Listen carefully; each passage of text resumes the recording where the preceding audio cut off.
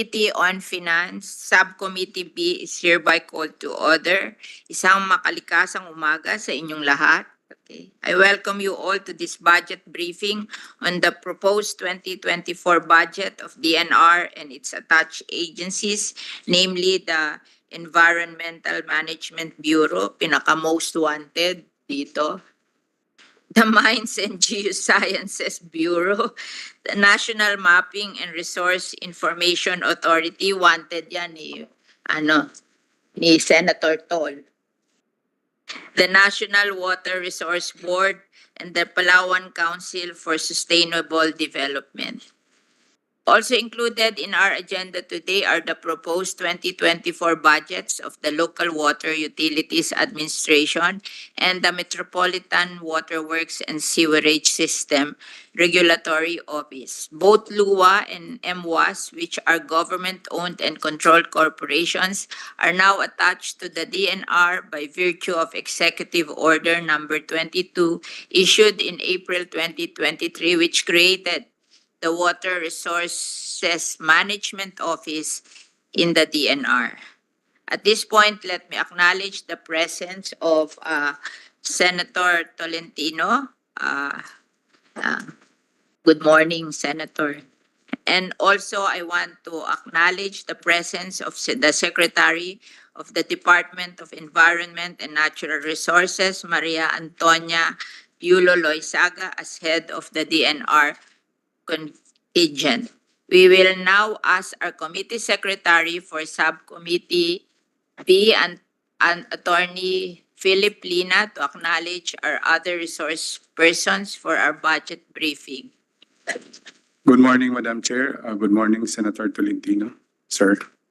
When I call your names, kindly acknowledge by raising your hand, or those at the back, you can stand up to be recognized. Madam Chair, the following are in attendance from the DENR.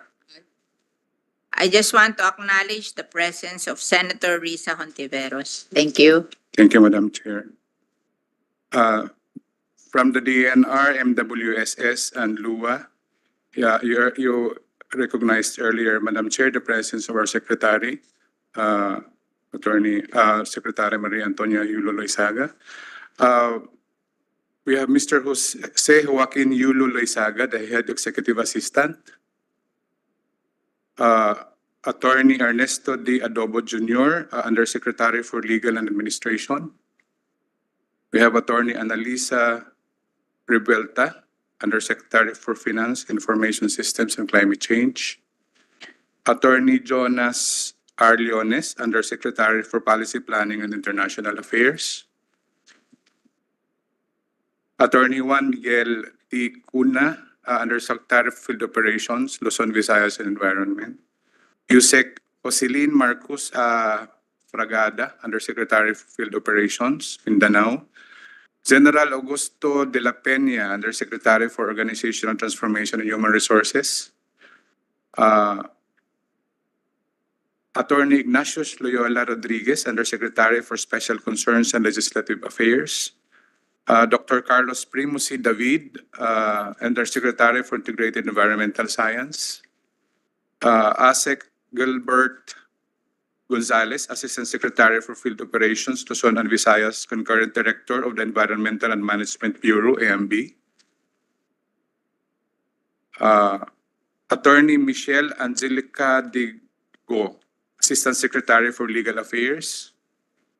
Attorney Danilo Oikieng, Director, Mines and Geosciences Bureau. Mr. Peter Chanco, Administrator, National Mapping and Resource Information Authority. Attorney Ricky Arzadon, OIC Executive Director, National Water Resources Board. Attorney Senando Santiago, General Manager, Laguna Lake Development Authority. Attorney Emeline Talabis, Director, Land Management Bureau. Ms. Maria Lourdes Ferrer, Director, Ecosystems Research and Development Bureau.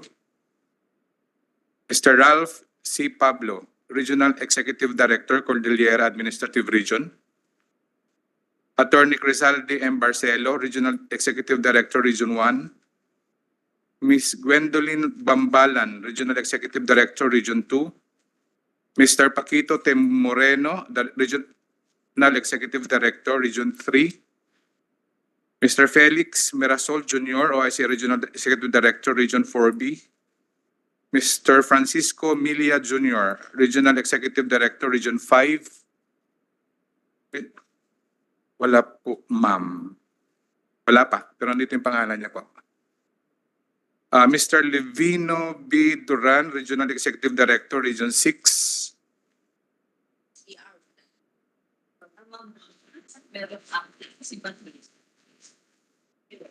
NCR, from the NCR.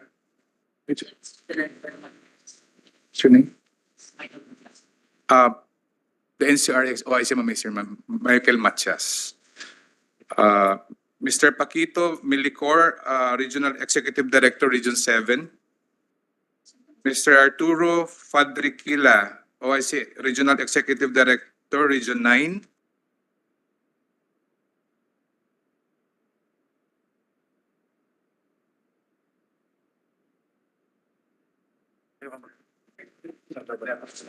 Sir.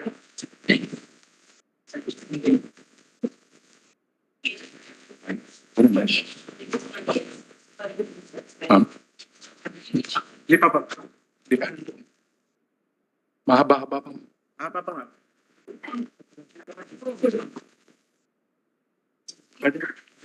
Mr. Mercedes Dumagan, Regional Executive Director, Region 11. Attorney Felix Alicer, Regional Executive Director, Sargent. Mr. Nonito Tamayo, Regional Executive Director, Caraga. Mr. Al Orolfo, Director, Foreign Assisted Special Projects.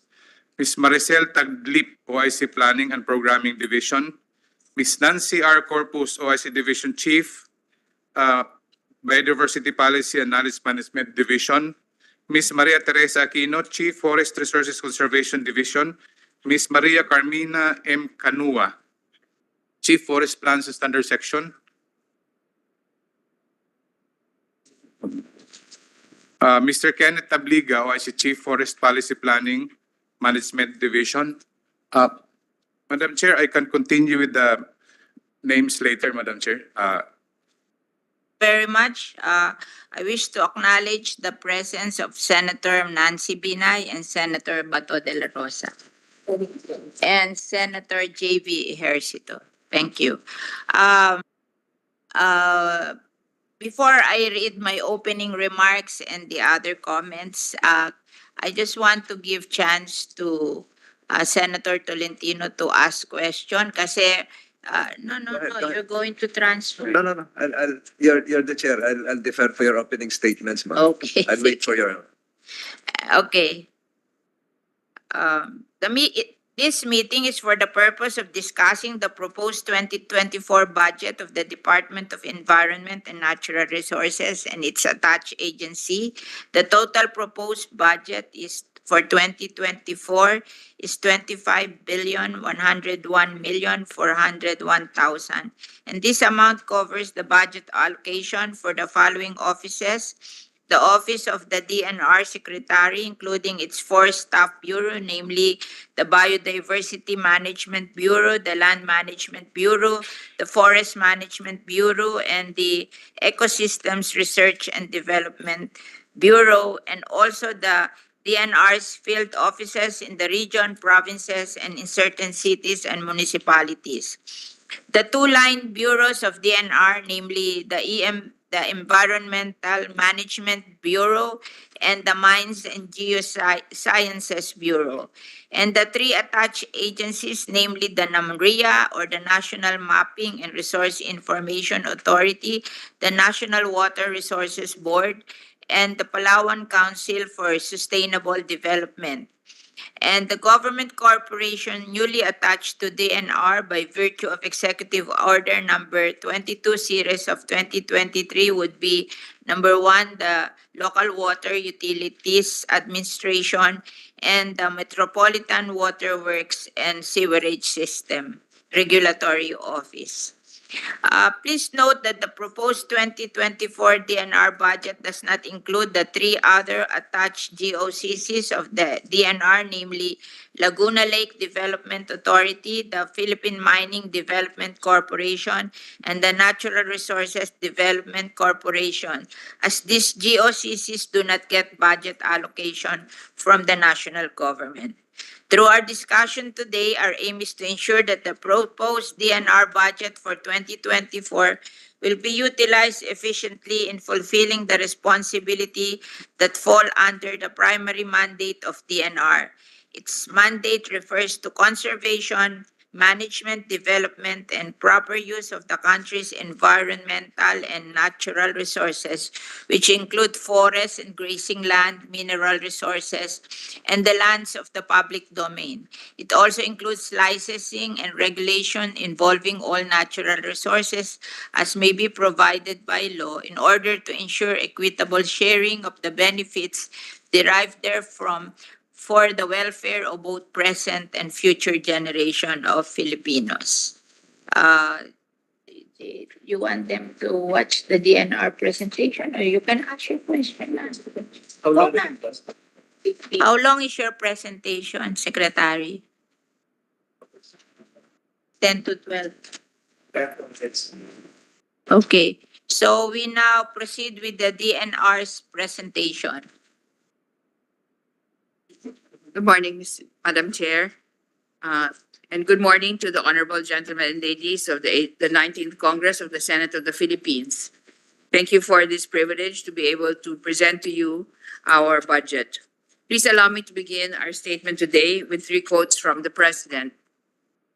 During the first DNR Multi-Stakeholder Forum in October 2022, President Ferdinand R. Marcos Jr. said, "I've always believed that there is no greater shared responsibility than the care of our environment. As your president, I assure you that our environment and our country's resiliency and adaptation to the new normals of climate change are on top of the national agenda." In his State of the Nation address this July, the president also stated the following: "We remain committed to global decarbonization goals and the reduction of our carbon footprint. We preserve and protect the treasure that is our forests. Their value to the environment, to the ecology, and the economy is incalculable." And finally, the economic agenda cannot and will not ever be incompatible with our climate change agenda. Climate change is now an important criterion in our integral national policies and integrated planning, decision-making, up to the implementation of programs. The potential advantages of such enlightened policies extend to jobs and livelihood, with the unlocking of the development of the green and blue economies. These pronouncements are manifested in the ways the DNR is currently prioritizing investments in the protection of our environment and the conservation and regeneration of our ecosystems as part of climate change action. The DNR has adopted a science-informed systems approach to policy development and program design and implementation to safeguard the ecological integrity of our green and blue environments. We are integrating climate action to build disaster resilience in order to achieve an inclusive and sustainable development. Sustainable development is said to be a quote-unquote bankable concept in the sense that it invests in the present for the benefit of future generations. Hence, risk-informed financing of our environmental strategies, such as funding for biodiversity conservation and pollution management, is fundamental to preserving and enhancing our natural capital and ensuring the survival of the ecosystems that are the life support systems of our communities and our country. For 2024, the DNR is respectfully requesting a total budget of 24,571,827,000 pesos. This environmental financing is directed towards addressing the complex policy area composed of several subsectors, including forests, biodiversity, coastal and marine resources, minerals, lands, air, and water. The proposed budget incorporates a geospatial approach to identifying, accounting, and valuing our natural resources and the integrated and strategic planning required to de-risk development decisions. The proposed investment in environmental, climate, resilient protection and conservation, and the regeneration of our ecosystems supports the nexus governance needed to deliver multiple social economic benefits from a single action. These require decision support systems that consider cascading risk across time horizons and the need for circularity in resource management. Securing adequate financing for the science, technology, engineering, innovations, and human resources required for sustainable development has been challenging not only for this department and for the country, but for all developing countries. But the protection of our ecosystems that support economic growth and inclusive development are possible through the support of visionary leadership and the legislature. The impacts of the resources of the DNR would actually contribute and be multiplied by adopting a whole of government and whole of society approach. We aim to use these resources to build trust and confidence of our communities, private sector, academe, and development partners to further our goals for the present and for the future. This journey is not easy. Financing the DNR's investments in nature and climate resilience means tackling water supply and governance, forest protection and development, biodiversity conservation, improvements in air, land, and water quality, and mineral resources development that is responsible to ensure food, energy, water, and human security. Our place of work covers 30 million hectares of land, over 36,000 kilometers of coastline, 15 million hectares of classified forest lands. Within these lands and waters, we have critical and varied habitats and diverse ecosystems that must be sustained to support our natural resources needed as a developing country. The Philippines is among the world's mega diverse countries. We are also among the world's hotspots for illegal wildlife trade. However, our forests can sequester carbon, and our minerals can transform and power us into a digital and low carbon future. Our seas play an important part of climate regulation globally. We are at the apex of the Coral Triangle and host the center of marine shorefish biodiversity. Our reefs support food security not only locally for our communities, but in our region.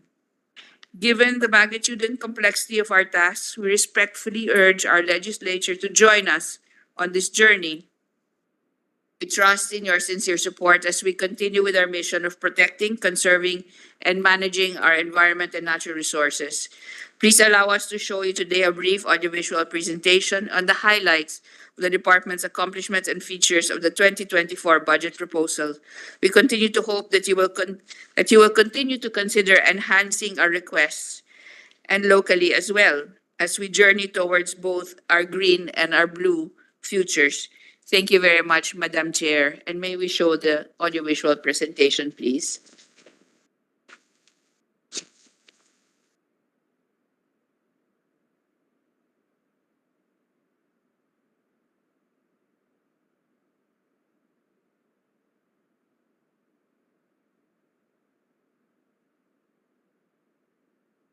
The Department of Environment and Natural Resources is honored to present its budget proposal for fiscal year 2024.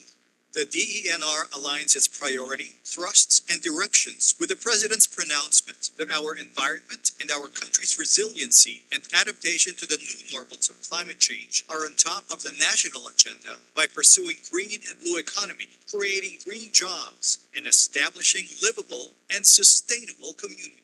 The 2024 budget proposal operationalizes the implementation of the Philippine Development Plan for 2023 to 2028 on increasing climate and disaster risk resilience of communities and ecosystems, enabling low-carbon economy transition and establishment of livable communities. The DENR is adopting a climate risk lens in planning and policy formulation. This led to the establishment of a national geospatial database for natural resources, which provides the integration of climate-related and geospatial data for integrated planning and informed policy and decision-making. The Geospatial Database Office was created and use cases for geospatial information were developed. To support the DENR's priorities, the proposed budget for fiscal year 2024 under the National Expenditure Program, or NEP, amounts to 24.5 billion pesos. In the central office, staff bureaus, regional offices including Pedros, Centros are allocated with 18 billion pesos. Environmental Management Bureau with 2.57 billion pesos. Mines and Geosciences Bureau with 1.47 billion pesos. National Mapping Resource and Information Authority with 1.59 billion pesos. National Water Resources Board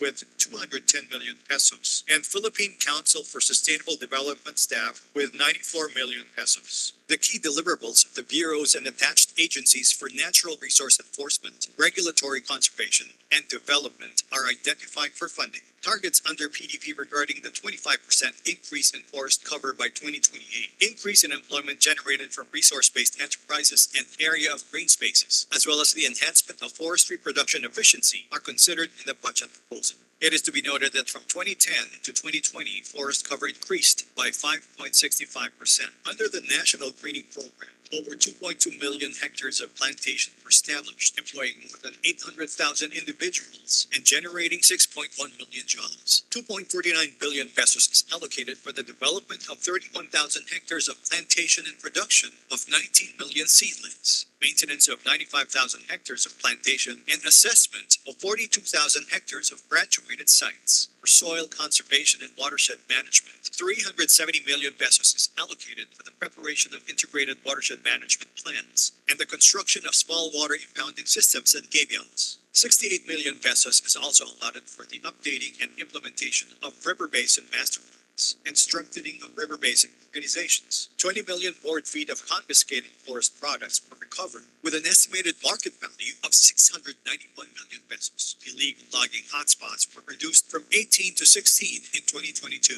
952 million pesos is allotted for forest patrolling, hiring of forest protection officers, and inventory of production forests for potential investment. 109 million pesos is allotted for the operationalization of 43 regional anti-illegal logging task force nationwide. This includes the 22 million pesos allocation for the Environmental Law Enforcement and Protection Service, PDP targets on the increase of green spaces, expansion of marine protected areas, effective management of inland wetlands and caves, and establishment of biodiversity-friendly enterprises are considered for funding.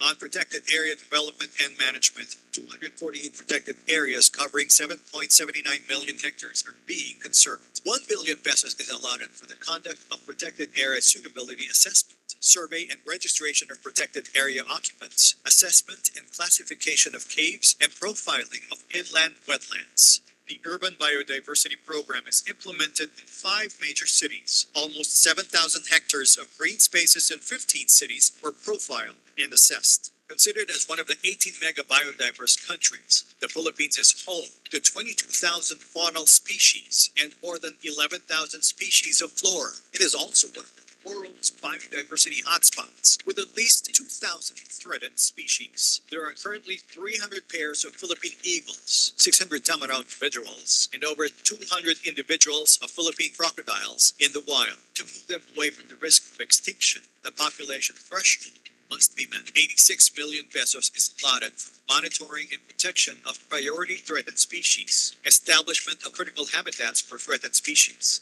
mobilization of wildlife traffic monitoring units, training for wildlife enforcement officers, and conduct of wildlife disease surveillance. Known as the 6th country with the longest coastlines in the world, the estimated area of extent of the Philippine coral reefs is about 1.2 million hectares. Mangrove forests is around 300,000 hectares, while seagrass beds almost at 500,000 hectares. To conserve the resources, 216 billion pesos is allotted for the establishment and strengthening of marine protected area networks, habitat and water quality monitoring, enhancement of biodiversity-friendly enterprises, and provision of technical assistance to local governments in mainstreaming ICM to their existing comprehensive land use plans. For Palawan, management of environmentally critical areas network wildlife management, sea-based research, and environmental monitoring, including the West Philippine Sea, are being pursued. 94 million pesos is allocated for PCSD. 511 million pesos is allotted for the issuance of residential and agricultural free patents, cleansing of the digital cadastral database for the lands, and completion of data capture. The target to increase the issuance of agricultural and residential free patents is included for funding. However, this is proposed to be revisited to consider food security, settlements, and other requirements due to climate change, disaster risk reduction, and management. Water security and resiliency to water hazards will be prioritized. The President issued Executive Order 22, creating the Water Resources Management Office, integrating the National Water Resources Board, MWSS, LUA, and other water-related agencies in the DENR. 63 million pesos is allotted for the development of policies and projects on integrated water resources management and establishment of water and sanitation data from the 25 groundwater constraint areas identified. 12 groundwater management plans were developed, 10 ground monitoring wells were established, with 15 still remaining. Comprehensive water resource assessment was also conducted in 7 major river basins, providing science-based information on the aquifer condition. 64 million pesos is earmarked for the issuance of water permit and certificate of public convenience, inspection of water meters and water sources, and establishment of groundwater monitoring wells in water-constrained areas. The budget proposal supports the target to improve air quality nationwide by increasing the number of highly urbanized centers within ambient air quality guideline values for PM10 and PM2.5. Continuous real-time ambient air quality monitoring results show average concentration of PM10 has improved by 63%, while PM2.5 is still below the guideline value. 145 million pesos is allotted for the monitoring of business establishments, issuance of permits to operate, operationalization and maintenance of airsheds and air quality monitoring stations. Activities to increase the percentage of water bodies conforming with water quality guideline values in support of water supply, food production, and primary contact recreation use is likewise considered for funding. Levels of dissolved oxygen, biochemical oxygen demand, and fecal coliform in 29 priority rivers and recreational water bodies passed the water quality guidelines in 2022. Out of 1,142 water bodies, 1,033 were already classified. Of the remaining unclassified, 29 are targeted for classification. For 2024, 318 million pesos is allotted for the maintenance of water quality monitoring stations, designation of water quality management areas, classification and monitoring of water bodies. Significant improvement in the water quality was observed in some areas in Manila Bay. River mouths and outfall stations in regions 3 and 4A showed decline in fecal coliform from 2021 to 2022 by about 100 mpn per 100 ml. In Region 3, and about 80,000 mpn per 100 ml in Region 4A. NCR also showed the same positive result. However, to reach the standard of 100 mpn per 100 ml, much remains to be done. Bathing beaches in Region 3, NCR, and Region 4A showed significant decrease in fecal coliform levels. The Navotas Fishport in NCR showed massive drop in fecal coliform levels from 1.4 million mpn per 100 ml in 2021 to only 99,000 mpn per 100 ml in 2022. 1.490 billion pesos is allocated for the clearing, scrubbing, desilting, and removal of submerged garbage, operation and maintenance of 5 existing sewerage treatment plants, and construction of additional 2 STPs in Manila Bay to further improve its water quality. Increase in the number of barangays served with materials recovery facilities from 16,000 to 17,000 in 2024, and cities, municipalities served by sanitary landfill from 485 to 578 by 2024 will be pursued.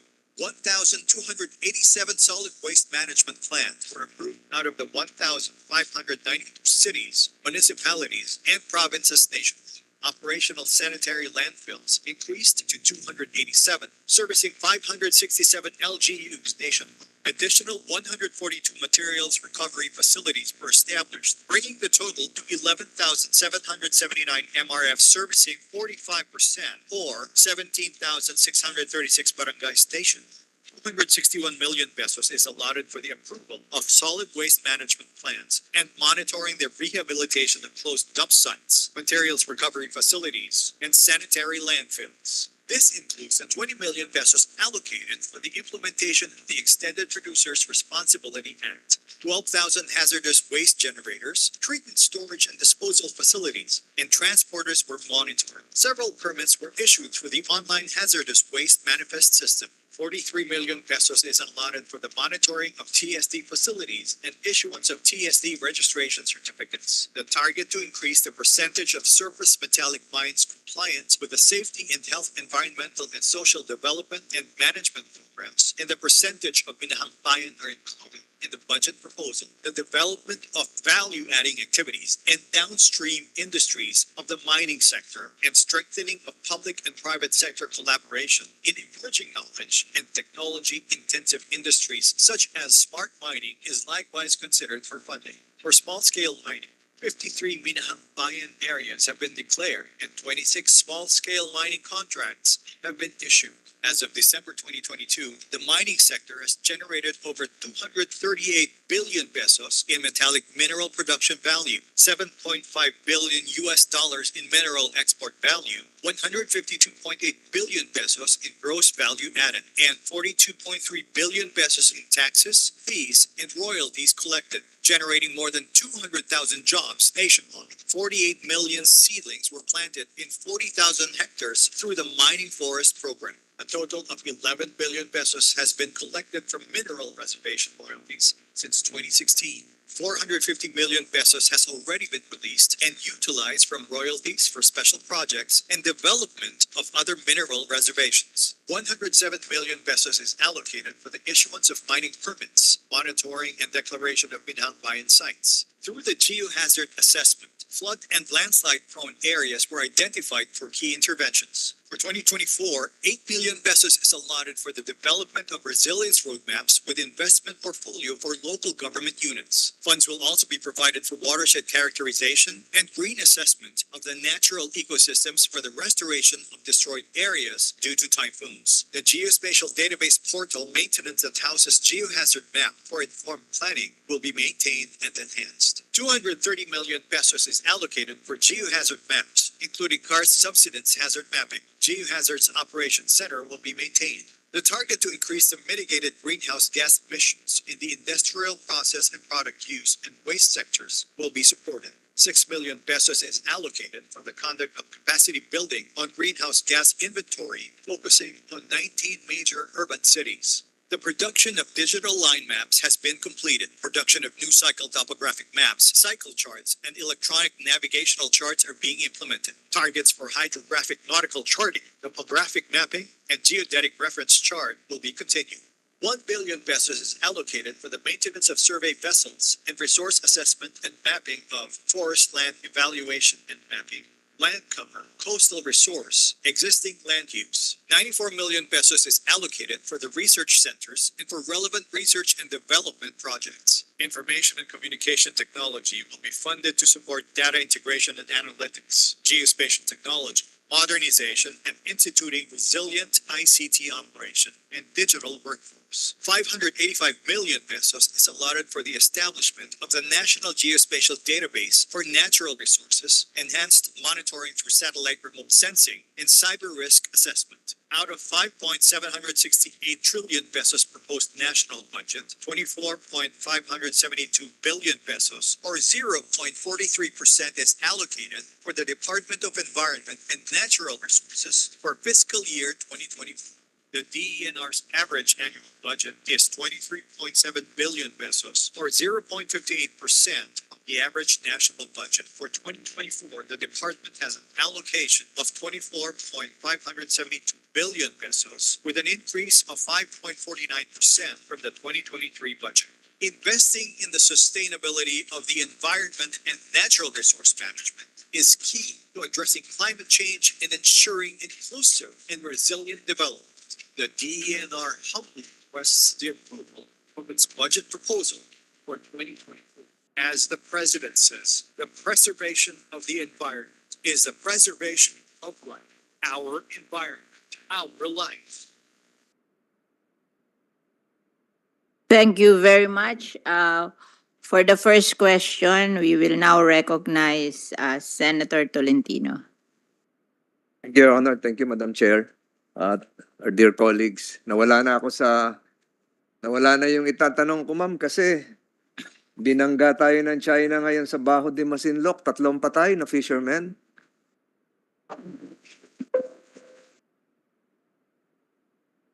Tago. Kaya nawala na ako sa ano. So, but that is likewise related to some of our important topics that can be policy issues that can be asked today. Evolving story po yun. Kaya siguro lilipat mama ko dun sa kabilang hearing. There is a need really to strengthen the Philippine Maritime Command as well. Nakakalimutan na yung, but that's another budget hearing. I hope the news that I got is not correct, but it appears that it is correct. 3 dead after a Filipino fishing boat was rammed by a commercial vessel near Baho de Masinloc earlier today. Ma'am, can I be privileged to ask NAMRIA? NAMRIA, binabasa ko po yung sa mapping sector targets 2023 to 2028, hydrographic and nautical charting 24,000 kilometers for the exclusive economic zone, 6,000 kilometers for archipelagic waters. Apparently, this is related to the news report I just relayed. Kailan natin matatapos to? We're doing our best out of the okay. Universe. Okay. With a universe of 1.657 square kilometers for our exclusive economic zone. Sir, pinaliit mo. 2.2 ang records ko, 2.2 million square kilometers. That includes the archipelagic waters and the Mine is bigger, 2.2 million square kilometers. Yours is just 1.6. that's just for the exclusive economic. Yes, I'm referring to the exclusive economic zone. 1.2. Our data Mali, indicates Baka binigay mo na that sa we just China have yung- Baka binigay mo na sa China yung iba. yung 2.2 po yun na in total, which includes the other maritime zones. Let's reconcile our figures. Archipelagic waters, how big? Per your data. Archipelagic waters within the baseline. No, not within the baselines. Outside of the baselines, going seawards. Within the baselines, that would be inland waters. So you project outside. Not Hindi. inward. So ilan? With all, Archipelagic waters. How with all big? due respect po, ang archipelagic yes, waters sir. within the baseline. I'm asking the size. Ano yung record mo? 586,485.07 square kilometers. 586,000. And how big has been hydrographically platted? We have accomplished 303,288 square kilometers, leaving a balance of 283,197 square kilometers. And when do we expect to finish all of this? It depends on the funding. And then your NAMRIA mapping targets would be from 2023 to 2028. Yes, By 2028 tapos na tayo. yes. Hopefully wala pa nakuha ang China sa atin. Natapos yan. Bakit hindi natin matapos ng maaga? It depends on the resources that we have, Mr. Chairman, Madam Chairman, Your Honor. So if we have the adequate resources, we The can finish it the earlier. funding. Funding and our floating assets, our survey vessels. Let me ask you, are we a member of any international organization pursuant to a treaty that would enable us to lessen your load? For instance, are we a member of the United Nations Hydrographic, what was that? IH. You should know. You should know better.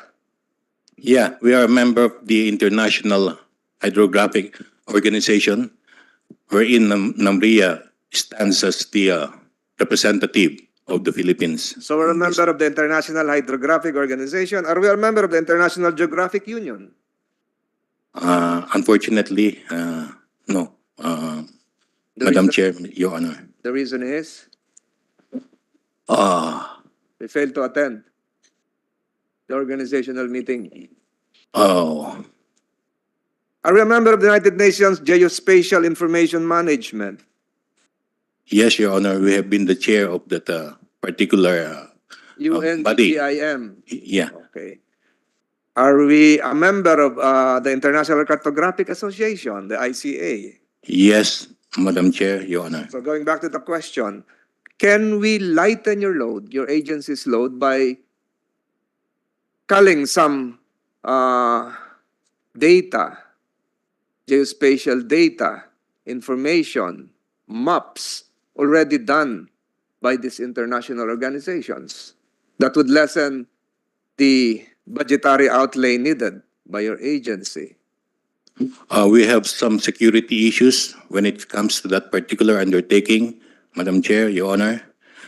And in fact, as a matter of fact, all of these countries, outside countries, are buying the charts from us, and they're giving us some royalty share for that. Mike, tatagalugin ko na. Hindi kasi it will take you how many more years to finish this mapping? Up to 2028. Your Honor. 2028. The entire exclusive economic zone, the entire archipelagic waters of the Philippines until 2020, given the appropriate resources. But again, to lessen your load, are we allowed to get the resources, the products of others? Yeah, we can do that. So If- mababawasan yung gastos natin. In fact, we are doing that. Ayun. So In our defense of the Benham Rice, so there's no need for more vessels, for more capital outlay, etc., etc. Satellite resources. Kasi nandun eh. Google Earth, for instance. unfortunately, Kasi sabi mo pwede. pwede po pero Kailangan atin. there's a dearth of data. Hindi po kumpleto, low ang resolution, madami pong kulang na data. As I've said, in fact, sa ating nga sila umaasa for our data. So even the United Nations, as you now claim, would be lacking in terms of the data produced. Even with the IHO in place, satellites in place, we cannot secure data. Yes. Why? For example, when it comes to bathymetry, you cannot get the data for that from satellite imaging.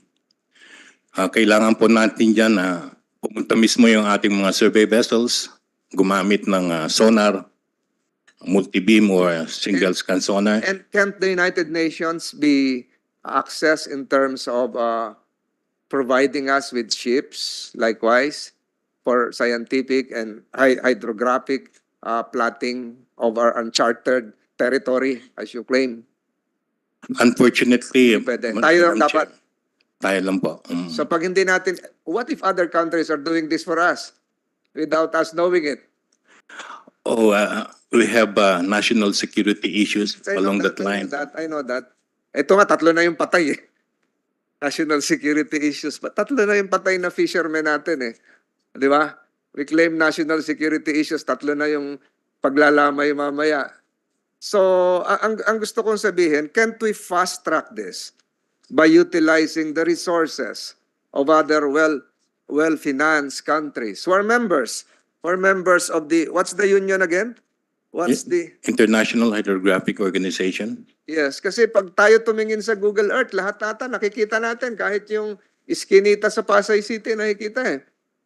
Surface lang po yun eh, Madam Chair, Your Honor. So what you're claiming is that we should, so for us to generate the assistance and help of what's that organization? International Hydrographic Organization. Kailangan meron tayong output, bibigay sa kanila, tulungan, ganon. Actually, Ano na itutulong na nila sa atin? Yung mga standards po sa production ng maps and charts and so on, actually we are doing that. Kung ano man data may share nila, we are gladly using them. But So, unfortunately, as I've said, kulang po, napakanipis na, napakakonti ng data na makukuha natin from them. That's why they are relying on us for these particular data sets. so you're saying yung mga thematic maps, base maps, atin lahat yun. Yes. Mga points, atin Madam Chair, lahat Your yun. Honor. So why is there a need to be a member of the International Hydrographic Organization in the first place? Ah, 1921 pa yan, sir? 1920. Bakit kailangan tayong sumali doon? meron pong mga set of standards, as in all other organizations, may set of standards, may rules na dapat tayong sinusunod when it And then- comes to production of our outputs. The maps. And you Yes. also meet regularly, I suppose. Yeah, and we meet regularly. And is China a member of that organization as well? Japan, No, I'm just asking about China. Is China a member? hindi po yata. Hindi yata or what? Hindi. Hindi sila member. Are you sure? When was the last time you attended the meeting? Baka katabi nyo doon. Are you sure? No, I will be going to Yeah, Australia yeah, for a sure. meeting and I saw China Yes. included in that particular Is meeting. included. China is included. Although may tatlo ng patay kanina, wala naman tayong pinagbibintay. And the Philippines is a member of good standing of that organization. We need that organization, di ba? The Philippines is a member of good standing. Yeah, definitely, Your Honor. But Madam from my records, sir, Madam Chair, hindi kayo nagbabayad ng fees. How can we be a member of good standing? From my records here, may utang tayo na mahigit 56,000 or 500. May arrears kayo na more than 560,000 euros. O laki-laki. Oh, sinasama niyo sa budget niya, 56,340, 56 million ba to? 56,340 euros. Bayad tayo? Is this part of the budget? Who pays for this? Yeah, it's included in our budgetary allocation. Pero sa records ko po, as of, ni-notify ata kayo, ay daw tayo magbayad. Tama ba yun? O mali ako? Ang hindi nagbabayad, Philippines, Ukraine. Of course, Ukraine. May gera sa kanila.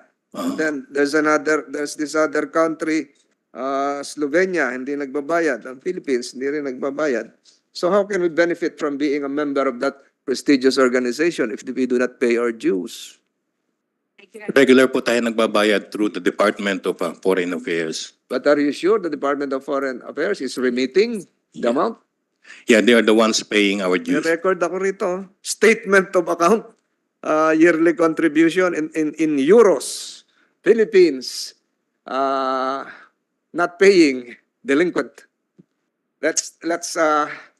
We'll allow you to confer with the Department of Foreign Affairs. Dapat magbayad tayo. Kailangan natin to. Kailangan natin to, sir. Kailangan siguro kung hindi kasi after 2 years, pag hindi tayo nagbayad, suspended na tayo. I was just informed, we look at the list of the members of the IHO. China is not a member, sir. No. I'm referring to our delinquent account. With regards to your earlier question po, Yes. Yung delinquent, hindi mo sigurado kung bayad tayo, no? regular daw po tayo nagbabayad. Pero ba't ako meron dito notice of delinquency? I think you should check this out because after 2 consecutive years, will be suspended. Sa binabayan. Para member ka ng isang organisasyon, pag hindi ka nagbayad ng dues, wala na. Sayang, kasi mahaba pa tong tatrabahuhin natin, sir. I'm supportive of your budget na-distract lang ako nitong 3 patay. So, check nyo po kung nagbabayad tayo. Kung hindi, kailangan sigurong either isama sa budget nyo or baka hindi kasama sa budget ng DFA. We'll do, Madam Chair, Your Honor. But as far as we know, DFA is regularly paying our dues and included in their ICF. Better get a receipt. Baka sa sunod mo meeting, hindi ka napakapihin doon kasi But we'll do, Madam Chair, Your Honor. hindi ka bigyan ng name tag sa meeting ng IHO. So, Madam Chair, I think ang dami pang gagawin ng NAMRIA in terms of their geospatial data, their database not yet complete, but the budget is just a mere 585 million. Tama po ba? Yes, Madam Chair, Your Honor. Kulang po yon para maabot nyo yung pagpa-plot ng exclusive economic zone. Yes, Madam So, Chair, Your dapat Honor. magkano to, sir? We will submit to you a program list including the program list of activities, including the timeline, given the budget that we And could that will be possibly request. accomplished until 2028. Yun, sa program nyo, nakababasa ko lang. The targets, 2028.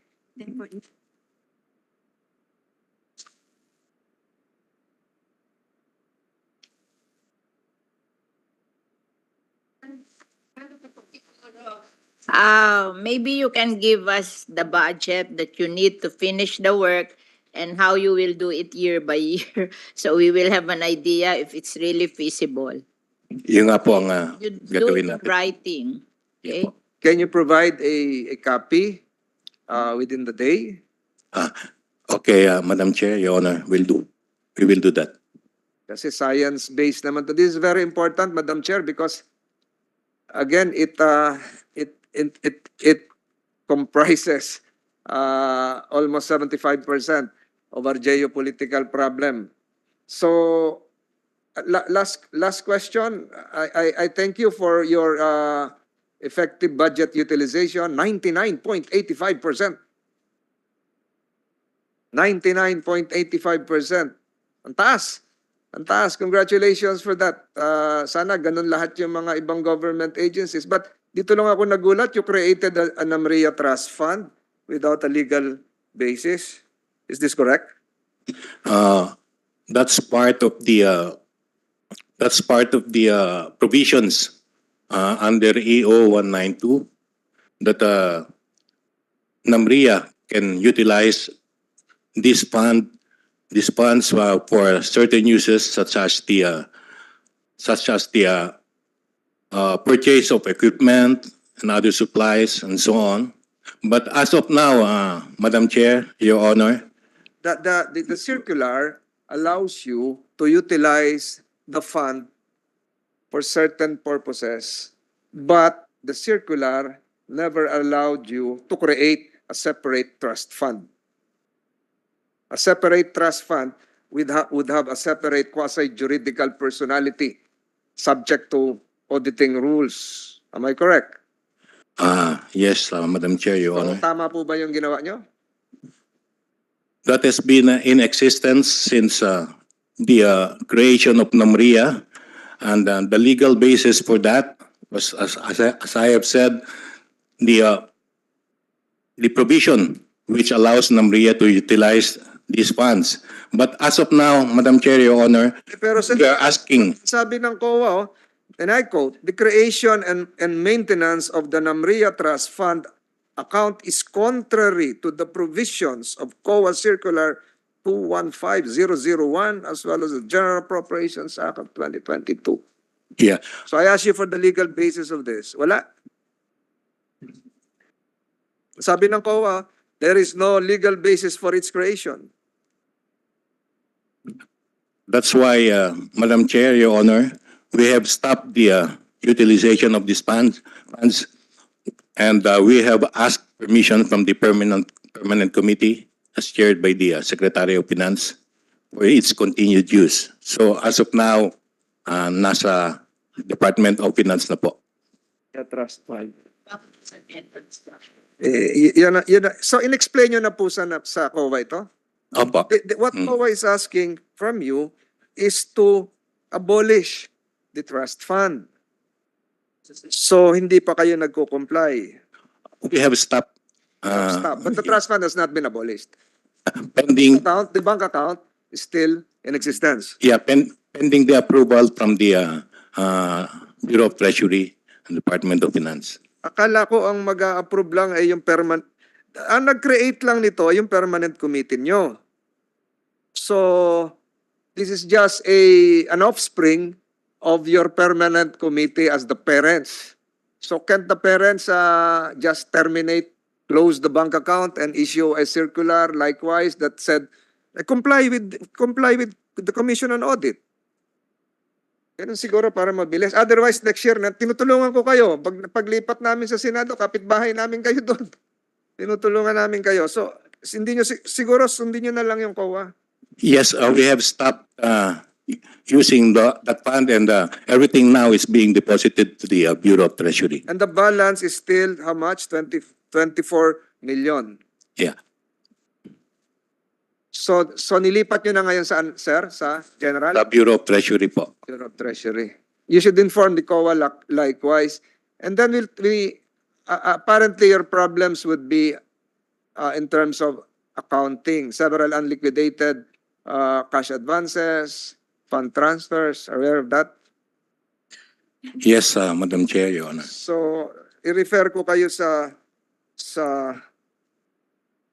unliquidated trust, unliquidated as of the end of the year, 40 million, 59%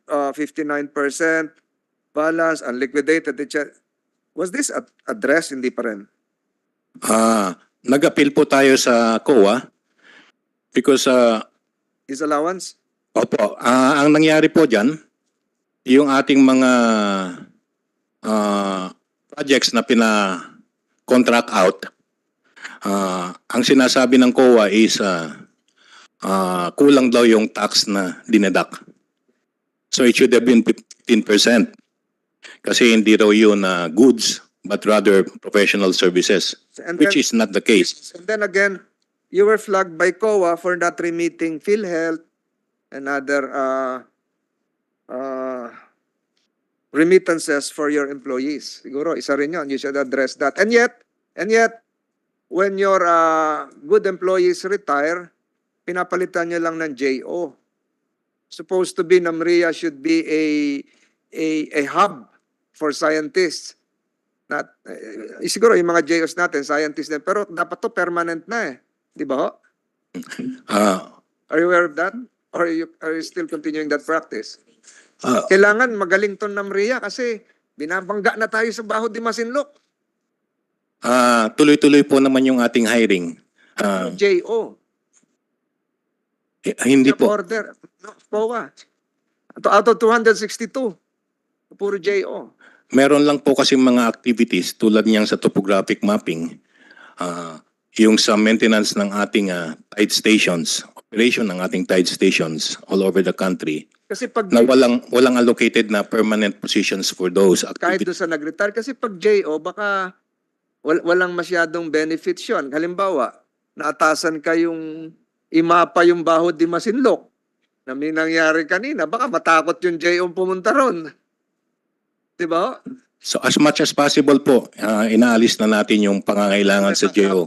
Meron lang Napunta na talaga. ako doon. Have you mapped Baho di Masinloc? Oh, yes. In fact, we already have a book. Yeah, I saw the exhibit a few weeks ago dito sa second floor ng Senate. At least, I think you should address that COA concern concerning the replacement of permanent employees with JOs. That would bode well for the cohesion and integrity internationally of the NAMRIA. As you take your place in that prestigious international hydrographic organization. But you have to pay your dues. Yeah, You we'll have to do. pay your dues. Rest assured that Madam we'll Chair, do. malaki po ang nakasalalay sa NAMRIA. Malaki po ang hinihingi ng lahat. Nakatago lang itong NAMRIA eh. Subalit, internally, you can still do more.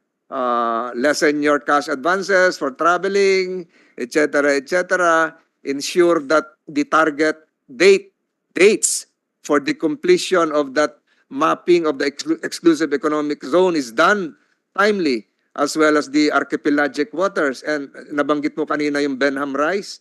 Have we done that? Have we finished that? Yeah, it was already awarded to us by the United Nations. Award. Oh, yun pala naman yung United. Alam ko yung United 2012, Nations. 2012. Alam ko yun. Have you done the mapping? Yes. Done? Complete na? Yes, Your Honor, kasi What about the naming of the underwater features? ginagawa po natin tuloy-tuloy yan. Kaya may meeting nga kami sa Australia during the first week of Nauna na November. yung China, naka-4 na, di ba? Madami na po tayong sinubmit na names regarding the undersea Teka muna, feature. where is the basis for you to, what is the basis for you to name an underwater feature as Juan de la Cruz or Dr. Peter Chanco? Saan nyo kinukuha yung, may batas bang ganon? O bahala na.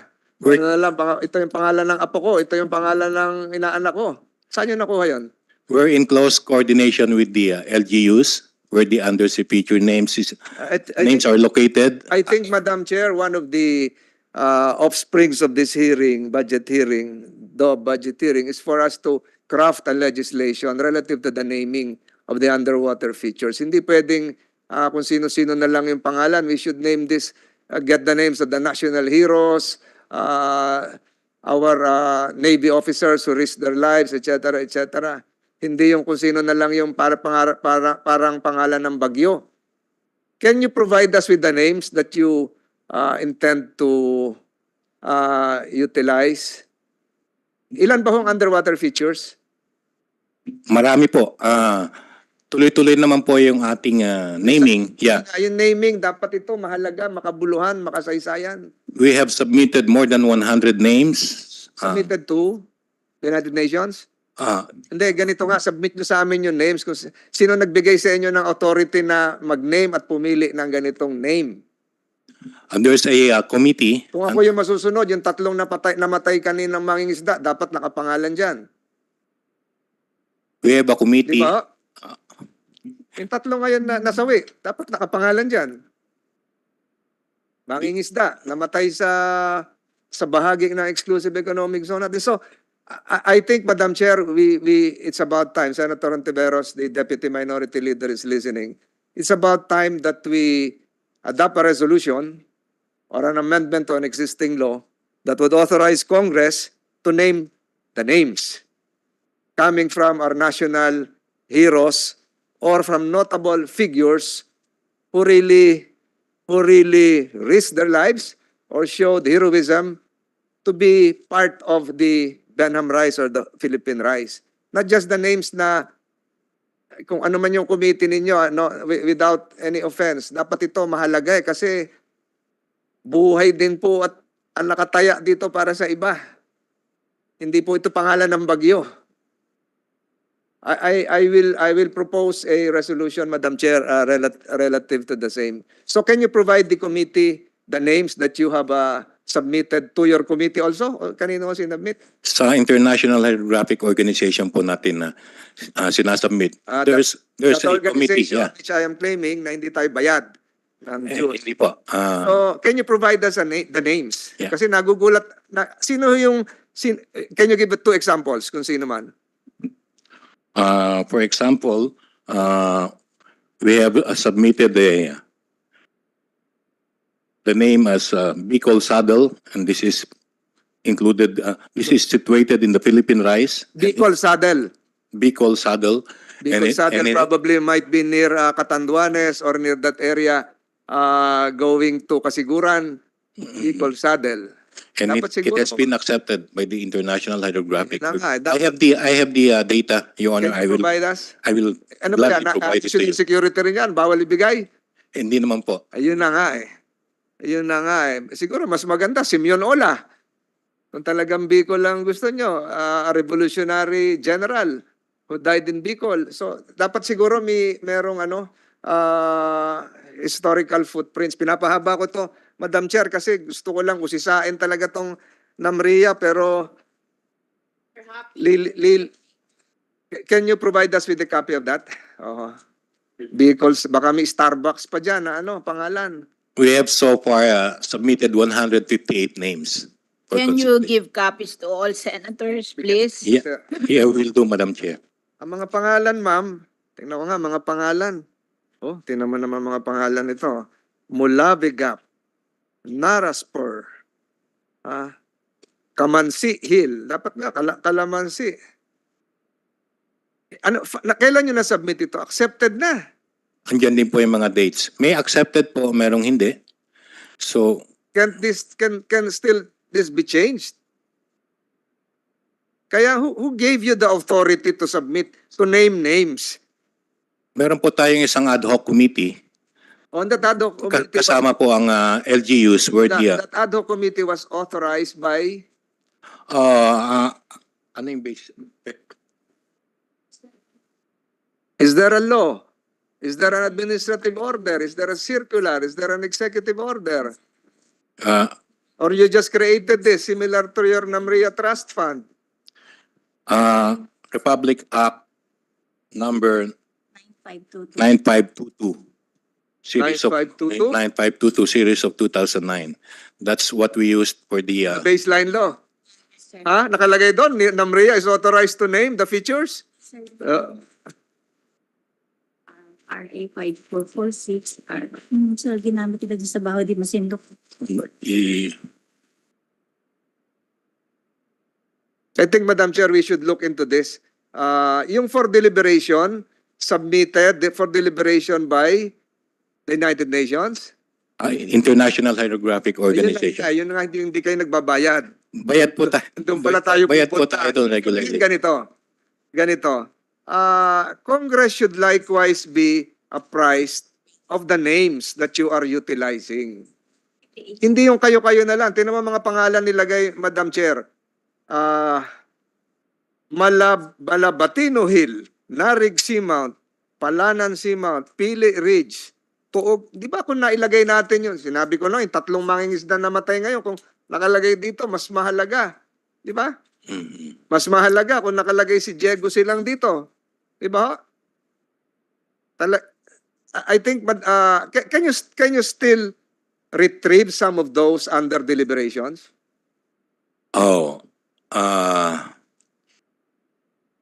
We'll try whether that's possible. Can you provide this committee the exact provision giving you authority, blank check authority to name the features? Yes, we'll do. Meron? Your Honor. Yeah. Ang alam ko, We will provide you with the legal basis. ang alam ko, unless gumawa kayo ng implementing rules and regulations na hindi namin alam. Di ba? Authorizing NAMRIA through a committee to name the features. We can change that provision if that exists. Kasi yung baseline law po, ma'am. Kasi What legislation covers this so we can review the legislation? Yeah. Ang sinabi ko po kanina yung sa under the archipelagic baselines law. But as we speak, pinapa-research ko na po yung basis for that particular undertaking. kasi ma'am, bininyagan na nila yung bagong Pilipinas nang hindi natin nalalaman. Parang mali. Parang mali. Hanapin mo. Ayoko na hong pahabain ito. I will not be asking for a deferral of your budget. In fact, I will be asking for an increase of your budget if you can show cause that you are really responding positively to the COA recommendations. Ito lang, yung pagpapangalan lang sa underwater features ng Benham Rice, Wala daw parang mali. right sa law. Wala daw sa law. Na-name Baka mo. merong other Congress na gumawa nun. Tinignan namin yung law. Wala. Authorizing you to name the features, wala. So What law? anong law? Anong basis nyo? Pinapa-research ko. Ito yung batas eh. Si Senator Ontiveros and Senator Villar, they're members of the Congress then. 16th Congress ata ito. It is the, ito na yung 2009. 2009, the Act affirms that, Section 4,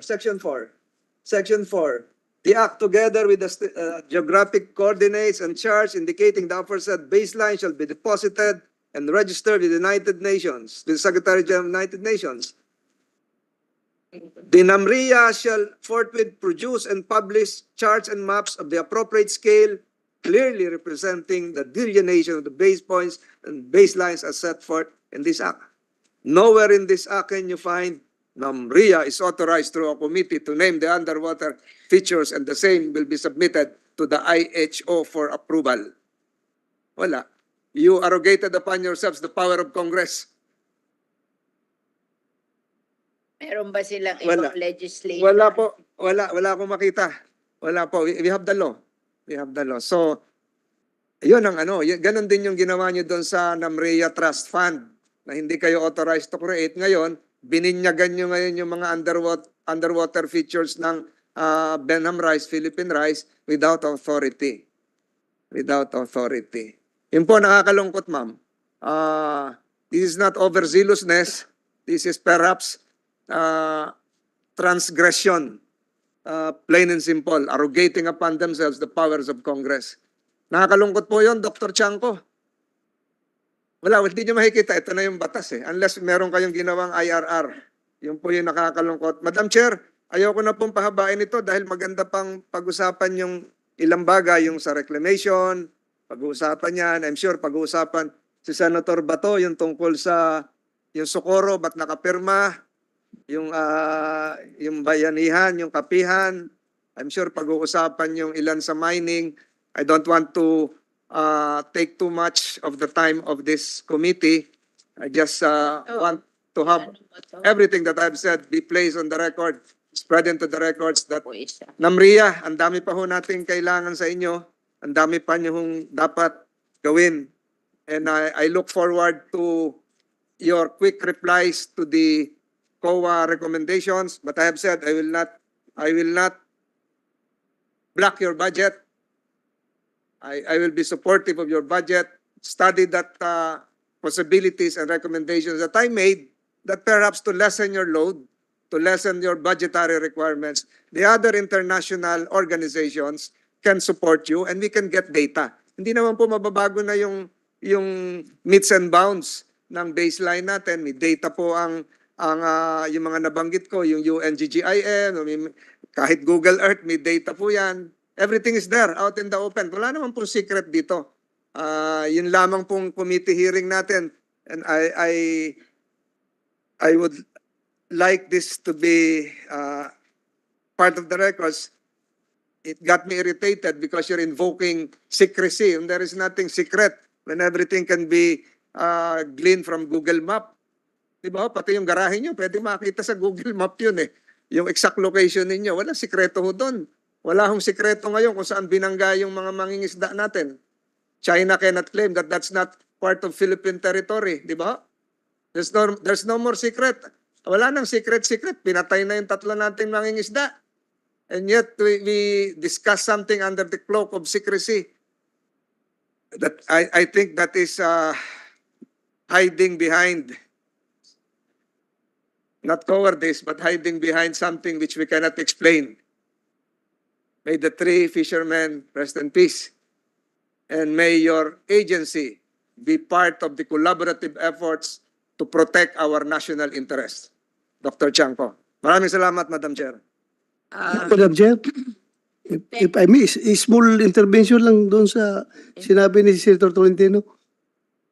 This is with regards, Madam Chair, doon sa yung mapa na ipinagkait kay Senator Tolentino. Is that a tactical map, Senator Tolentino? Tactical map or what? No. What map are you asking? I'm asking for the exclusive economic zone. Okay. Akala ko yung tactical map kasi yung alam ko NAMRIA, gumagawa yan ng mapa na I'm asking binibigay sa armed forces, sa PNP. I'm asking for a map that can be seen from the internet, even by a 5-year-old kid. I think there's no reason for that to be Not yet. declassified. Yes. Thank you, Madam Chair. Chair. Nga sa Mars, tsaka sa Moon eh. Thank you for your intervention, Your Honor.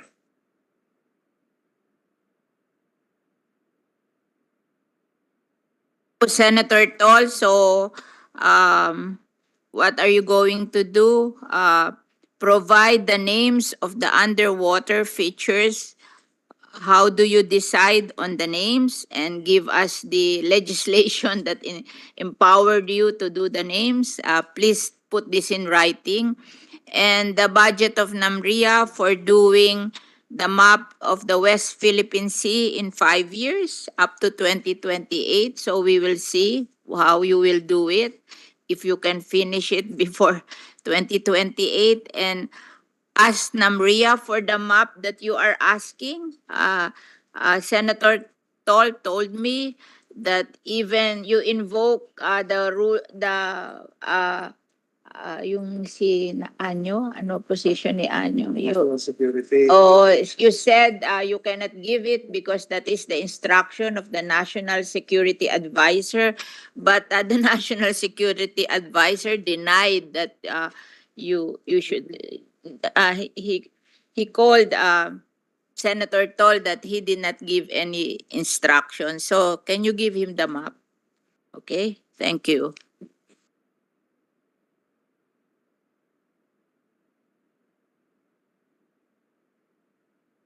We'll go now to the next person who will question. It's Senator Hontiveros. Okay, thank you. Salamat, Chair, at magandang umaga po, Secretary, at sa lahat po. Yung una ko pong mga tanong tungkol sa cancellation of the Socorro Bayanihan Services, Inc. Protected Area Community-Based Resource Management Agreement. So last week, DENR canceled the Pakbrama of the SBSI. I understand that DENR started investigating the violations of the agreement as early as 2019.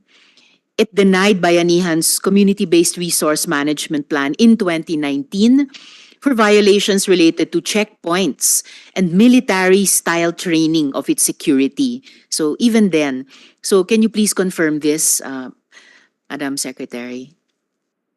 Thank you, Madam Chair, Your Honor. Yes, I wish to just clarify that what the DNR has issued is a suspension of the Pakbarma, pending our investigation now on the violations that were identified, given the specific document, Madam Chair, Your Honor, that I have shared with you. At this point, yes, indeed, in the report, there were already observations and findings previously, and I will turn over then to the Undersecretary for Field Operations Mindanao for the clear recounting of the chronology. Just to update the body, Madam Chair, Your Honor, we had personally served yesterday evening at the site of the Kapihan, the suspension. It is also served by registered mail. So as of yesterday, they had received the suspension order in person. And just to update, Madam Chair, we are now in coordination with Secretary Benher Abalos, Secretary Ramulia of the DOJ, and Secretary Rex Gatchalian, excuse me, for an integrated approach to the investigations regarding this particular situation, Madam Chair. So there will be a meeting tomorrow between the secretaries. Secretary Benher will, however, be in Basilan, but he will be represented by an undersecretary and by the PNP representative. So if I may, Madam Chair, Your Honor, I'll turn over to Undersecretary Fagada for the chronology. Thank you, Secretary, Madam Chair. And before the USEC speaks also, salamat din po sa pagsabi ninyo na kayo ni na Secre Mulya, Abalos at Gatchalian ay gagawa at maghahanap ng integrated approach. And that's also one of my follow-up questions later. Thank you, Secretary. Yes, USEC, Madam Chair. Good morning, Madam Chair, Your Honor. We have a short chronology of events that we submitted to Your Honor regarding the ongoings for the past years.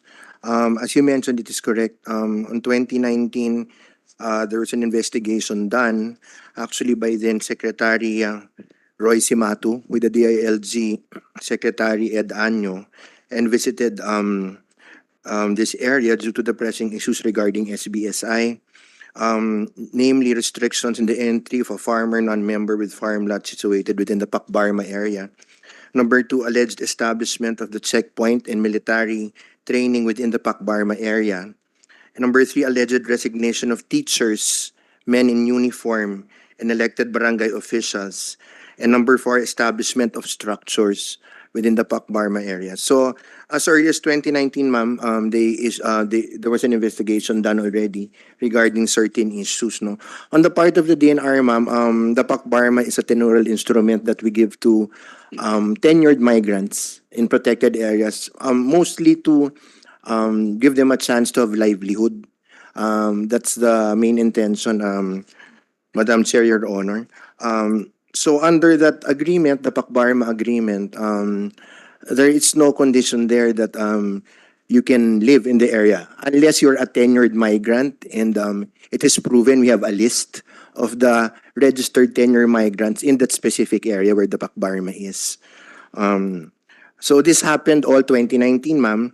The last action of SBSI that the DNR required them to have was a CBRMP. That's a community-based resource management plan. Okay, so they were able to submit it for 2019 to 2023, but it was not adopted, and the DNR told them to revise. So till such time, 2021 and 2022, our regional office continually reminded them of updating the CBRMP, the plan for this area, ma'am. Madam Your Honor, Madam Chair, Your Honor. Until it reached 2023, ma'am, as mentioned by the good secretary, we did issue the suspension letter. We suspended the actual privileges and rights of a Pakbarma holder. So we already created an investigation team in the regional level. And as mentioned also, we're trying to pursue an interagency approach, because one of the problems we foresee, just in case violations are found and there are grounds for termination, problems such as resettlement for some of the people in the area. Madam Chair. Exactly, Yusek. Yes, thank you so much, Yusek. Binanggit nyo nga na tenurial instrument ito, pero walang condition na you can live there unless certain conditions are met. And in fact, may higit 3,000 tao na nakatira na po doon, including more than 1,000 children. And hindi pa nga natin na itatanong, ano bang carrying capacity nung area na yon. And salamat, binanggit nyo rin na yung usapin ng livelihood, bahagi yun ng pakete ng Pakbarma. And that's also related to one of my follow-up questions. May I intercede? Yes, Madam Chair, of course. Intercede.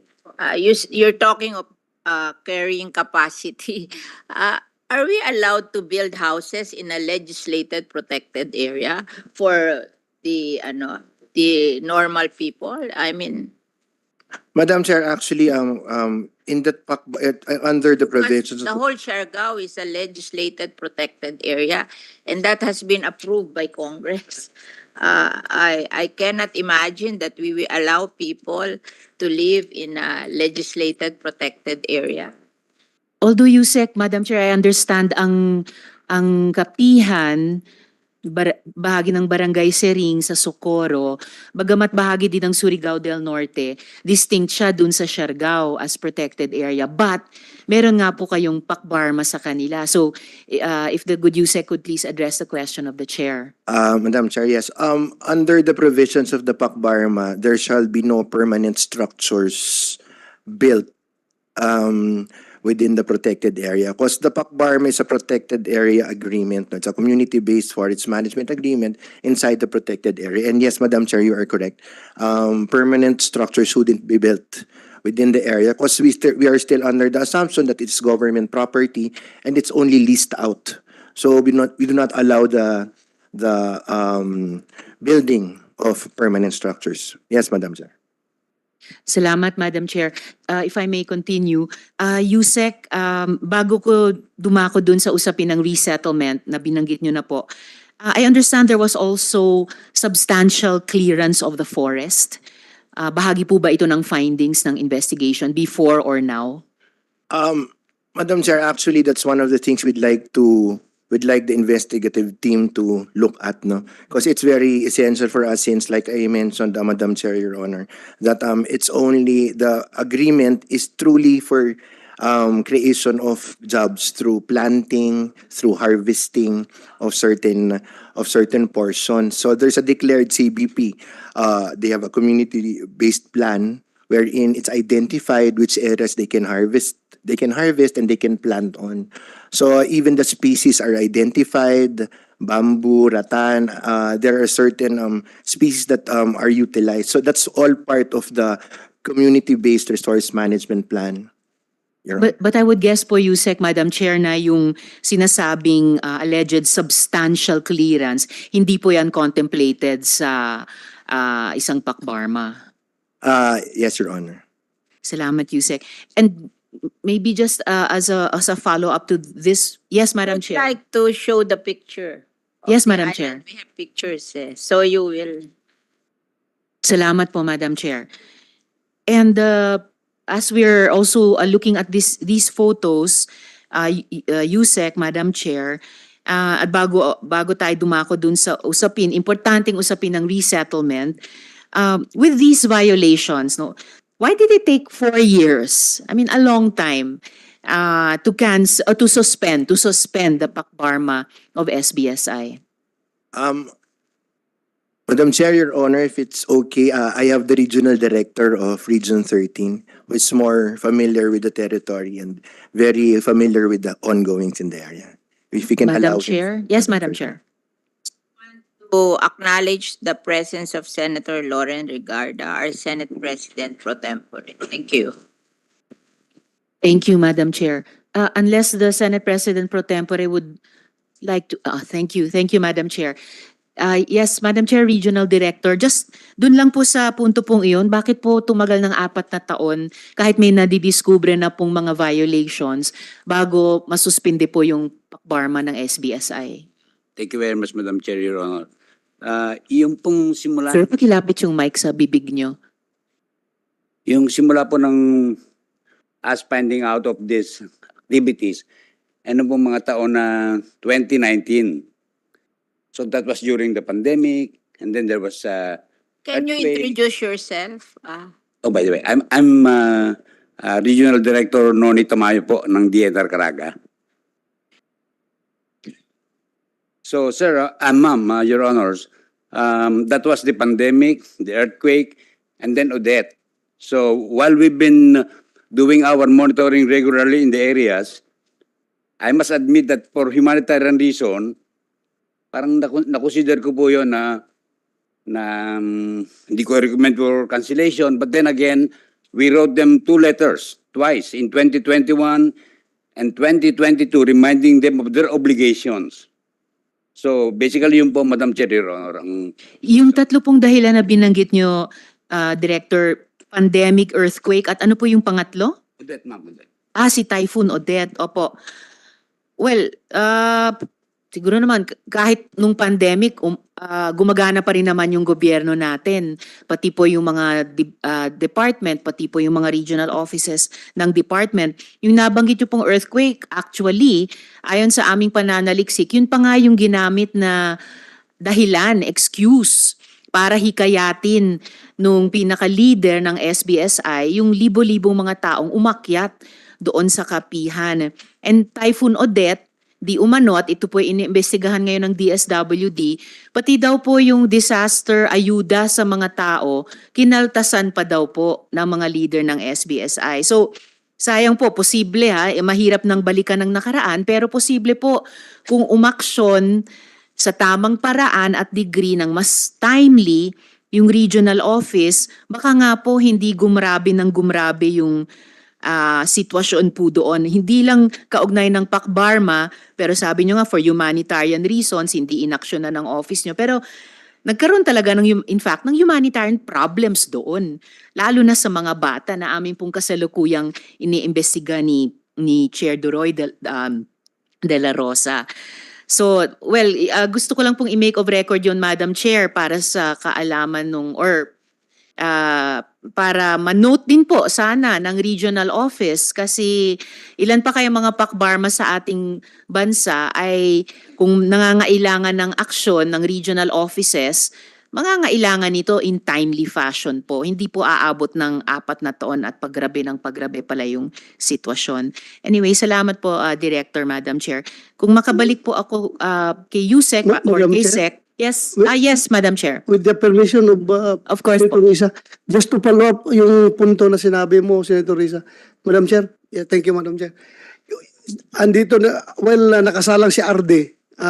Gusto ko na lang ring ituloy-tuloy na yung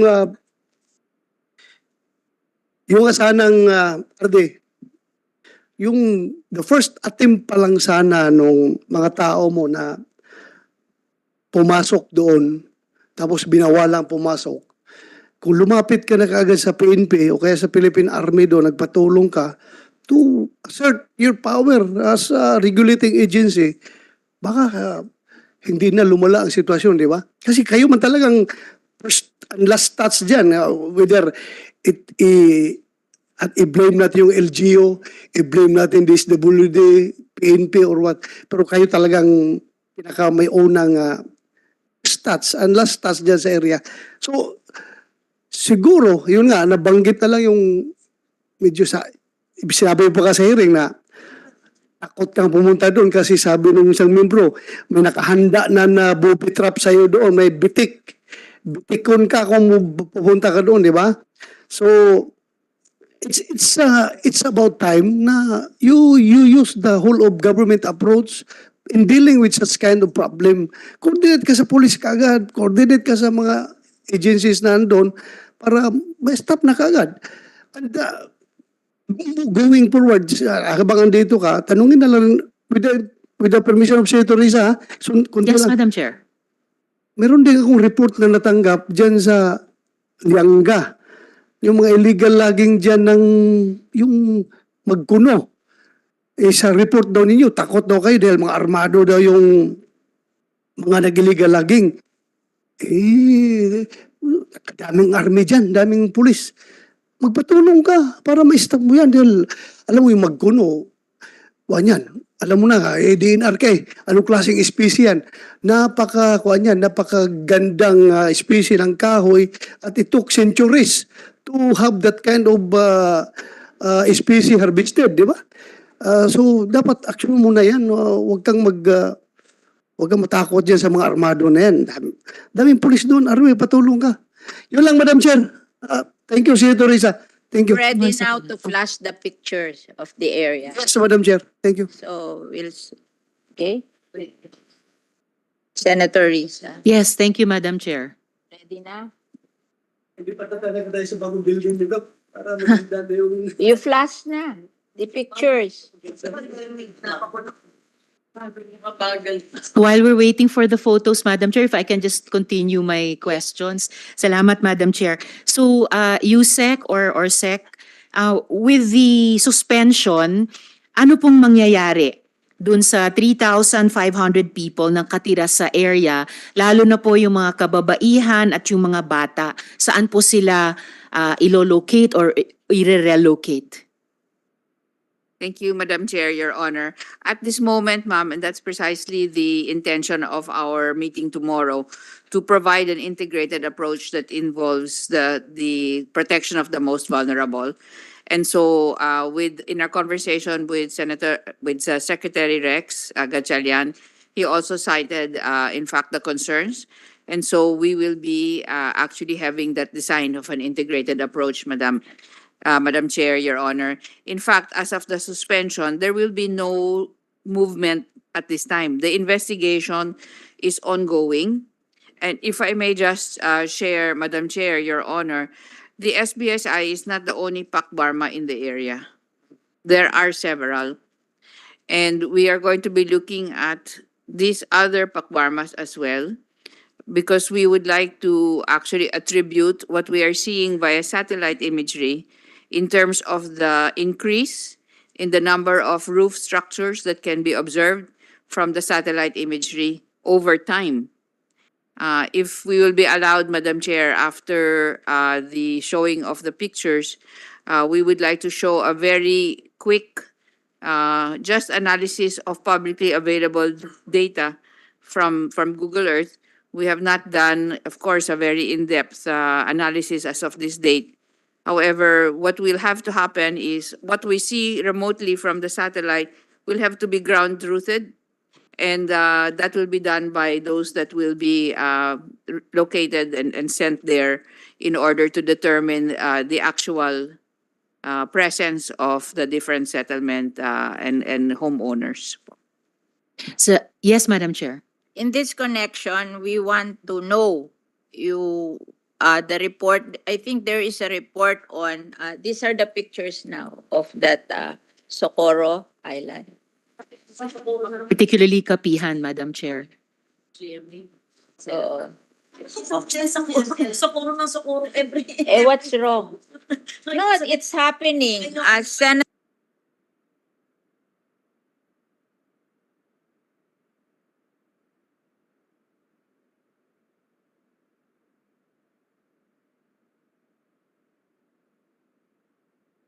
you have sublet to people so they can make money out of our protected area, because we have a protected area in Las Piñas. We don't make money out of it. We donate to it. Yeah, how come? How many contracts all in all in the Philippines? Yeah, yeah. It's a protected area. How many? How many protected area? Madam Yes, Madam Chair. Madam Chair, Your Honor, if I may, In the Philippines, how many protected area you have sublet to people? so right now, Madam Chair, as of the data that we have available, and we will complete this as Yes, we to make a report. put But this give together. us an idea of Yes, how ma'am. many protected areas. Out of the 114, 22 PAs have 37 approved SAPA or Isapa. SAPA, Special Agreement on the Protected Areas po. Okay. So we will So, complete that. 37. Yes, madam. On the Pakbarma issue, there are a total of 119 Pakbarmas. I wish to point out, Madam Chair, just for this discussion, in the Socorro municipality, there are 9 Pakbarmas. What is a pakparma? Protected area. That's the protected Community-based area. Resource Yes, Management ma'am. Agreement. Madam Chair. Area. What is SAPA? Special agreement for the protected area. So they are both agreements. Yes, madam. So it's 37 plus 119. On the Pakbarmas, madam, there are 119. So almost all the protected areas have. Madam Chair, the Pakbarmas are concentrated on specific areas. And if I may just share, So how many protected areas are affected? There are 116, 156 agreements, di ba? In total. Madam Chair. Madam Chair, Can you also cite how many hectares yung coverage ng mga Yeah, agreements? they will make a report. I Madam just Chair, want we to will be have an submitting. idea of how many protected Yes, areas have agreement. Para, Madam Chair, there are, up to the INIPAS law, 114 yes. protected areas, okay? After the INIPAS, how many more were enacted into law? no, that's 7? Okay, let's, no, 101 plus 7, and now we are enacting 13. okay, again. never mind that what we are enacting. So let's peg it at the 114 up to the INIPAS law. And let's do it this way. Before the assumption of Secretary Loizaga, what were the protected areas, marine or terrestrial, that have community-based forest management, CBFM, SAPA, what is SAPA? The Special Agreement for Protection, okay, how many have SAPA? 156. And then what are the other tenurial agreements? Or if it's not tenurial, whatever agreements there are between DNR and or LGU with the PO, cooperative, association, an LGU movement, or informal settlers that may not have a SAPA or a CBFM or any agreement, but you are aware that they exist and nahihirapan kayo. Yan, to be fair. So that is what we're asking. Before Sec Loizaga, who was only installed 1 year ago. Now, during Secloisaga's assumption 1 year ago up to now, Siguro. are there new SAPAs and CBFM and informal settlers, etc., in protected areas para makita natin? And under whose term are these SAPAs and CBFM from what is first 1986, etc., so that we see and what kind of agreements did they enter into, right? Perhaps if you have the information, that would be very helpful to the query. Because earlier, when I heard, I was writing and we were briefly speaking, when I heard the term, I know you have the time, no? Minority Leader, Deputy Minority. I heard that Socorro LGU, I was just a bit jarred because everywhere during session, we've been talking about the so-called alleged cult in Socorro. So I was wondering, I said Socorro again, but I did not realize until the chair mentioned that they were In a the cult protected in a PA, right? So how can a supposed alleged cult, I don't want to judge past judgment because I don't have first-hand information, secure a CBFM? And under what movement, under what cooperative, what are the documents? I think that is a answer that begs a question, and then the secretary can mention all various arrangements with tenurial agreements, whatever, in PAs. That's a fair question, right? Okay, thank you. Sabi nila 156 agreement. 156 SAPA. No, 37 SAPA and 119 PAC Varma. So far. So that's 156. Yes, Madam Chair. If we may be allowed, we will break it down per region and Yeah. per PA. No, per PA, Yes, per region. Yes, ma'am. So you will make a report. Yes, Can ma'am. you give it this afternoon ba? Madam Chair, we will try our best, but certainly we will be able to deliver even by So late we this can afternoon. give the list to every senator. So we will have an idea of ano. Kasi dalawa na yan Masungi and this one. Parehong controversial, di ba? So baka hindi lang nadidinig yan, pero marami na rin controversial in their particular area. Sabi niya, hindi lang ito ang last cult dyan sa mga protected area, itong Socorro Siguro, nasagot na ba ni Secretary sa anong agreement nakakuha yung alleged supposed cult ng CBFM or agreement sa DNR? Yun. Thank you. Thank you, Madam Chair. So they have or they hold a PAC-BARMA. PAC-BARMA. So protected area community-based resource management agreement. Protected, yeah. Opo. Community. And that was given, if I may be allowed. Klaro mo Madam lang, speak closer. Community, CBFM, no? BARMA, what is BARMA? Community-based. Management.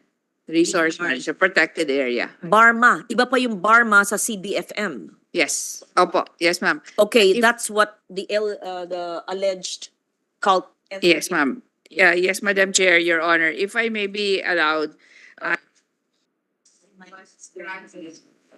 was granted on June 15, 2004.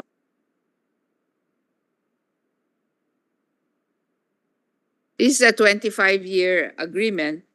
On the same date, June 15, 2004, in the same vicinity, there were two other PAC-BARMAs that were granted. And subsequent, prior to 2004, there was one granted to Osmeña Planters Association, which is in the PA. However, Madam, those that were granted in the Socorro area, another bunch of PAC-BARMAs granted in 2017. There were 4 more PAC-BARMAs granted in Socorro. So, 2017. It must be clear that's a protected area by a presidential decree in 2009. Anong year? 1996. 1996. Kaya It was a protected area already by virtue of presidential proclamation in 1996. Let me clarify.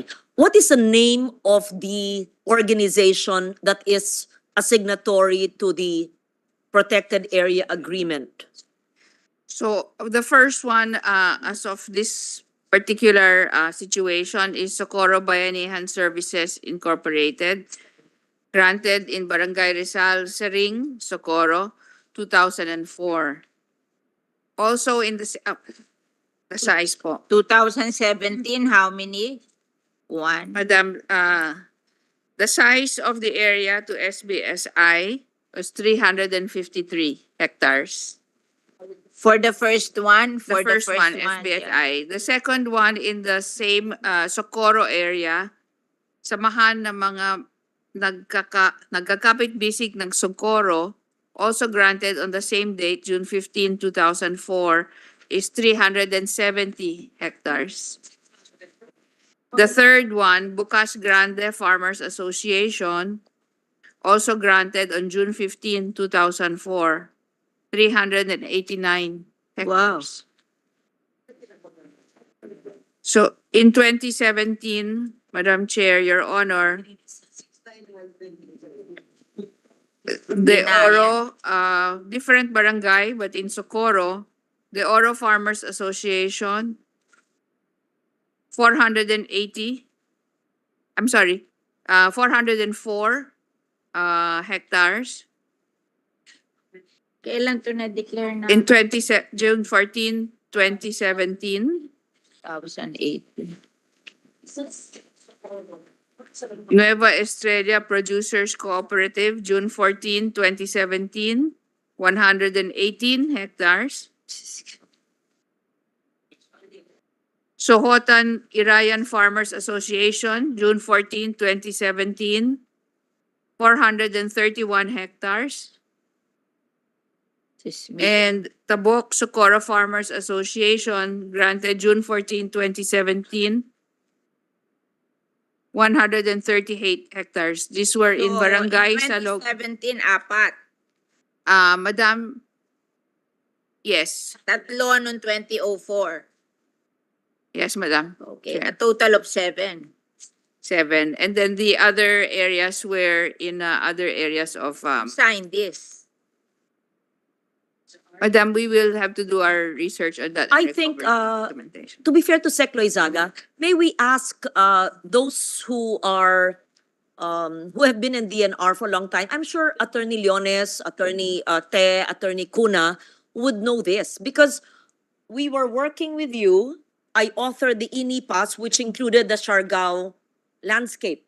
And then when Senator Villar became the chairman of Environment, she sponsored it. So sinuri natin ang bawat PA. Siguro shed light to us. There's nothing wrong. I mean, malay naman yun na cult yung mga party doon. Sino sa inyo yung mga matagal na sa DNR? Maybe you should tell us, right?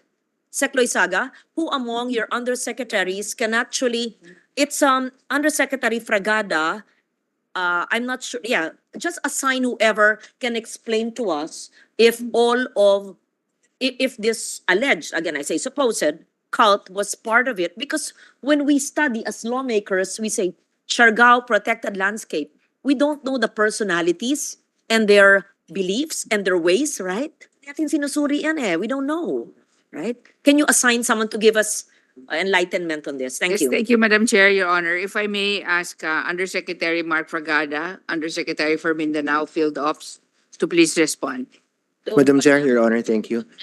Ma'am, just a quick briefer about Pakbarma. No? Like the good senator mentioned earlier, it's like a CBFM area in forest land. It's a community-based forest management agreement. In a protected area, that is the CBFM, which is the Protected Area Community-Based Resource Management Agreement. And the main purpose of a Pakbarma, which is given inside a multiple-use zone in a protected area to tenured migrants, is to be able to create livelihood for these people who have been identified in the area 5 years before it's being proclaimed as protected. Yes, madam. So the whole intention of the...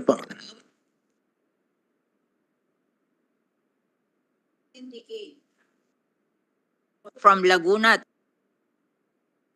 that we ask them to leave. Because how can you live in a protected area? What will happen to the protected area? My God, oh. Madam Chair, you will be shocked to see that all our protected areas have populations living there, have businesses. I think you should, what you know we should do? Have a PowerPoint of each protected area, all the tenurial agreements entered into in the past decades, and show the informal settlers there is no virgin protected area. Punong-puno po ng tao, komunidad, negosyo, at extraction. I am certain of that. If there is one protected area na walang ni isang taong nilalang, hindi po. Madam Chair. Kaya nga kaisa-isa po yan. I think DNR say so. There is no such thing. Madam Chair. Years. Oo. Madam Chair.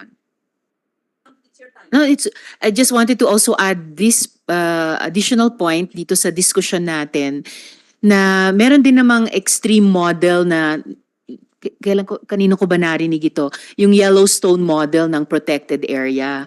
Kasi meron din namang mga protected area, and we'll learn from DENR ilan ba ito dito sa ating bansa, na kumbaga since time immemorial, halimbawa may mga katutubong Filipino doon, and hindi naman natin sila i-clear out doon kasi sila nga yung nakatira, nag-aalaga, nagsusustain nung later tinakda ng ating modernong gobyerno na protected area.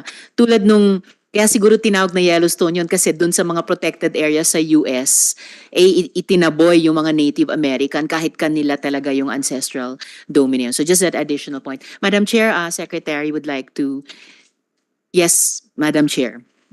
Madam Chair, Your Honor, if I may just respond to the 2 points. Kaya po in-establish ang Geospatial Database Office. The whole idea behind establishing a natural geospatial database is to actually have a baseline in terms of our different natural resources, including the protected areas that we are in fact mandated to manage, in order for us to see how the governance has matched the physical environment. So whatever tenurial instrument or any introduction of any agreement can be overlaid over the existing physical baseline. So ayun po ang rason kung bakit po present namin po the first project that we asked for an approval, maski po wala pang budget, with the President, which he approved immediately, was the creation of the National Natural Resource Geospatial Database, wherein we take the physical environment and we overlay the different governance instruments. So we can see po, for example, which areas have foreshore lease agreements and which have none. Which areas have ECCs that should have ECCs but they do not have. Similarly po, in terms of protected areas, we are looking at these areas to see whether the tenurial instruments and the current physical environment actually correspond. So, hindi po ito madaling trabaho, I would say, and that's why po we are trying to get, of course, the resources to do this. This will be coupled po by our existing ground-based personnel na nandun po sa area. So whenever we do the satellite-based analysis, we need ground truthing. And so ayon po ang ginagawa ngayon. Hindi po siya madali at if I may, 0.43% lang po kami ng budget ng buong budget. Okay, we appreciate that, Madam Chair. Thank you, Secretary. But perhaps what the Chair and the members of the committee would like to see are the 114 protected areas, the whatever agreement with any group, the names, and the number of hectares. Yeah, yun lang muna. And, as I said, informal settlers known to DNR and any efforts being done. Ganun lang. And then a photo. Let's say... You can take your region, you can ask your regional director to take pictures. We don't have to have a film, just a picture of a photo, the name of the PA, legislated PA, and all those who have agreements in the respective PA, the kind of an agreement, and when is the expiry. and those with no agreements but are squatting, Madam Chair. so that we have an idea. Thank you. Madam Chair, just an additional requirement to the submission. Can you also include yung process and requirements, how one can apply and be granted, ano yan, PAC, BARMA, or SABA? Thank you. PAC BARMA ba? It's the same as a CBFM? Different. Say it again. Use your mic, please. Yes, Your Honor, Madam Chair. Yes, ma'am. Yeah, protected, it's inside within a protected area. But one of the initial requirements you actually need is one, you're a tenured migrant, meaning you have to been there 5 years, established 5 years before it was declared the protected area.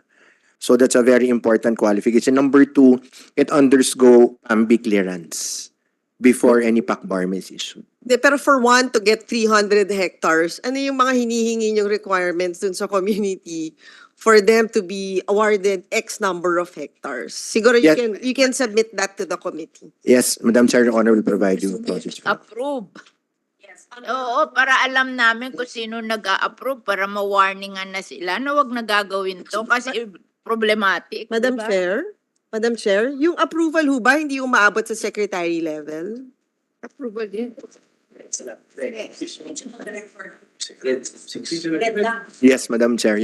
Usually po, mga regional executive directors, because like a CBFM, So there are they can more. award 300 hectares, 400 hectares. Opo, but we can provide, Madam Chair, Your Honor, the process flow, so it's fully understood how the PAC BARMA works or a CBFM works. Madam Chair, siguro the Senate can look into it. Baka at a certain number of hectares, baka dapat secretary level na yung approving authority. I will Lalo file a na for resolution. protected area. Okay, I'll find a solution to look into the status while we await the information requested by the chair, by the committee this week. And it's only Wednesday. I will also file a resolution just for the information of the body to look into formally the protected area status.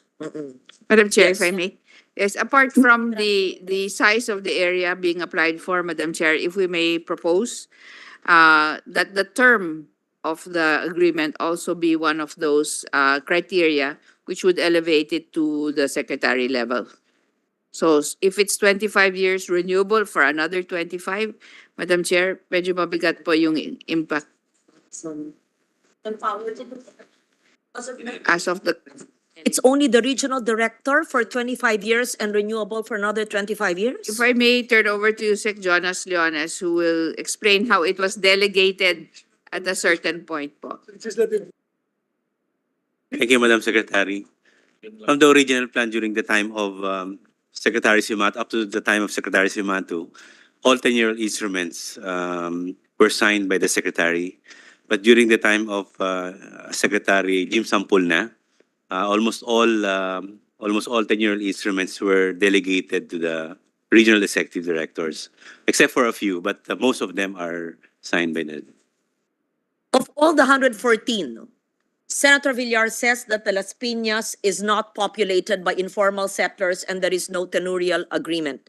Are there other protected areas where it is well managed and there are no tenurial agreements, or if there is, they are not, they do it sustainably? Yes, may I know, just of the 114, Secretary, to your knowledge, which of these has a good PAMBI, walang informal settlers, walang criminal syndicates, ganun? So wala. Madam Chair? Madam Chair, if I may, Yeah. perhaps Tubataha would be one. And I would possibly assure that this would be one area. And yes, Madam Chair, such features as would be not easily accessible, such as caves, Just underground one on, rivers. Tubataha. Yes. Walang informal settlers. Palawan is the underground river po. Okay. That one. As of the rest, Madam Chair, I do not have that information at this point. But certainly we will prepare. Siguro naman, Ninoy Aquino Parks and Wildlife na sa Quezon City yan. Dapat naman yan. Madam Chair, we do have an informal settlement problem inside. Doon, Yes, Madam Chair. sa Metro Manila yan. Yes, Madam Chair. Bakit naman hindi inalagaan ng DENR? Alam mo, nakakahabag na ang bansang ito kung ganyan tayo. Linalegislate namin sa proteksyon. Tapos, nasa ilalim ng ilong at mata ng DENR, tapos hindi pa ma-manage yun. Bakit naman ganun? Bakit ganun? Grabe! Madam Chair, we will confirm. I would not want to commit at this point. On your query, Madam Chair, Your Honor, about Ninoy Aquino, as we know, there is a pervasive informal settlement challenge in this particular area, including the government offices. And so we are seeking the collaboration with NHA and with the DSUD in order for this to be already addressed. They have already been, census has already been taken by NHA, and we are just working with DSUD now on the possible nearby relocation so that there will be no big displacement po. Para rin Madam- maliwanag, may mga legislated protected areas na maraming may titulo sa loob niyan, di ba? Yes, because nakatira na sila doon, may mga komunidad ng dekada-dekada na. Tama, right? But Madam Chair, there are situations where prior rights were established before the declaration and So the ilagay nyo yun sa legislation. report nyo. Yes, Madam Yung Chair. tenorial agreements, iba pa yung mga ilan daang ektarya ang titulado or may nakasakop doon na tax deck ang hawak. Madam Chair, if I may. Madam Chair? Madam Chair? Mr. Socorro. Yeah, Socorro. Mr. Socorro. Ang sunod na agila. Kayo si Mr. Socorro, ako yung Ms. Socorro. Madam Chair. Madam Chair, Ma'am Secretary Lusaga, we understand your difficulties, no? Pero whatever technical difficulties that you are encountering right now as far as management of all these areas na merong agreements with other entities, gusto ko sana mag-suggest sa inyo, baka pwede, in the interest of public order, baka pwedeng magiging proactive na tayo ngayon. You advise all your regional directors na lahat itong mga areas, protected areas na ito, pasukin na niyo yung pasukin hanggat hindi pa kayo hinaharang. Kaya baka kung hindi kayo magiging proactive ngayon, darating ang punto na magiging sukuro na naman ito, haharangin kayo at marami na namang krimen mangyayari doon sa loob, di ba? Baka hindi natin, wala pang nag-complain yung ibang areas na yan, baka there are budding being propagated within those areas. Unahan na ninyo. Pasukin na ninyo, speaking na ninyo, you assert your rights, your regulatory powers over those areas para maunahan na natin sila, di ba? Just a suggestion, Mama. Madam Chair, just to Thank you. Yeah. add sa point ni Senator Bato, hindi ho ba dapat regularly binibisita nyo tsaka monitor nyo kung compliant itong mga grupo na pinasukan nyo ng agreement? Madam Chair, if I may respond, two difficulties po, and if I may respond to Mr. Senator, Your Honor, one of the difficulties of the DNR as it stands today is the size of the enforcement unit.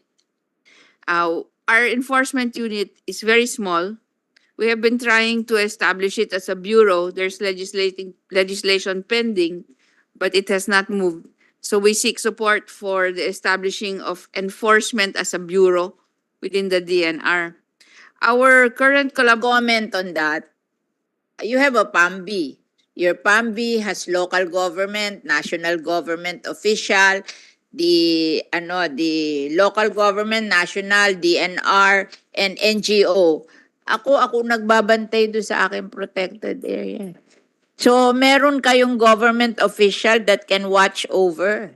And makakatulong yon kasi katulad namin, mga senator, meron kaming influence to do it. Maybe when you form the PAMB, meron ding somebody. Kasi lahat yan, may congressman. Kung walang senador, may congressman yung legislated protected area. Ibig sabihin, walang influence yung congressman to stop this. Madam Chair, Your Honor, if I may, we fully understand that there are legislators who can champion the enforcement. We're the ones who filed this is a local bill. The congressman was the one who filed for the declaration of a legislated protected area. We cannot pass a law in the Senate unless it pass in the lower house. And yung congressman mismo ang nag-file nito. Nobody can file other than the congressman. This is a local bill. Kaya merong involved na congressman in every legislated protected area. Oo, kaya yun, i-pinpoint nyo yun kasi they have the power to influence. Yeah. But when I chaired environment and filed the 94 protected areas, there were no counterpart bills in Congress at that time for some. No, you cannot pass At a the bill that there is no local bill to counterpart. Kaya nga ayaw aprubahan yan eh. And then I was so confident I can have it approved 94 kasi there were 94 congressmen there. Will they not please the 94 congressman to approve this bill? 94 eh. Kaya ang tapang-tapang ko eh. Kasi kakampi ko 94 congressman eh. 200 lang ang congressman. Di kakampi ko na yung kalahati. Diba? So, you just have to inform them what's happening. Like, I was so surprised dito sa, parang natuwa nga ako sa congressman from Siargao. Pinadeclare niya the whole Siargao as a legislated protected area. Sabi ko, nakakatuwa to kasi yung isa, yung sikat dyan sa Aklan, di naman nila pinadeclare eh. Yung what you call that? The Boracay, it was not declared, but Siargao was declared, the whole Siargao was declared as a legislated protected area. Kaya bilib nga ako doon sa congressman eh. Bihira yun eh. But this 114 legislated protected area were supported by Congress. Their particular congressman. Kaya may kakampi kayo doon eh. Kasi kung ayaw nila, they will not file a bill that will have it declared as a protected area. Oo. Madam Chair, if I may continue. So, Good Secretary, pending po yung submission nung database na po na iyon, lahat po ng mga impormasyon na hinihingi namin about the, I believe, Madam Chair, the Chair mentioned if possible within the week. Opo. Pending that, just two quick points and then to bring it back also particularly to the SBSI Pacbarma. Kanina we were talking about SAPAS vis-a-vis Pacbarma. So I understand SAPAS are for large projects. For example, Kaliwa Dam, another controversial project, Wawa Dam, etc. Whereas Pacbarmas are people's tenurial agreements with residents already there. And last follow-up point, the 4 additional Pacbarmas in Socorro mentioned by the Secretary include Bukas Grande, 389 hectares, na sa aming pong research tungkol sa SBSI, related po yan, entity po yan. So baka SBSI has 353 hectares, Pacbarma, under its name, pero baka may sister company or sister entity, Bukas Grande, na 389 hectares. So, more than 700 hectares under SBSI. So, Madam Chair, Good Secretary, mabalik lang po dun sa Barma sa SBSI. I appreciate sabi nyo po na right now, no movement habang pinuput together ninyo pong mga secretaries yung integrated approach. Just to bring to your attention, however, at ito ikinatutuwa ng mga unang mga bata na tumakas, nagtestigo sa aming hearing ni Chair De La Rosa. at nung mga magulang nila, may mga ibang bumababa na rin.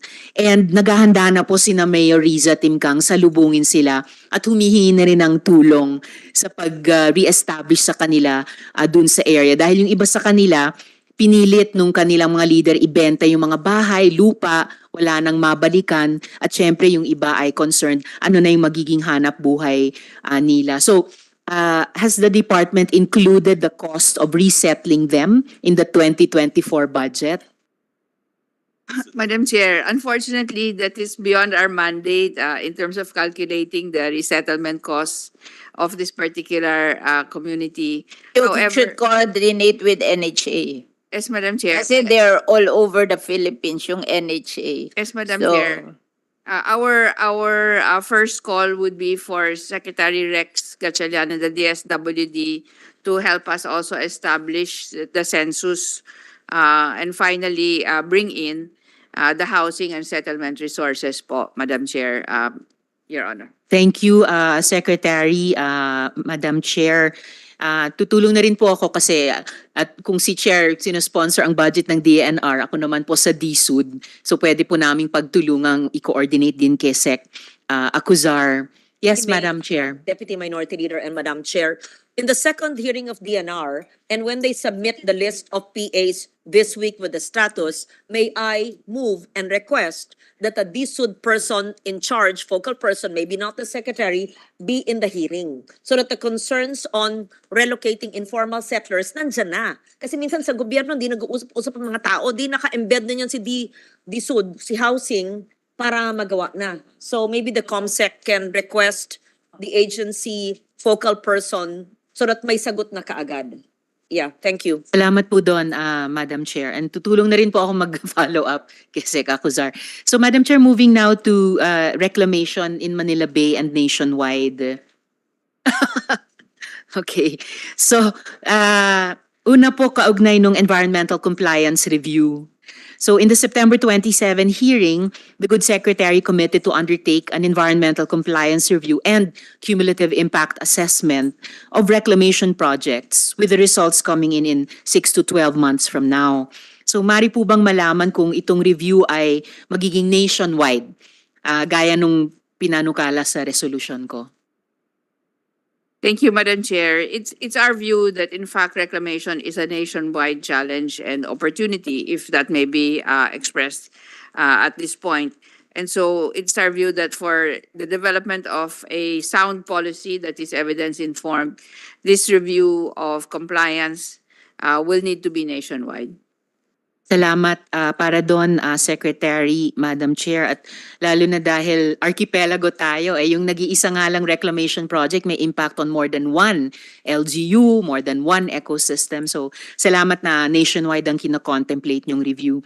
At ito bang nationwide review, i-cover lamang yung mga inaprubahan ng PRA na may ECCs?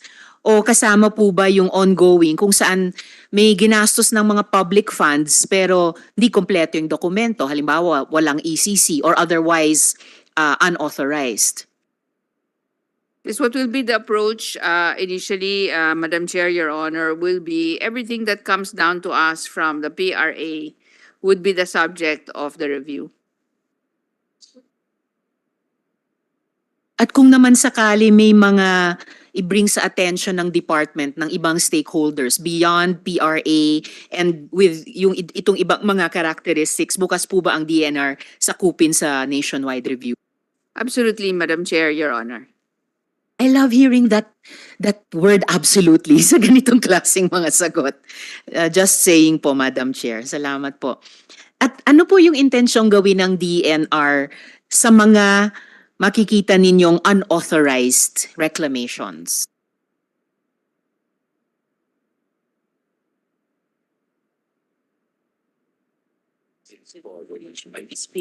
Yes, sir. Yes. So, Madam Chair, I'm going to turn over to Secretary Leones here, Undersecretary Leones for the process. However, we do realize that locally, there may be instances where some reclamation has been undertaken that would have been part of local projects and therefore would not necessarily have been submitted to the process that PRA has. And so this is an issue that will have to be specifically addressed on a local basis with the particular LGU. To make a manifestation on that. Lahat ng reclamation kakampian lokal. Oo, kasi ang kapatid ko, mayor, nag-away kami dyan. Siyempre, ang mayor, gusto nila yon for whatever reason, I don't know. But ako kasi, I don't want my city to flood. Kaya hindi ako pumayag. Nag-away kami doon. Kaya wag mo na tatanungin ng local. Lahat ng local kakampi. Salamat, Madam Chair. I think another example that came out in that previous hearing na si Chair din ang nag-chair ay yung Coron. Opo. So, thank you, Sec. Yes, you, Sec, Madam Chair. Thank you, Madam Secretary. Based on our existing regulation, Madam Senator, our jurisdiction is really for the issuance of the ECC and area clearance. So based on these requirements, if the DNR will determine that such undertaking is being done without the necessary permits, we are usually can issue cease and desist order. We can issue penalties, and we can coordinate with the local government to request them to help us or assist us in ordering the cessation of that undertaking, Madam Senator. So, if the local would want, nobody can stop them? Kayo ang may power Yeah. to issue ECC. Usually, Hindi to feasible na sa halimbawa yung local wala siyang pakialam kung ano magyari sa bayan niya, tapos kayo mag-i-issue na ECC. Why will you issue the ECC? usually, Like us, we have 4 rivers coming out of Manila Bay. There will be no place for our rivers to go to. You will issue the ECC. Senator, Madam Senator, I'm just answering the question of Madam Senator. What is her question? If the undertaking has no ECC, then the DNR can issue cease and desist order and can stop. Kaya nga. Yeah. But you issued ECC. Different thing. If an ECC was Like us, it's a legislated protected area. It's entitled to a buffer zone. Why are you issuing ECC? You did not consider the buffer zone of my legislated protected area. I legislated it in 2018. Oh, walang use. Nag-issue din na ECC katabi nung legislated protected area, and I'm entitled to a buffer zone. Sinabi sa akin ng DNR, I'm entitled to a buffer zone. Why is an ECC issued? I think the question begs an answer so that if it happens, I think the question begs an answer so that if there's any other issue nationwide, we have it on record. Yes, Attorney Leones, maybe you should answer the senator. actually that's the reason why we are now conducting, as mentioned by the Secretary, compliance review to see whether there is. Because the president stopped all reclamation because of what happened in Bulacan, di ba? If that flood did not happen in Bulacan, this will continue and we will have a long-term struggle. But I cannot imagine a legislated protected area with 4 rivers coming out of Manila Bay. You issued ECC. You did not stop Cuñado to issue that ECC. How can you? Kanino ba under si Cuñado? Walang tinanong may PAMBI kami. We were not informed. We're so surprised that the ECC was issued and we were not informed. So I cannot imagine what kind of regulation is that. I don't take it against Secretary Loizaga. She was not there yet. But kayo andun kayo, undersecretary kayo, walang man lang nag-advise sa kanya na mali yung ginagawa niya. Para lang maliwanag po. So, it's the EMB, di ba? Hindi naman EMB si Attorney Jonas Leones noon. Kanino siya under? Gusto ko lang maintindihan. Para nga, Director lang siya Yes. Under siya to somebody. so, the EMB issues the environment clearance certificates, but they should take into consideration the legislation that declared the area a protected area under the e-NIPAS law. So perhaps the question of Senator Villar is, because the ENIPAS was enacted in 2018 18. and the environment clearance certificate was in issued by the DNR in after that. 2023. In 2023? Yeah, 2020. 2022.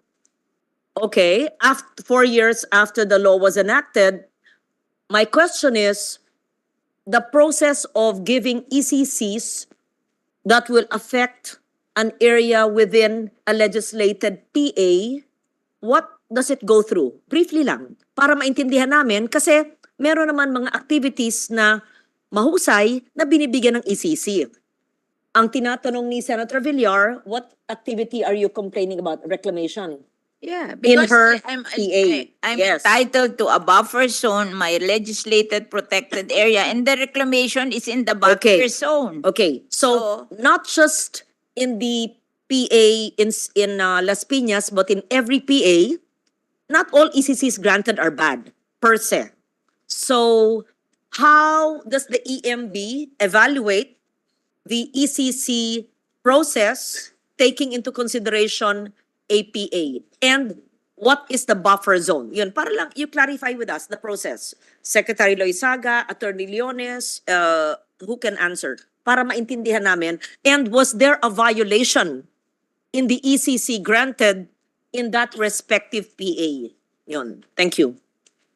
So if I may respond under my current term, Madam Chair, Your Honor, all ECCs in environmentally critical areas now need to contain information on the proximity or location relative to any protected area.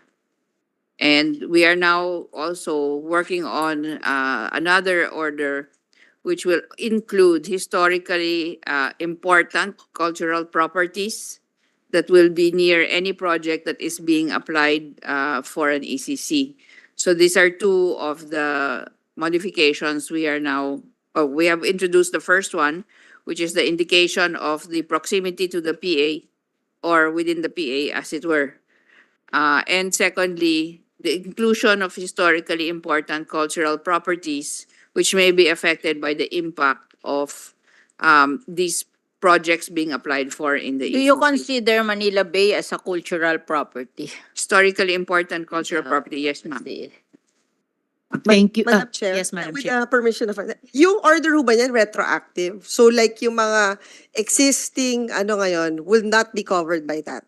So for example, ito mga ongoing reclamation na at the back of Coconut Palace, which may declaration din.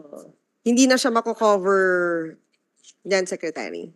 Madam Chair, Your Honor, it will not be covered by this particular order. However, in the conditions of the granting of the ACC and area clearance, there are conditions on the conservation of the historically important and anthropologically and culturally important properties that are within these areas of the reclamation.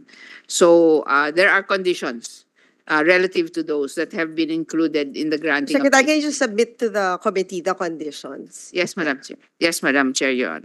Madam Chair, before I continue my questions, I think this is the second time I've heard in hearing the DNR confirming that Manila Bay itself is an historically important area. So, syempre, di ba, site of the fake Battle of Manila Bay, which led to the Treaty of Paris.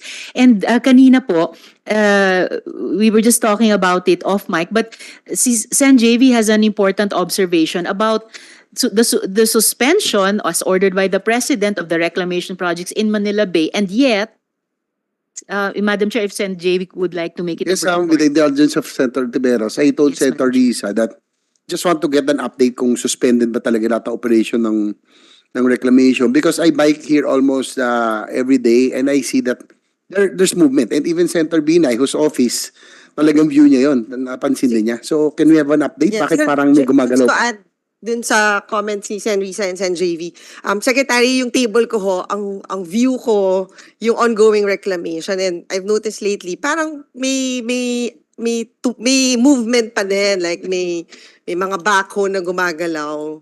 So I don't know kung kasama siya dun sa suspended. We don't have direct information on they are suspended. If there is movement po, what has been allowed was really to mitigate the dispersion of the sand in order for it not to be flying into the internal areas and the coastal areas. If I may, Your Honor and Madam Chair, we will look directly into these specific reports. But there have been instances wherein there were complaints by the LGU and some constituents that the sand has been dispersing inward. And therefore, we have suggested to the proponents, including the LGU proponents, that they take the mitigating measures in order to prevent and minimize this po.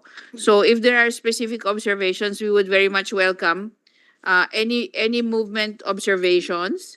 And we would definitely check on this po by going on site.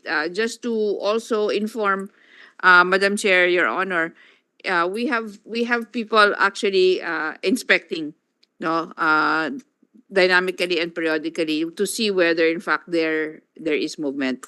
Yes, Madam Chair, but any observation po would be most welcome. Thank you, Madam Chair. Thank I you. just want to make a manifestation that we should, because you were not there when they issued the ECC, I just want the Undersecretary to answer how come an ECC was issued during their time when it's a legislated protected area and it is entitled to a buffer zone? Why did you allow EMB to issue an ECC? Ma'am, I'm really sorry, ma'am, but my answer here is that although I really have personal knowledge of the ECC, but I think because the jurisdiction to issue the ECC is lodged with the secretary, as mentioned during the hearing on reclamation, secretary and the EMB director. And I would suggest, Madam, I think to shed light in this issue. An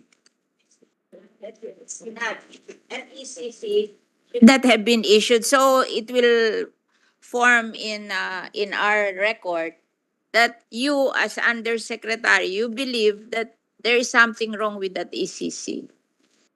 I'm asking you. Ma'am, I personally believe that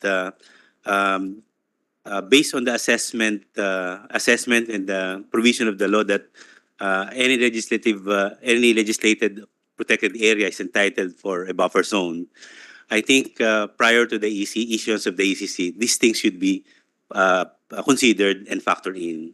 So you believe that there's something wrong with that ECC? I think so. If these considerations are not factored in the issuance of the ECC, I would believe, Madam Chair, that there is some problem in the issuance of the ECC. Thank you. Madam Chair, is that official still around? Yung nire-refer mo na nag-issue ng It's missing. ECC? Missing? It's missing. We issued, ano, di ba? We issued a subpoena already. Missing? So we issued a subpoena already for our next hearing. Oh. And Patulong tayo sa PNP, Madam Chair. he will Patulong not tayo sa appear. police. Pahanap natin. Yeah, Pahanap natin. we issue a subpoena already. Thank you, Madam Chair. Thank you, Madam Chair. So, Secretary, since the review will be nationwide, sapat pong panahon matatapos nyo rin po within 6 to 12 months? Or ganun kahabang panahon ang kakailanganin? Thank you very much, Your Honor, Madam Chair. The 6 to 12 months really pertains to our Manila Bay. The cumulative impact assessment is a complex undertaking and will require institutional support on the ground as well. We happen to have some resources for this engagement in the Manila Bay situation. However, for the rest, and we're doing this now regionally, we will have to organize the scientific teams that will actually undertake each of the impact assessments. And Your Honor, I have to admit, this will take some time. How much time, Sec? Ilang buwan o taon? Right now, we are finalizing the documentation for the teams that will do Manila Bay. And as that comes together po, and we hope that this will be within the next week to 10 days for this particular situation, we will move on to the other areas. Principally, these are areas where large-scale urban development is taking place already and where infrastructure is deemed to be needed in order to support that by way of a port facility or other types of commercial or institutional requirements. So we're concentrating on those areas where highly urbanized cities actually are interested in these types of activities. So pero sabi niyo po moving forward. So mauuna po yung review assessment sa Manila Bay and then susunod pa yung iba. Hindi po ba pwedeng simultaneous teams? We can try that, Madam Chair. However, realistically, it's an issue of budgets. It's an issue of the team formation, and we do have to do a regulatory review of what actually has been issued there. So the compliance review is just one element. The impact assessment is the second. This is the one that will take the longest time po. And so it's a matter of having to organize these two activities. And yes, we can do it simultaneously, but we will need the resources and the manpower to actually do it. Baka Sec, moving forward, from this budget season or fiscal year to the next, pwede nyo pong i-advise ang Senate through our committee, through our chair, na year on year, parang multi-year allotment, kung ano po yung kakailanganin. For example, if the first Manila Bay what's the first stage is the Compliance. and then second yung Cumulative impact cumulative assessment. impact assessment. So, halimbawa po, if the Manila Bay compliance is going on, and then pagpasok niya dun sa CIA, baka pwede nyo nang simulan yung compliance activities dun sa second batch, so on and so forth. Parang round song. But please do advise Senate, ano yung kakailanganin yung resources to keep that process going. Which ideally, if we can mobilize the resources for that, matatapos po pati yung cumulative impact assessment for the nationwide reclamation projects within 3-4 years or less? Madam Chair, realistically, I would say a minimum of 3 years. But it may take longer depending on the You should give priority where there are applications. Yes, Madam Chair. So Hindi na yung mga hindi pa nag-a-apply, yung may mga application lang. Yes, Madam Oo, Chair. para limited. Kasi really, you cannot finish the whole country. Yes, Yeah. Madam Chair. That would be the basis or one of the basis for the approach. But we can submit a work program for this purpose, and hopefully with the support of the legislator, we can get this resource. Madam Chair? Please do. Yes, with Madam the Chair. permission of Senrisa. Hindi, kasi katulad dito sa Manila Bay, I would assume before it was granted ECC, merong mga negative impact assessment. Do we have that? Wala. I mean, do you have that? Kasi anong basis nung pag-grant nyo nung ECC kung walang study? I don't think there's a study because we are a legislated protected area. We are a PAMBI. We should have been informed that they're gonna issue an ECC. We were surprised, and yet we are member of the Protected Area Management Board. I was so surprised, and I just want to make this manifestation that according to records, Engineer Conado signed the ECC and not the Secretary of Environment Simatu. So if he signed the ECC, he was given an authority to sign the ECC by Secretary Simatu. I want to get that paper. Because if he was not given an authority, then he cannot sign that ECC. Was he given? They said he was not given. Can you submit that? Yes, ma'am. But as we have discussed during the hearing, Madam Secretary, we stressed that when it comes to environmental critical projects, under the AO 15 issued by then President Gloria Macapagal Arroyo, the jurisdiction or the authority to issue ECC is lodged with the secretary and the EMB director. It was mentioned. So Or I- with the AMB or Or- both of them? either of them, ma'am. Really? Yeah, ma'am. It was mentioned by Yusek Coco, yeah. Show us that authority kasi AO number 15. 15 issued by, hanapin mo nga yung Yeah. hanapin mo yung- yeah. That was issued in 2007? And then it was AO 15, and then it was reiterated in DAO 47, It's not a new issue. 42, DAO 4, AO 4, I'm sorry, AO 42 pala, ma'am, sorry, the AO 15. Under How he was empowered to sign the ECC without informing anybody? yes, ma'am. Nasaan yun? AO 42. Madam Chair? Ma'am will submit a copy of the AO 42. So Secretary, yung pagdating din sa study before the granting of the ECC, was there a study to begin with? There are requirements that need to be submitted when applying for an ECC. Yusek John, if I may, he can enumerate, one of which is an environmental impact assessment. Madam, we usually start the EMB evaluation of any undertaking to the activity of scoping.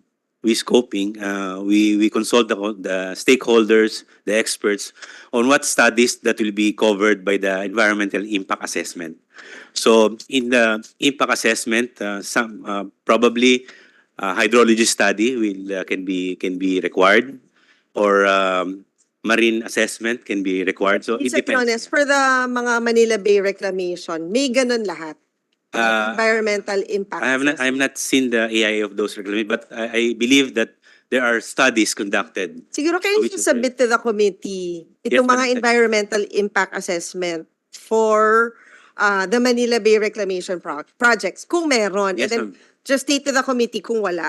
And the EMB has, that has been the Thank basis you. of the ECC, Madam Senator, the environmental impact assessment. We'll just provide copy. I just want to Madam- ask this question, no? The ECC of that reclamation in Manila Bay was canceled by Secretary Lopez, Gina Lopez, in 2017 or 20, ano yun? 2016. So, according 2017, according to the law, and it's a revival, this ECC. According to the law, if it was canceled by the Secretary of DNR, the EMB cannot issue another one to supersede that. It should be the Secretary of Environment also. But it's CONADO who issued. So what do you think of that?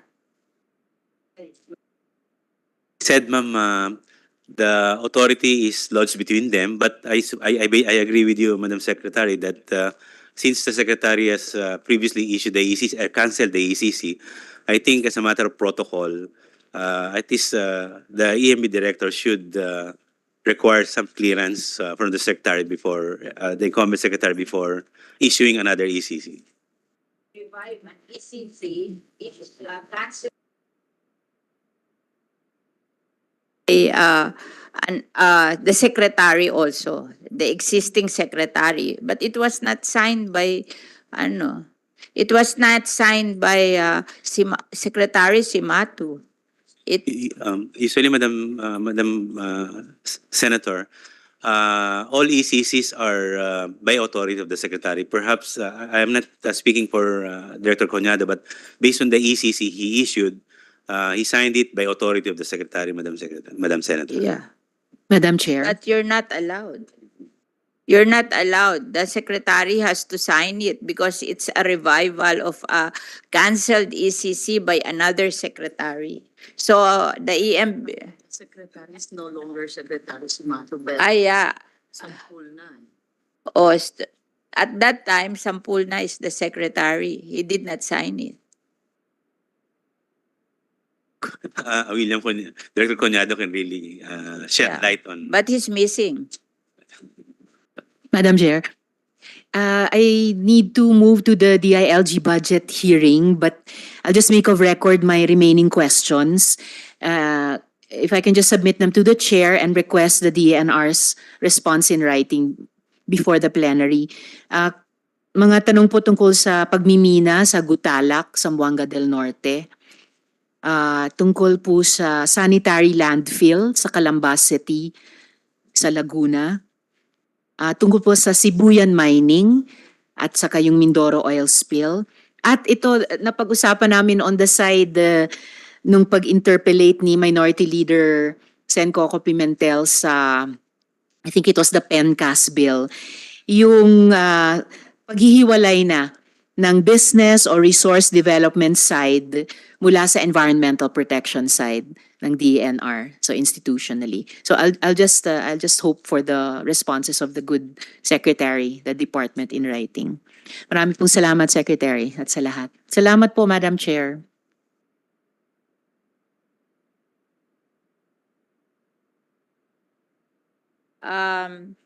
So, Senator Ligarde, you will be the one. We recognize you're finished na, no? Okay. Oh, ikaw na. So we recognize Senator Binay. Magandang umaga. Thank you, Madam Chair. Secretary, I would just like to get an update because I think during the previous budget, parang may program si DENR for 5 tourism sites like I think Boracay, El Nido, Panglao. I forgot the other two. Can we just get an update? Thank you, Madam Chair, Your Honor. I will turn over to Yusek Jonas, who is in charge of the 5 Gems project. Thank you, Madam Secretary. For the updates, Madam Senator, we have for the sites, Siargao, Panglao, Mindoro, Boracay, and El Nido. We have been closely coordinating, Madam Senator, with the DOT on how we can protect and conserve these gem sites. In fact, we have drafted a guidelines on how we can make sure that what happened in Boracay and some part of El Nido will not happen again in these gem sites. So our regional offices are now closely monitoring the effluent standards, environmental requirements, conditions. So Yusek, dun sa 5 sites yan, tapos na yung carrying capacity study? I think three of the 5 sites have already completed the carrying Ano po capacity. yung tatlo na yan? Yung Siargao, Boracay, and I think El Nido. Panglao na lang and Panglao ano yung and isa? Puerto Galera, ma'am. Puerto Galera. Yes. Okay, and do we have budget for Yes, ma'am. next year for the carrying We have capacity allotted study? usually 5 million ba per sites. We have allocation for this each sites 5 million, Madam Senator, for the conduct of for protection and some studies to ensure protection of these gem Okay, sites. and then meron pa ho ba tayo for next year additional Every year tourism we are sites? providing. Okay, so for next year, ano ho yung naka-program to do a carrying capacity study? Usually undertaking of the carrying capacity and of course enforcement of environmental laws, particularly ensuring that the water quality is met. And then we are also looking at the easement problem. And then of course we're looking at the resettlement areas because most of the informal settlers are. Hindi, pero Yusek, for next year, ano yung, aside from the 5, meron ba tayong bagong lugar na Usually we are just concentrating in the 5 sites. 5 sites. muna? Five So muna. wala pa dun sa budget ano nyo for additional Wala pa. potential sites. For example, let's say, yung mga emerging like Siquijor. While we have regular budgets for these areas, but for the gem sites we are giving special attention for these gem sites. Okay, But okay. regular activities of the DNR is being undertaken in these other areas, ma'am. And ano na ho ba yung status ng task force that was created for Boracay? I know. Thank you, Madam Chair, Your Honor. So there is a proposal now to revive the task force for Boracay, but with, of course, a different mandate based on the baseline that was achieved in the previous task force. So we're waiting for the decision to come down from the Chief Executive because that would be a creation once again, or revival, if you will, of the task force for Boracay Island. There is still a lot that has to be done. Hindi pa po tapos. And so that is one of the challenges at this point. We do not have that capacity as present previously. And likewise, there are some of the sites that already are showing signs of some stress, environmental stress, because of the traffic and the local governance challenges in terms of managing, say, water quality. And so we are together with Secretary Cristina Brasco. We've also had dialogue with Secretary Benher and with Secretary Manny Bonoan to see how we might be able to work together on the Boracay area as well as the other sites po that are requiring this kind of attention. So parang at the moment ho, ano pa yung mga kailangan natin for Boracay? I'll turn over to you. Thank Because you, if I remember it correctly, parang may mga kailangan, may mga watershed ba yun? Protect. Yes, Madam That Chair. needs to be revived or... Yes, Madam Chair. So please, wetlands pala, hindi protect- watershed, wetlands.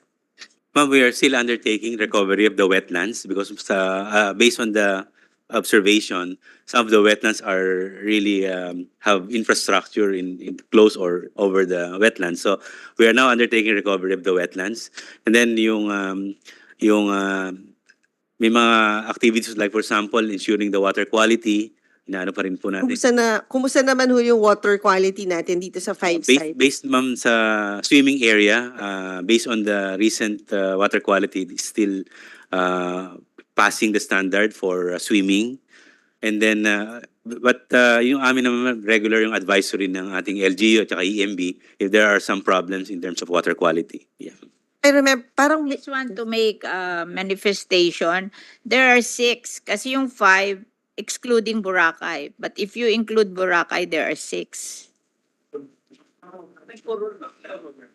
It's Panglao, Coron, El Nido, Puerto Galera, and Siargao. Tapos, so 6. So ang natapos nyo lang is Boracay, El Nido, and Siargao. So there are 3 more. Puerto Galera, Coron, and Panglao. Okay. Yung budget ma'am nung sa Boracay, separate po yun. Hindi kasama sa GEMSEC. Yeah. Yeah, ma'am. Thank you, ma'am. parang may request wa ata yung LGU to increase the carrying capacity. Would DNR allow that? Thank you, Madam Chair, Your Honor. At present po, we are in constant dialogue with the Department of Tourism in order to address the carrying capacity issues. We would just like to manifest that this is a continuing discussion. In the case of Boracay po, we do have some concerns we've expressed to the DOT, and we are working on how to address these concerns at this point. So hindi pa po nagfa-final decision on any increase of the carrying capacity. Thank you, Madam Chair. Have a land in Boracay and you want to develop it, you cannot develop it. It's a private property. If I may, Madam Chair, I'll turn over to you, Sec. Mitch Cuna, for the reply. Thank you very much, Madam Chair. Right now, the policy on Boracay Island is not to accept applications for ECCs for new establishments. But those that are already there, they're being entertained so that... A private land there, you cannot build on it. If you are a private person, you have a land there, you cannot build on it. Is that legal? Well, that was the policy of the task force, Madam Chair, prior to its dissolution last June 30, and we haven't touched on that because it's related to the carrying capacity, ma'am. But is it fair that you have a land there and you cannot build on it? If you have a land there, privately owned? Can you be prevented from building on it? Thank you, Madam Chair, Your Honor. At this moment, since we have held to the policy of the task force, this is what is in force at the moment. And admittedly, those that have invested there, of course, would want to realize the Okay lang value. yun if you're going to buy, but you have a property there Yes, and Madam you Chair. want to build on it, you cannot build on it. That's the first time I've heard that you cannot build on a private property that you own. This is just my own opinion, Madam Chair. If, I mean, for like to put up a private home, probably there won't be a problem because that does not require an ECC. For But commercial maybe a purposes. commercial purposes, if it falls within the threshold of having to apply for an ECC. May way ba to increase the carrying capacity? Ano ba yun? Better sewerage system, better garbage collection. May ganong ano ba yun? Potential solution for other ano ba yun? Structures to be built within the island? Is that scenario possibility? I believe po, and this is without referring to any specific case in point, no? It's just application of the scientific analysis and technological innovation in handling the particular environmental impacts of the physical carrying capacity could be introduced. However, this would have to be evaluated on a case-to-case basis. For example, if the site's water supply can only, for example, be accommodate a certain number of users, there might be other ways to mitigate or increase that water supply. That would be one issue. The solid waste management issue also would be another. If there are better ways to handle the solid waste, so that it will not impact as if it were just, for example, managed in the usual ways, there could be some mitigation. However, this would have to be on a case-to-case basis, Madam Chair, Your Honor. From my experience, I donated a composting facility there in Boracay so that their waste management can be recycled into organic fertilizer that they can use for their plants. So that is making use of your waste into a more usable manner na it will not affect. Kasi usually when you say waste management, you identify to a landfill. And there's no need for landfill if you are recycling your waste into something useful that the people can use. So that is a mitigating circumstance.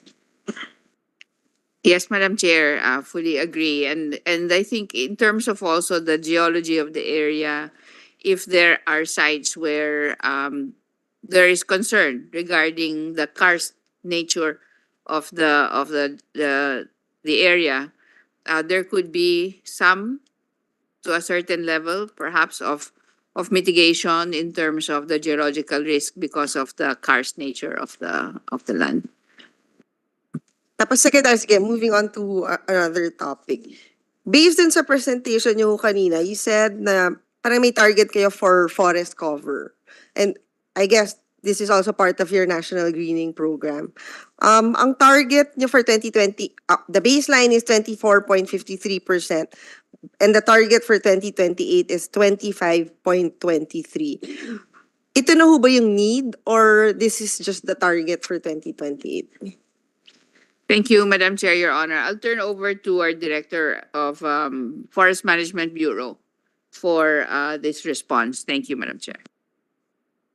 Thank you, ma'am. Good afternoon, ma'am. That is just a target.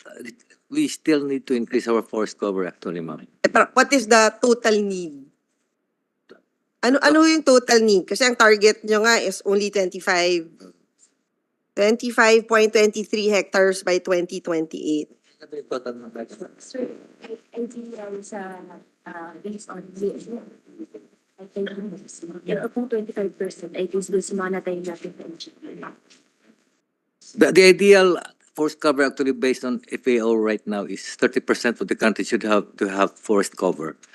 But Ilang percent po? 30%, that is what our commitment is to the world. But right Ilang- now, ito lang po yung Ilang hectares po yung 30%? 30%. That would be about 10 million hectares of the 10 Ilang million hectares po yun? That would be 10 million hectares of 10 million. of our forest land. And at the moment, ilang hectares na po tayo? Right now, our forest cover is only about 7.2 million hectares. 7.2 million. 7.2 million, right? 7.2. Yeah. But itong target na po ito, ma'am, is just our projection on our National Greening Program targets for that year. Until 2028. Can you just give us an update dito sa National Greening Program? Kung nasa na po tayo ngayon?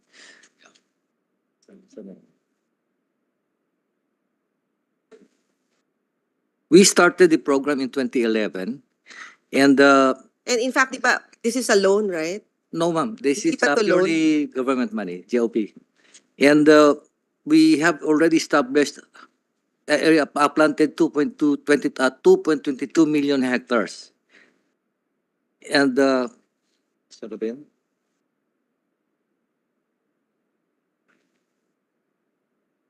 We have established a total established plantation of 2.22 million hectares and have planted a total number of 1.8 billion seedlings throughout the country.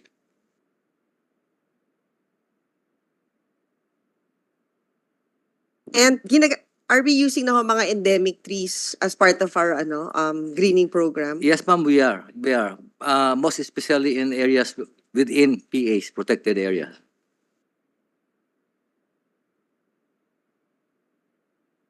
Thank you. And then, update na lang ho dun sa Mindoro oil spill.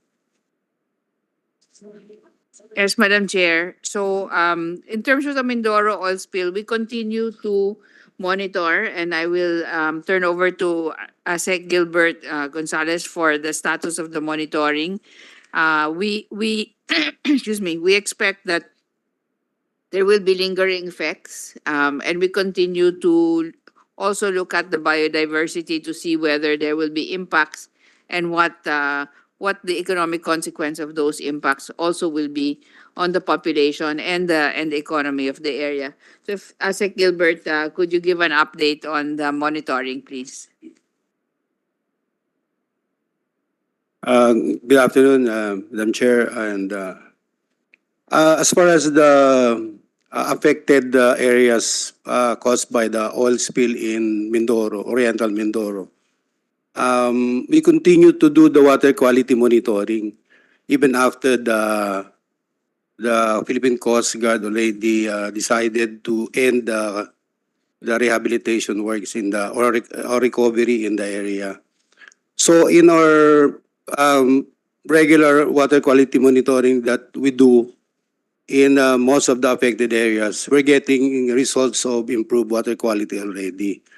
But still, we are still continuing the water quality monitoring. So until we truly confirm that there are no possible post oil spill incident effects that can occur, we will continue to do the monitoring in the area. And may timeline na ho ba kayo when it will go back to normal? Hindi ho natin madidictate, pero yung results po ang magsasabi kung significant na po yung improvement. Saka yung continuous trend despite the seasonal variations. So kung stable na po yung nakukuha nating results, probably hindi na po yung oil spill ang magkukos ng presence of oil in the area. So very critical lang po in some areas like yung Puerto Galera and some of the immediately affected areas. So that's why we continue. Since meron pa pong gagawin na mga rehabilitation on some of the ecosystems that were affected. And meron naman ho tayong sapat na pondo for the rehabilitation. Iba po yung magiging rehabilitation on the ecosystems affected. I think the Biodiversity Management Bureau are doing the evaluation. Secretary, we have sufficient budget?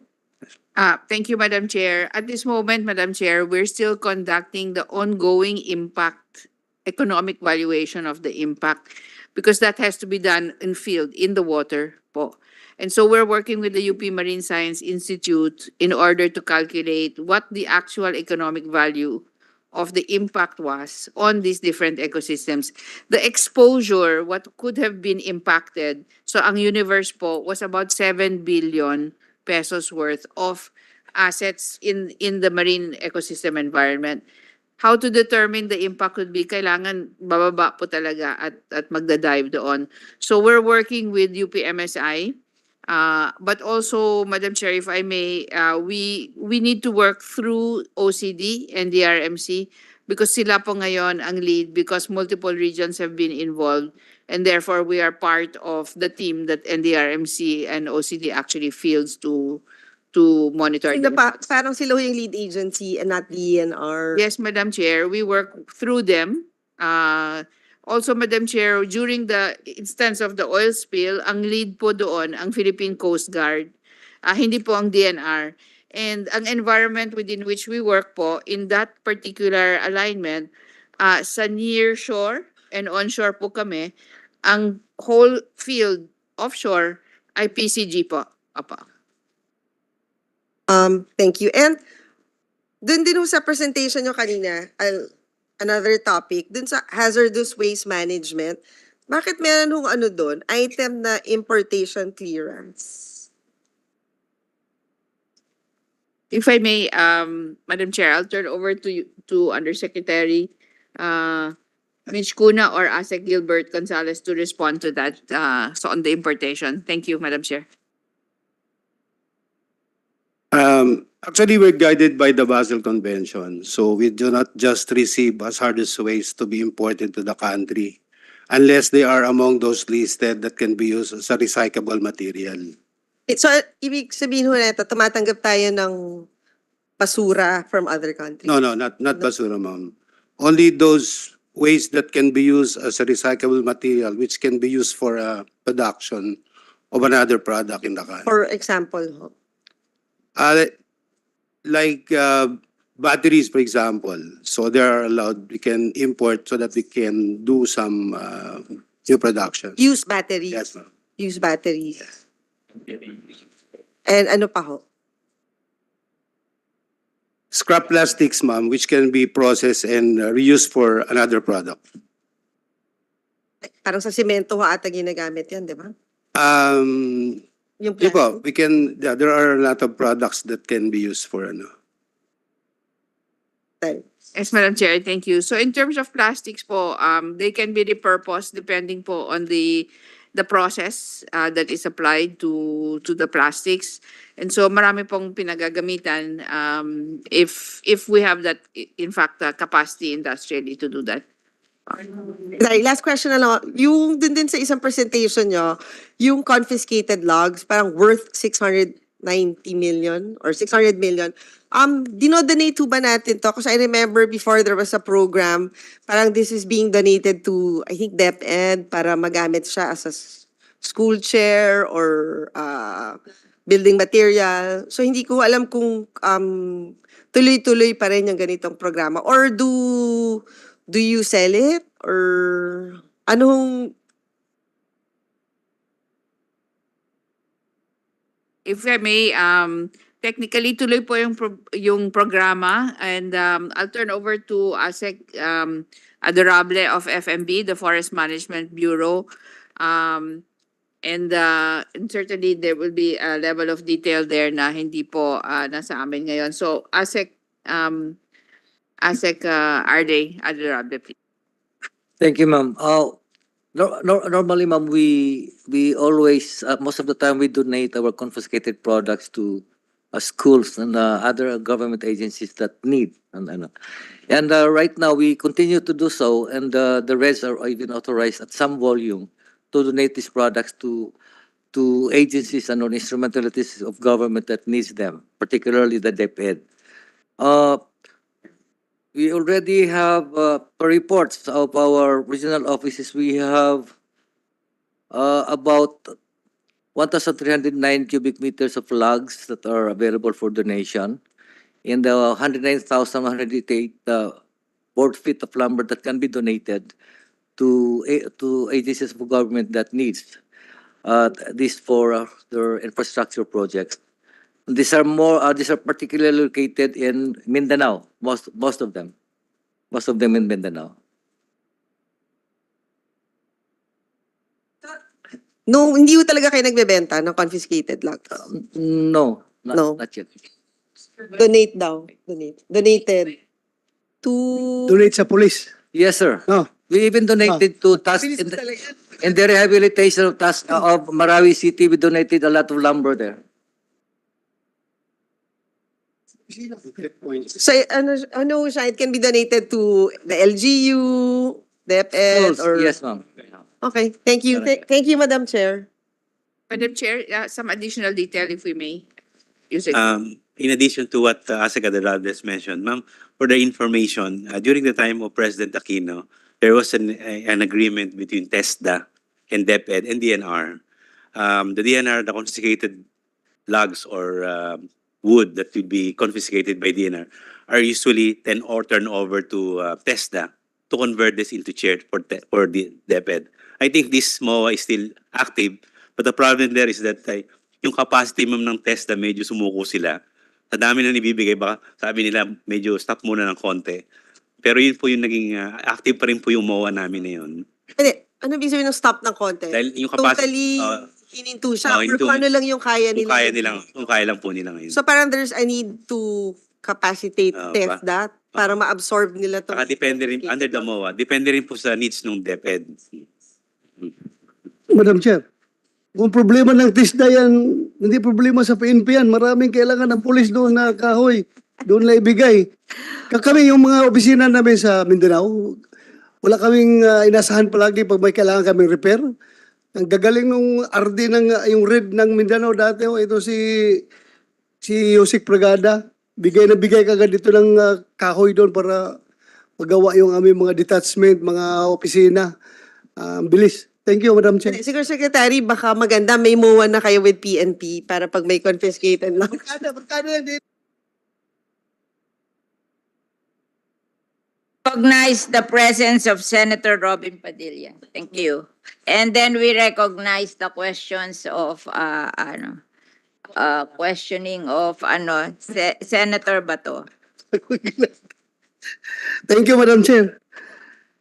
Kung in relation pa ito sa kapihan, no, yung aking tanong, kasi sabi ng yung Sitio Kapihan was declared as a Bukas Grande Flagship Tourism Enterprise Zone by the TIZA or Tourism Infrastructure and Enterprise Zone Authority. Ngayon, during the hearing, nabanggit ng mga taga SBSI na meron daw silang pending na application for agreement. I don't know what kind of agreement is that. Baka tenural agreement na naman yan with TISA. So, just in case ma-approve ito, ang tanong ko lang is, anong magiging mechanics ng regulation ng area? Will it be DENR over TISA or TISA over DENR? I am asking this question dahil nga nakikita ko in the future, baka mamaya hantong tayo sa punto ng DENR revoke yung agreement, yung kanilang pakbarma with the SBSI, then hantong tayo sa relocation ng mga occupants doon at they will refuse to vacate the place by virtue of their agreement with the TISA. Baka ngayon baka nakikita nila ito, baka maribok ng DNR yung ating pakbarma, meron tayong panghawak na another instrument to stay here in this place via TISA. So yun lang tanong ko, ma'am, kung ma-approve ito ng TISA, what would be the ano magiging sitwasyon? Thank you, ma'am. Thank you, Madam Chair, Your Honor. The DNR po is a member of the TIESA board. Ang binibigay po ng TIESA ay grants lamang po, hindi tenurial instruments. Opo. So, I think that we would have the have the authority to actually act on our own possible suspension and cancellation na hindi po masagabal yung authority ng DNR. Thank you. So for the record, it remains with the DNR. Whatever happens sa kanilang application sa CHESA, kayo Yes. pa rin. Yes, Madam Chair, Your Honor. Thank you, ma'am. Pero Secretary, since I'm the chairperson of the Senate Committee on Tourism, actually sa TIESA, I think it's more of the granting of the incentives that the siguro community can get. Thank you, Madam Chair. Next question is tungkol doon sa yung budget ninyo na allocation na 145 million para sa clean air. Clean air. Recently we were disturbed by news that the air quality of Metro Manila was very poor due to smog. Some local government units even had to call off classes because it was going to be very hazardous to our health to go out of our houses. So, tanong ko lang, paano natin magamit yung 145 million para paglinis ng ating kahanginan? Ano gawin yun, ma'am? Thank you. Thank you very much, Madam Chair, Your Honor. Ang paggamit po ng 145 is really for us to maintain the monitoring of the air quality po dito sa mga airsheds na in-identify ng DNR historically. So meaning, ma'am, hanggang monitoring lang, wala itong intervention, action para malinis yung kahanginan for monitoring purposes lang? Ang intervention po na nasa authority po ng DNR is really to actually monitor also the contributors to the air quality. And I'll turn over to you, Sec Mitch po, kasi may iba-ibang contributors dito sa air quality natin. And minomonitor po yan, and there are notices of violation kung meron pong nagko-contribute dito sa air pollution. So I will turn over po to Yusek Mitch Kuna po, supervising for environment. Thank you very much, Madam Chair. Your Honor, meron po tayong three main sources po of air pollution. Yung una po, stationary sources kung tawagin. So these are the establishments that have emissions, mga factory. Yun po ang nasa jurisdiction namin. We monitor that, yung mga stock nila, yung emissions nila na within the standards dapat. In fact, yung mga cement plants saka yung power plants, halos lahat, kung hindi lahat, naka-connect po sa amin, may continuous emission monitoring system. So real-time nakikita po sa data center sa EMB kung ano po ang readings nila ng iba-ibang parameters. So ang second source po, yung area sources. So ito po yung mga, yung general, yung mga construction sites, unpaved roads, pati yung mga nagsisiga po sa kalye at pati nag-iihaw dahil merong emissions din po. So these are called area sources. Jurisdiction po nito yung local government units. Sila dapat mag-monitor nito. And then the third, which is the largest source of air pollution, yung mobile sources po. Ito po yung mga sasakyan natin. So in the highly urbanized areas, napakataas po. Like here in Metro Manila, mga 70 to 80% ang source ng air pollution natin, yung mga sasakyan po. So this is under the Land Transportation Office po, under the DOTR. No, it's a turn of Senator De La Rosa, Madam Chair, but since you're at in Clean Air, yes, as one of the authors, yes, in my first term Clean Air Act, but you have your time. I would like to know whether we have air monitoring stations in Metro Manila and urbanized cities. How many, and are they all working? And how can we access them online, if any? Is there a phone app? Is there an online app? Just short, because I would ask my questions after Senator De La Rosa. Thank you, with the permission. Thank you, Thank you. Madam Chair, Your Honor. I'll turn over to Sec Gilbert Gonzalez, the OIC Director of EMB, for the inventory. Yes, inventory of our air quality. Ilan po, kasi may mga tanong pa ako after Senator De La Rosa. Ilan po ang air quality monitoring stations sa Metro Manila na muna? Ilan po ang umaandar? at paano po minomonitor ng DNR at ng publiko at ng LGU yung air quality? Yes, connected to it. Thank you, ma'am. Thank you. Thank you po. Actually, for NCR, we have 30 air quality monitoring stations. 30. Well, for... Ano po, kasi time is of the essence. Yes, ma'am. Ilan po? Sa 30 po, ilan pong Sa unanar? 30, 21 are functional. Then 9 of these stations are not fully operational in NCR. But in totality po, we have 118 air quality monitoring stations throughout the country.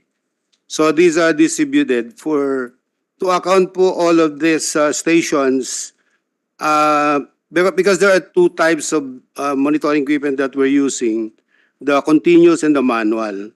So we have a total of 31 for the continuous, and we have how much is this? For the manual, 66 for the manual. And of all these 118, 81 of all these stations are working. There are 10 which are now waiting for repairs. 118 minus 81. 81, yes, ma'am. So around 40 plus ang Yeah, sira. 37 po ang... Ayos. Meron naman tayo. And so first, Metro Manila. Sige, 118 nationwide and then Metro Manila. 9 ang sira. Di pagawa. Ipagawa. Palagi na lang pag gobyerno, sira.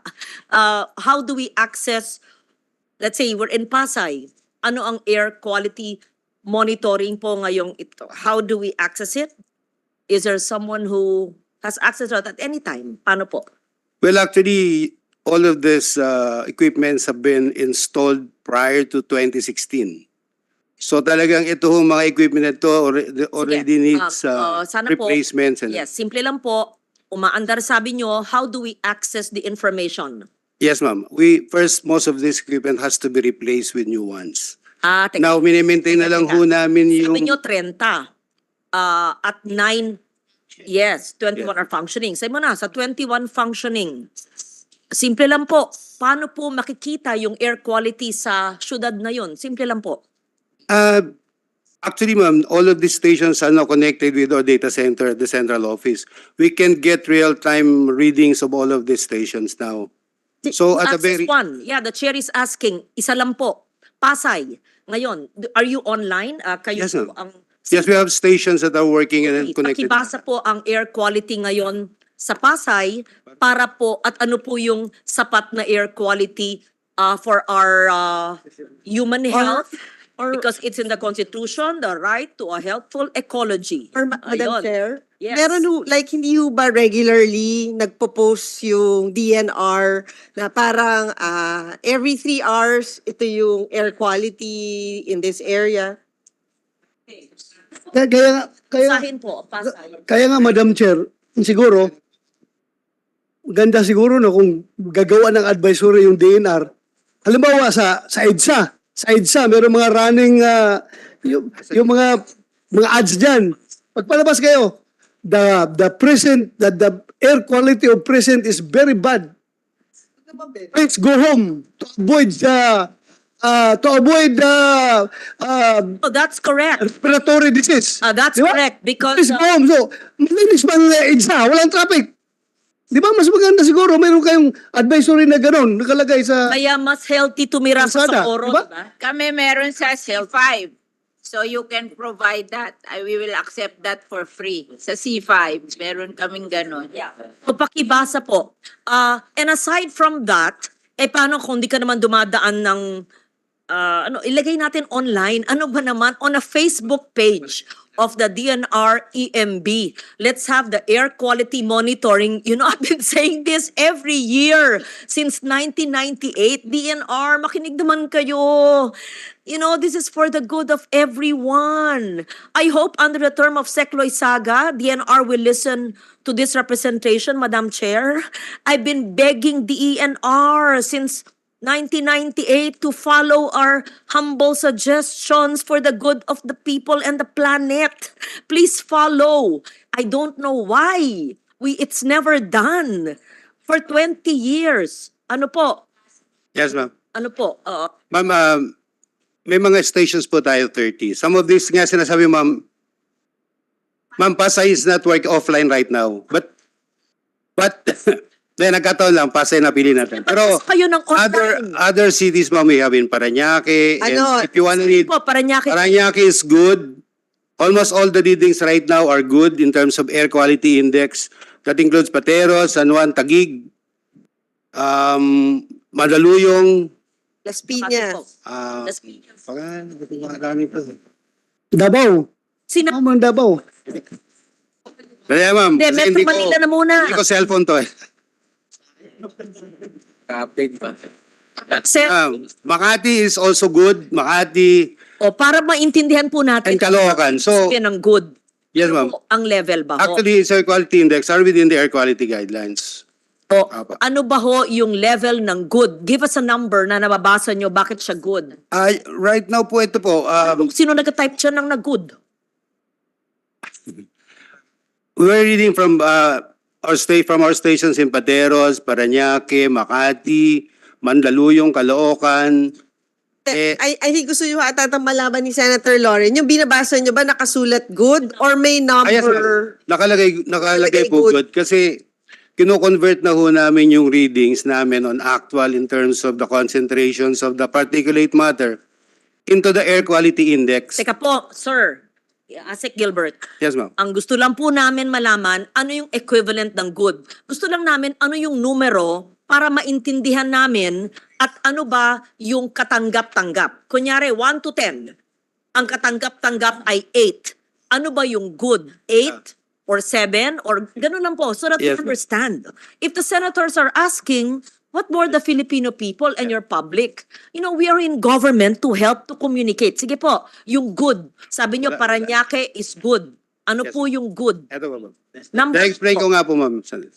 Yun po kasi we have our air quality guidelines. So we start from 0 to the reference natin for the air quality guidelines for ferries 100. Beyond that, it becomes unhealthy. Pag good po is that 0 to 50. So when it's 51 to 100, that's fair. But it goes beyond 100, becomes unhealthy. Sige po. O yan, Ang maliwanag. acute Ganyan up to na. emergency. O sige po. 0, para maliwanag po, Asek Gonzales. 0 to 100 po. Yes. Ano ang sinusukat natin sa 0 to 100? More particulate matter po. Particulate matters, Yes. PM. We're reading 2.5 and 10, ma'am. Ano po? 10 microns. 10 microns in terms of size and O 0 to 2.5. 100 and good is what? 0 to 0 to 50, ma'am. 50. What is Parañaque that you're reading as good? Right now for Parañaque, we're reading it good at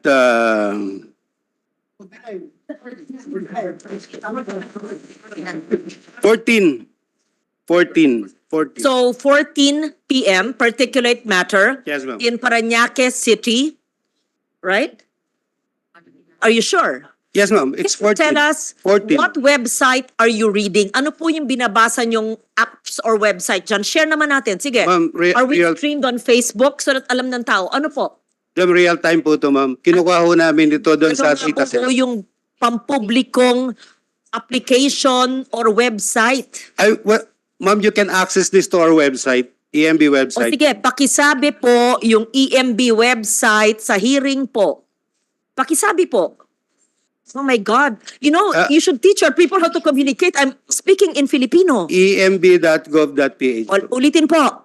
emb.gov.ph. Yes, ma'am. You can go ang to it. website ng Environment Management Bureau kung saan po ang sambayan ng Pilipino ay maari pong magpunta at makita po ang level ng hangin, no, not air, ng air, Filipino. Hangin, air. Ng kalidad ng air na ating hinihinga at kung makita po nyo 0 to 100 hanggang 50 ay good. Tama ba ho? Yes, Asik ma'am. Gilbert. Nandun po yan, ma'am, actually, if you look at the screen po na nakaproject sa amin sa data center, nandun na rin po yung legend na yon that indicates what are the Okay. ranges for that. Thank you for that. So of the 39 ay sira. Ilang taon nang sira yan? May taon-taon naman kayong budget. Ba't hindi ginagawa? Actually, Kundi gawin, ba't hindi bumili? Hindi ba mahalaga ito? station daw ang Quezon City. Ma'am, just to explain lang po. No ma'am. budgets. We've been presenting our proposal to get a budget for these air quality monitoring stations for the last 5 years. But we're not getting an approval on the proposal that we're Maybe you're not submitting. able to convince the chair. Yes, so Yes, ma'am. find out. Kaya Or ngayon po, BBM. It should be in your NAP. yes, ma'am. Maybe because nobody reads it except the staff in charge. Because it's so important. Like the other day, the other week, when there was a VOG in Taal, Tagaytay, Cavite, Batangas, and there was, kala nila, VOG here, yung pala, smog. Di ba? Akala, pati ako, lumalabas ako sa ko, mausok. Abot na ba ang Taal? Hindi pala VOG, smog pala. Nagkasabay naman siya. Oo. So that's so important. Opo, EMD, kayo po ang EMD ngayon, right? Yes, ma'am. Okay, saan ba to? Thank you, Madam Chair. Thank you, ma'am. Ma'am, yung, What's the budget requested for the 9 stations? Actually, ma'am, the total budget for A report because we will have another meeting. Yes, yes. So make a report on what is that functioning and what is the budget for them to function. On the 118, not just the 30 Metro Manila. Okay, thanks. Madam Chair, thank you, if I Madam may- Chair. Yeah. if Ma'am, if I may go ahead. po on the air quality, no, we are currently reviewing even the establishing of the airshed boundaries. Kasi mahalaga po na kung anong minimeasure yan is within a specific boundary at hindi lang kung saan linalagay yung instruments. We're also looking at new technologies in order for the instruments that could be in fact more efficient because bago na po at hindi gaano ka mahal. And then also we are working on building our scientific and technical capacity and You can submit the budget to us and then maybe Senator Lauren will move that it be included in the budget. yes, if we may, Madam Chair, because we did submit budget for acquisition, but this was not approved. No, you submit another one here. Maybe we can ask Senator Angara to include. Yes. Yes, Madam Chair. And then as also in relation to our air quality, we are working on now the final agreement with NASA for a regional Asia air quality monitoring program. So we're trying to move forward in terms of both scientific and technology po ng air quality. Thank you, Madam Chair. Last na lang. And then, The written report na lang para we can consider that, di ba? Madam Chair, hindi, siguro suggestion lang, Secretary, kasi importante din yung information dissemination. Maybe you can explore tying up with mga networks na ang malalaki yung mga reach. Baka pwedeng eventually magiging katulad na rin siya sa weather na parang every hour may update. Maybe you can explore that, Secretary. They can Yes, Madam Chair. It will be whatever the readings would have come in as processed already. We can actually share. It may not be hourly, but it could be within certain intervals of the day. I receive from Pag-asa very often, every 5-10 minutes on the weather all over the country, weather alerts. If DNR doesn't have that capacity to blast it to the public, you can share the information with Pag-asa? Or you have your own network to do that? Because I Chair, receive we to take up the suggestion po of Honorable Senator Binay, we actually can tie up with mass media outlets, in fact, to share the air quality. And that can be shared via different platforms po, whether it would be social media as well as the news. This will have to be a program po, well designed. Please give us time to actually design this program so it has the best reach in order for those that are impacted. We have to do it now or else we'll do it Yes, next Madam year. Chair. The deadline for us is October 19. Yes, Madam Chair. So, Secretary, you can do a tie-up now with PIA. Yes, Madam Yeah. Chair. Yes, Madam Chair. Thank you, Madam Chair. Thank you. Thank you, ma'am, for that. Yung follow-up sana doon ba, yung kung hanggang monitoring lang tayo, dapat sana meron ding actions to be taken even kahit na reactive na lang, reactive measures na lang nga gagawin natin. Kapag nakita mo na dyan na umabot na, pumalo na tayo sa 100, so very bad na yung quality ng air natin. So kahit na as a reactive measure, maka-advise tayo sa taong bayan na please wear mask kasi masama na talagang ngayon, air quality. So tayo ng mask para hindi tayo magkasakit. So yun lang yung drive ko. So going to my last question, Madam Chair. This is about LUA. Andito yung LUA.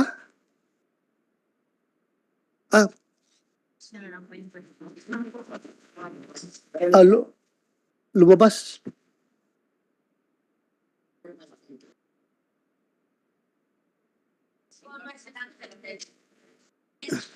Yes, ma'am.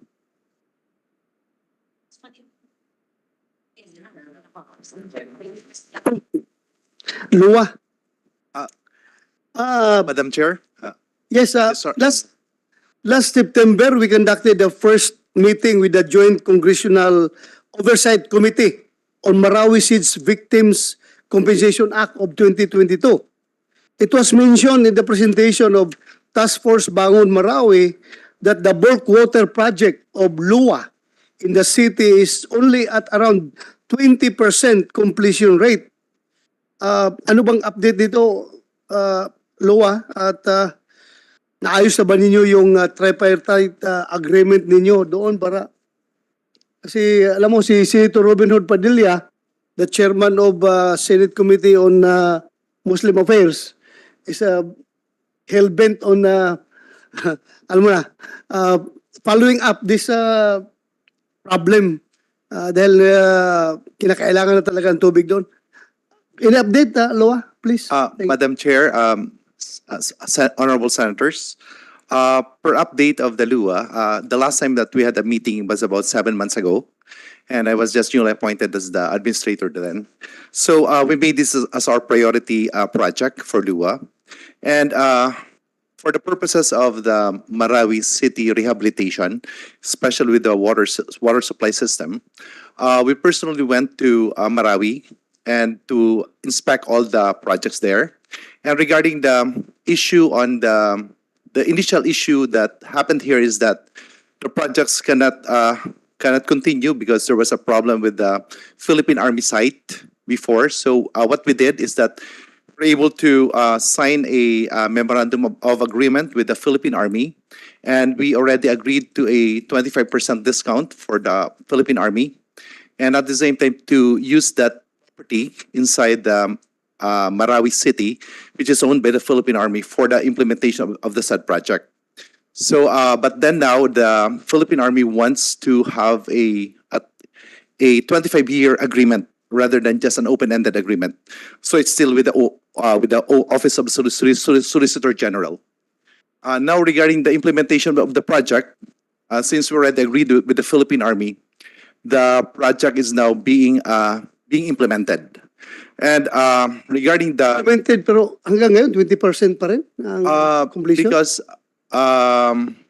right after we had the meeting, Your Honor, about 2 weeks after, the office of the LUA initiated that we'll be giving them the 15% mobilization fund. And even though we already gave the funds to them, there were problems with the right of way of the property, and so therefore we talked with the local government unit of the Marawi City, and that is the situation now. But then, as of the present situation, we are fast-tracking the implementation of the said project. The target implementation should have been December this year, but then the contractor is asking for 3 more months of extension because we already talked with the LGU of the Marawi City, and they are also helping out in the implementation, especially with the right-of-way situation in this project. But then the other projects also, Your Honor, is that it's about 88% completed, and there are 2 that are 99% completed already, Your Honor. Thank you, sir. Sana bigyan nyo ng priority talaga ito dahil alam mo, it compounded the problem, lalong-lalo na sa extremism. Pag ginagamit na issue kasi yan ng mga extremist na advocates doon na tingnan nyo, nakailang hearing na kayo dyan. Sana yung tubig ninyo, wala pa rin. So, yun, yung alam mo tao, magre-rebuild yung mga tao dahil kulang ng pagtingin, kulang na pag-alaga ng gobyerno. And alam mo, tayo pa rin ang mabiblame talaga niyan kasi ilang years na. Tapos nakailang hearing na tayo, wala pa rin tubig sila doon. Please lang, ako nakikiusap sa inyo, Administrator, Attorney. Yes, Your Honor. We are giving the topmost priority. The agency is giving topmost priority for these projects to be completed, Your Honor. We can afford to have another Marawi Siege Part 2 using the water supply of Marawi as the main reason. Wag sana magkaganon. Tingnan lang natin, Administrator. Nakiusap Yes, Your ako. Honor. Pati si Senator Ruben Padilla, kaya yung dumating dito talagang gusto niya i-push talaga. Tutukan natin. Yes. Salamat, sir. Salamat. Thank you. Salamat, Madam Chair. And with that, I would like to, ako lang, may question pa si Ma'am Loren, pero I would like to hold in abeyance my motion for the approval of the budget of DENR. Inunahan na kita, Madam Chair. I-recognize Thank you, Madam Senator Chair. Lauren Legarde. When we ask questions, it does not mean that we are blocking the budget. In fact, we ask questions so that we can be enlightened to improve the budget and to improve the effective implementation of laws. Thank you, Madam Chair. So, first, mangroves. Are mangroves still part of the NGP, mangroves planting? And my question is, I'll go straight to the point. Does the DNR provide training to staff? Because you don't implement the mangrove planting. It's outsourced, right? To suppliers, to staff, to the local communities on the science of planting mangroves, specifically emphasizing the proper zonation and site species matching to avoid malpractice and ensure the suitability of species for different sites. And I will refer to the Yolanda stricken areas way back in 2015 when there was rehabilitation that resulted in the wastage of funds because wrong mangrove species were planted. And there have been sightings also in my home province of Antique of dugong. You know, these are endangered sea mammals. They feed on seagrass. So ignoring the suitability of species matching and replanting in areas which are not appropriate, like seagrass, anong mga bagay ya seagrass, anong klaseng mangrove, o may mangrove na, patong-patong na ang mangrove. So how do we implement the science and ensure that the communities do it? It's good that we have this if it's part of the NGP, but how do we teach everyone the correct implementation so malpractice is not done so that there's no wastage of funds? Yes, Secretary. Thank you very much, Madam Chair, Your Honor. Yes, mangroves are included in the NGP. Very recently, because of numerous observations and feedbacks from communities as well as various individuals, we held a training with Dr. Jerjan Primavera, who is the foremost expert on mangroves and suitabilities of species and the proper way of actually planting and maintaining the sites. And that training result was also the basis of our new guidelines on the planting of mangroves. And we have prepared actually already the guidelines for release, as well as a continuing consultation with Dr. Jurgen, given the difficult sites perhaps of those that are brought to our attention in order for us to intervene there in a suitable and appropriate manner. Secondly, we do consult very actively with the UP Marine Science Institute, especially on the priority mangrove sites that should in fact be the sites for either replanting or new plantings. And those also will depend on the vulnerability and exposure of the sites to potential storm surge and other types of coastal related hazards. And so with that training, the intention is actually to cascade this down to the regions. The REDs were part of that training. And we hope to continue, in fact, the cascading and the orientation based on what we have received from the expert at this point. That's only one expert, and of course, Dr. Primavera is an expert. How about all the regions? And is the secretary saying that it's only now that the DNR is doing that? Because in previous years, I've always been harping on the correct science of planting mangroves, and we've funded the National Greening Program for more than a decade. And there have been reports of malpractice, maybe not corruption, but just the wrong science of planting mangroves, or planting mangroves when there are seagrass beds and baka hindi bagay nga sa mga marine animals. So, is it only now that it's being done, and how long will it take to cascade it down to the regions? There could be possible wastage of funds again. Thank you, Madam Chair. I have personal knowledge of what has been done under my own term, and so I could speak to that directly because of the numerous observations and our dialogue continuously with the UP Marine Science Institute, UP Visayas, for example. We've also had contact with them. This is part of our ongoing capacity building at the DNR. I cannot speak to the previous history of this practice. Perhaps some of the other USECs might have knowledge. But in our case, the contact with academia and practitioners, as well as the experts that we already know, would be the priority in terms of my term. However, cascading this will actually need institutional intervention and social preparation rather than just the science or the action of planting a suitable species where it's supposed to be. And so the ideal situation would be to have multi-stakeholder cooperation in terms of the identifying of the proper sites, given the experiences of the local community and the organization that is available, as well as the technical capacity and scientific knowledge available locally in order for this to be sustained.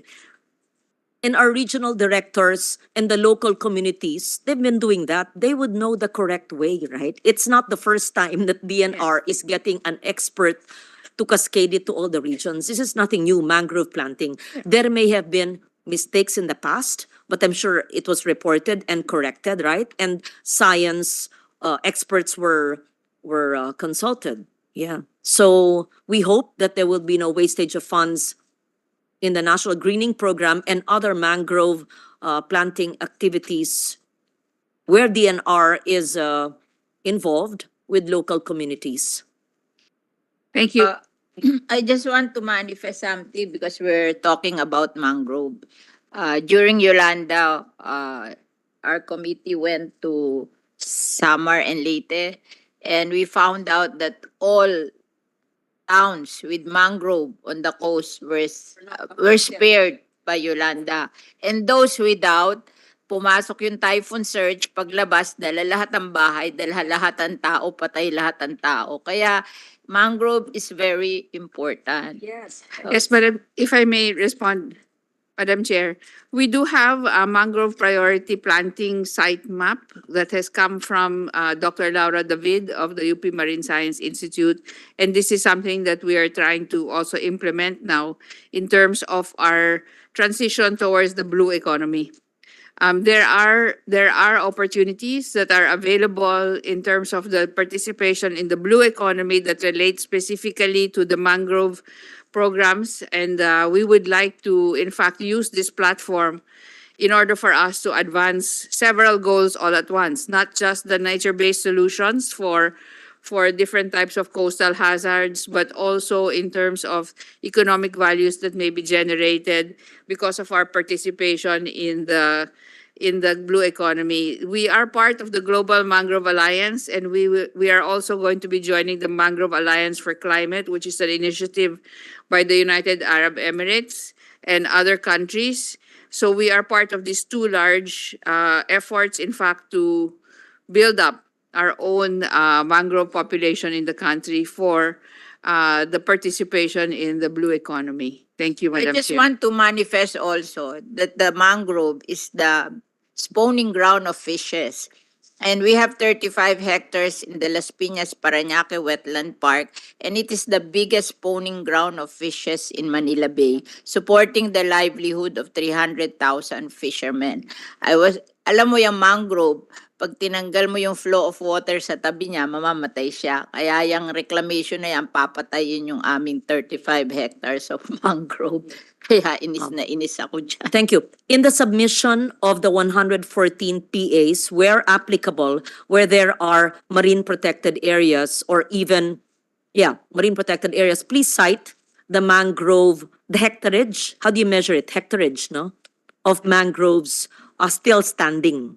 And where there could be informal settlers, or are the mangrove sites also they're protected by law, but are there tenurial agreements which would cover mangrove areas?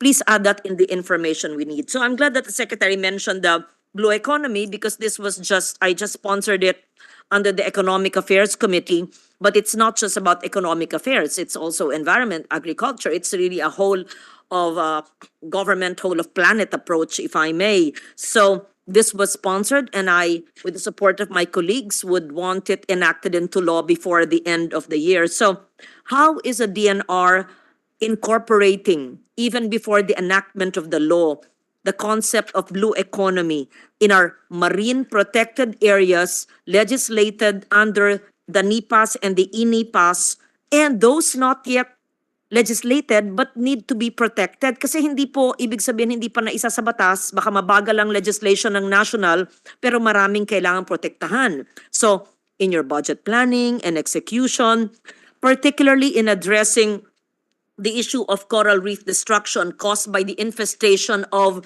the crown of thorns. Meron kaming problema na crown of thorns sa Kaluya, sa Antique, and I'm sure many more around the country. So, how are we already mainstreaming, incorporating it in your planning for your budget of next year, the blue economy approach to our natural resources? And second, sama ko na rin dyan, how do you address the single-use plastic and other marine pollution?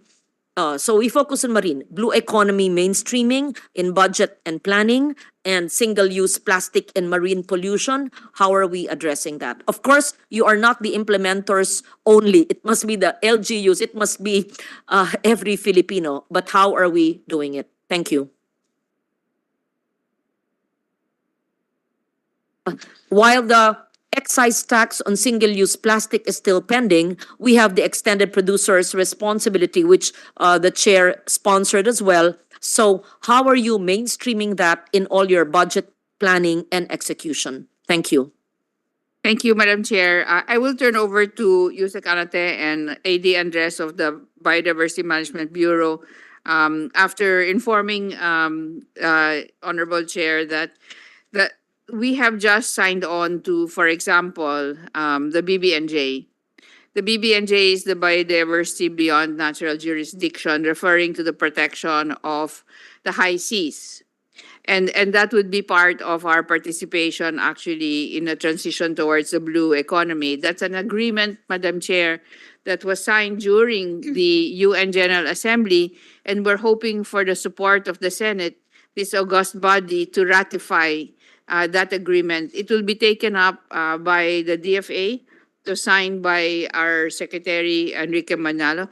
It's called the BBNJ, Beyond Biodiversity High Seas, Beyond Natural Jurisdiction. National jurisdiction. There's nothing to act on because Yes, it's Madam not in Chair. the jurisdiction of the Senate. Although I'm not the chair of the Foreign Relations Committee, it must be transmitted to the Senate first. Yeah. Yes, but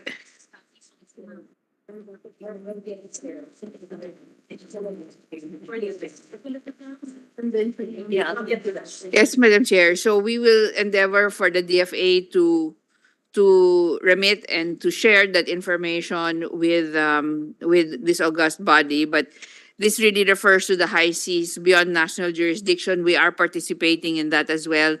we also would like to share that we are part of the High Ambition Coalition and the 30 by 30 commitments, and that has been integrated into our PBSAP. I was about to ask that because Yes. that was before your term, right? Yes, Madam And I, Chair. sorry, what year was that? When Senator Feingold, during COVID, Yes. when Senator Feingold reached out to me, and I was a congressman then, so I tried to reach out to the different agencies of government, namely the Department of Foreign Affairs and the DNR. I did not find support at the time. Let me just say that. Yes. When I espoused for the inclusion of the High Ambition Coalition in the mainstreaming of our budgets or just exceeding it because it's an ambition eh. Hindi naman tayo nakatakdang nakapirma tapos pe-penalize tayo eh. But at that time, well, it was COVID. And perhaps the secretary then did not completely grasp it or for whatever reason. And thank you that when you assumed, I told you about my efforts when I was Congresswoman, and it was during COVID in a previous administration, and I found the support. And finally, the DFA endorsed it because it has to be the Department of Foreign Affairs, I think under Secretary Locsin at the time. Was it Teddy Boyner? He understood it and he supported it. Yes, yeah. So we are part of the HSC, High Ambition Coalition, and I hope that it's not just ink on paper. We're actually operationalizing the protection of 30% of our oceans, 30% of our forests. Yeah, right? Thank you. Yes, Madam Chair. Just to confirm, we are in fact a member of the High Basin Coalition, and the 30 by 30 has actually had a large gathering fairly recently. I think, I'm not sure whether Attorney Ipat would have been there or attended, but this was a large gathering on really mainstreaming the 30 by 30 into different agenda, including government, including NGOs, including various stakeholders. I think, Madam Chair, you were supposed to deliver a message there. Yes, Madam Chair. So, Importante nga yan. From global, we go local. Yes, Madam Talagang grassroots level. yes, Madam Yes. Chair. And so, in terms of our blue economy, I would like to turn over to Yusek Anate on the description of our involvement in a project called BioFin, which involves the evaluation of our biodiversity resources, which include the mangrove areas, and then to ASEC and to AD Andres of the Biodiversity Management Bureau to update you on our PBSAP, which is our new Philippine Biodiversity Strategy Action Plan, which incorporates already 30 by 30. Yusek Ana. Yeah. Thank you, Madam Chair.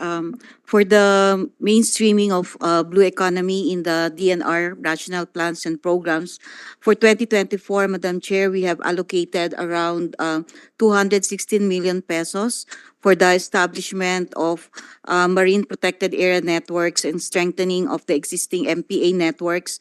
We're also continuing the development of biodiversity-friendly enterprises, and to ensure that we properly value our coastal and marine resources, we are pursuing the natural capital accounting together with NEDA and the Philippine Statistics Authority, and with the Senator Legarda's pending bill on PENCAS. We have been pushing for that. Under the BioFin project, we are undertaking certain methodologies to establish the valuation for not only the biodiversity service ecosystem, but also the ecosystem services that these ecosystems provide. And if I may add, Madam Chair, with the formulation and adoption of the National Program of Action on Marine Litter and the formulation of the roadmap on single-use plastic, we are also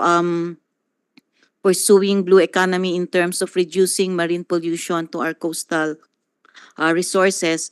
We are also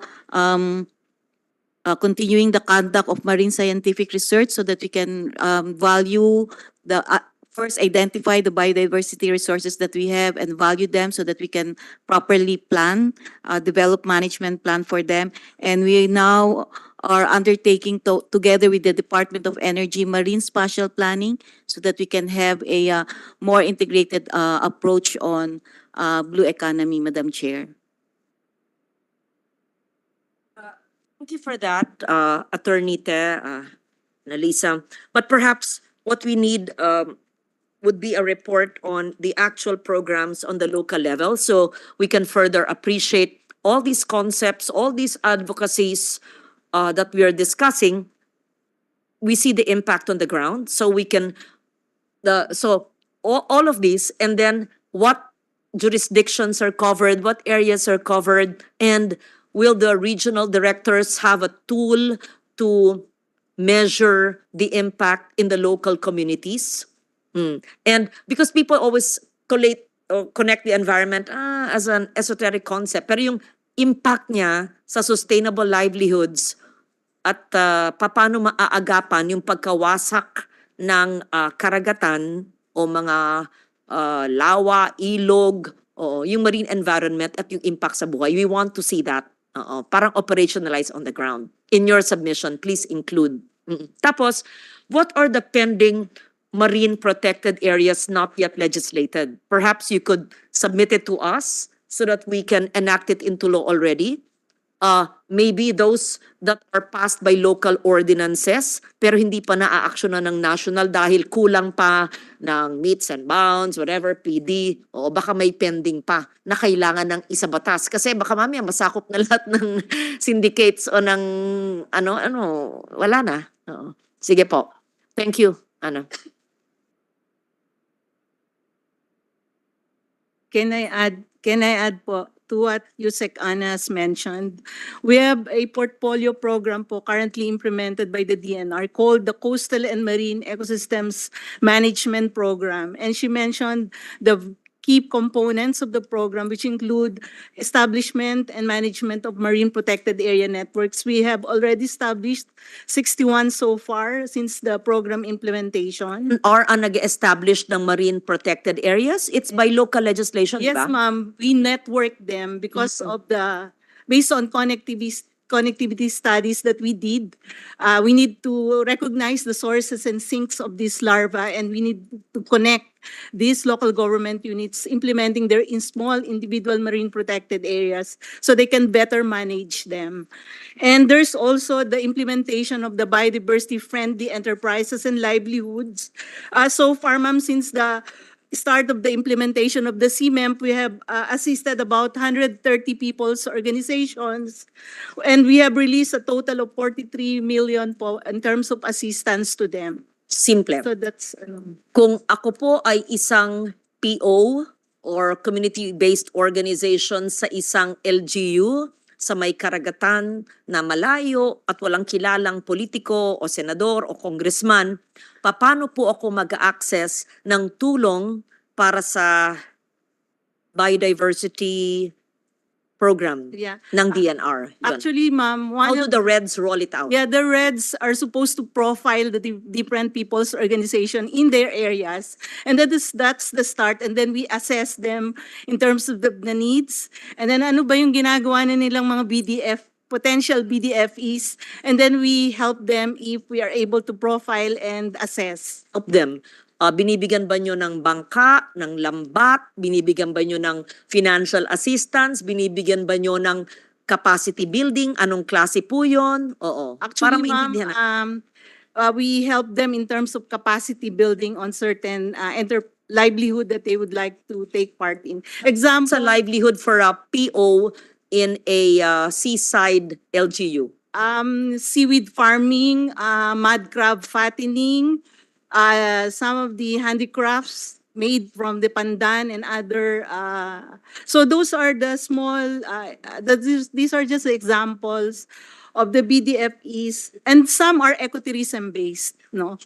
Kamukha yung problema nga ng crown of thorns, di ba? Yes, Sa amin, sa Kaluya, sa Kulasi, talagang namamatay ang coral reefs. Yes. So dapat sugpuin yung source. Bakit nagkaka-crown of thorns? And crown of thorns is brought about by marine litter, pollution, right? Marumi. Hindi naman kasalanan ng mga tao nandun by the area. Maybe pagdaloy ng mga bangka or ships, maybe they dispense with their dirt in the open sea. So, I would like to request, and I'm not being parochial here, so that you have a proof of concept of a community that's being helped. Yeah. The crown of thorns, which is a perennial problem in North Antique, sa Kaluya, in between Antique and Mindoro, and Kulasi, and other areas of the country. I'm not certain if it's crown of thorns ang problema, pero yung Mindoro LGUs, di ba, na naapektuhan ng oil spill can also benefit from your biodiversity projects. Tama?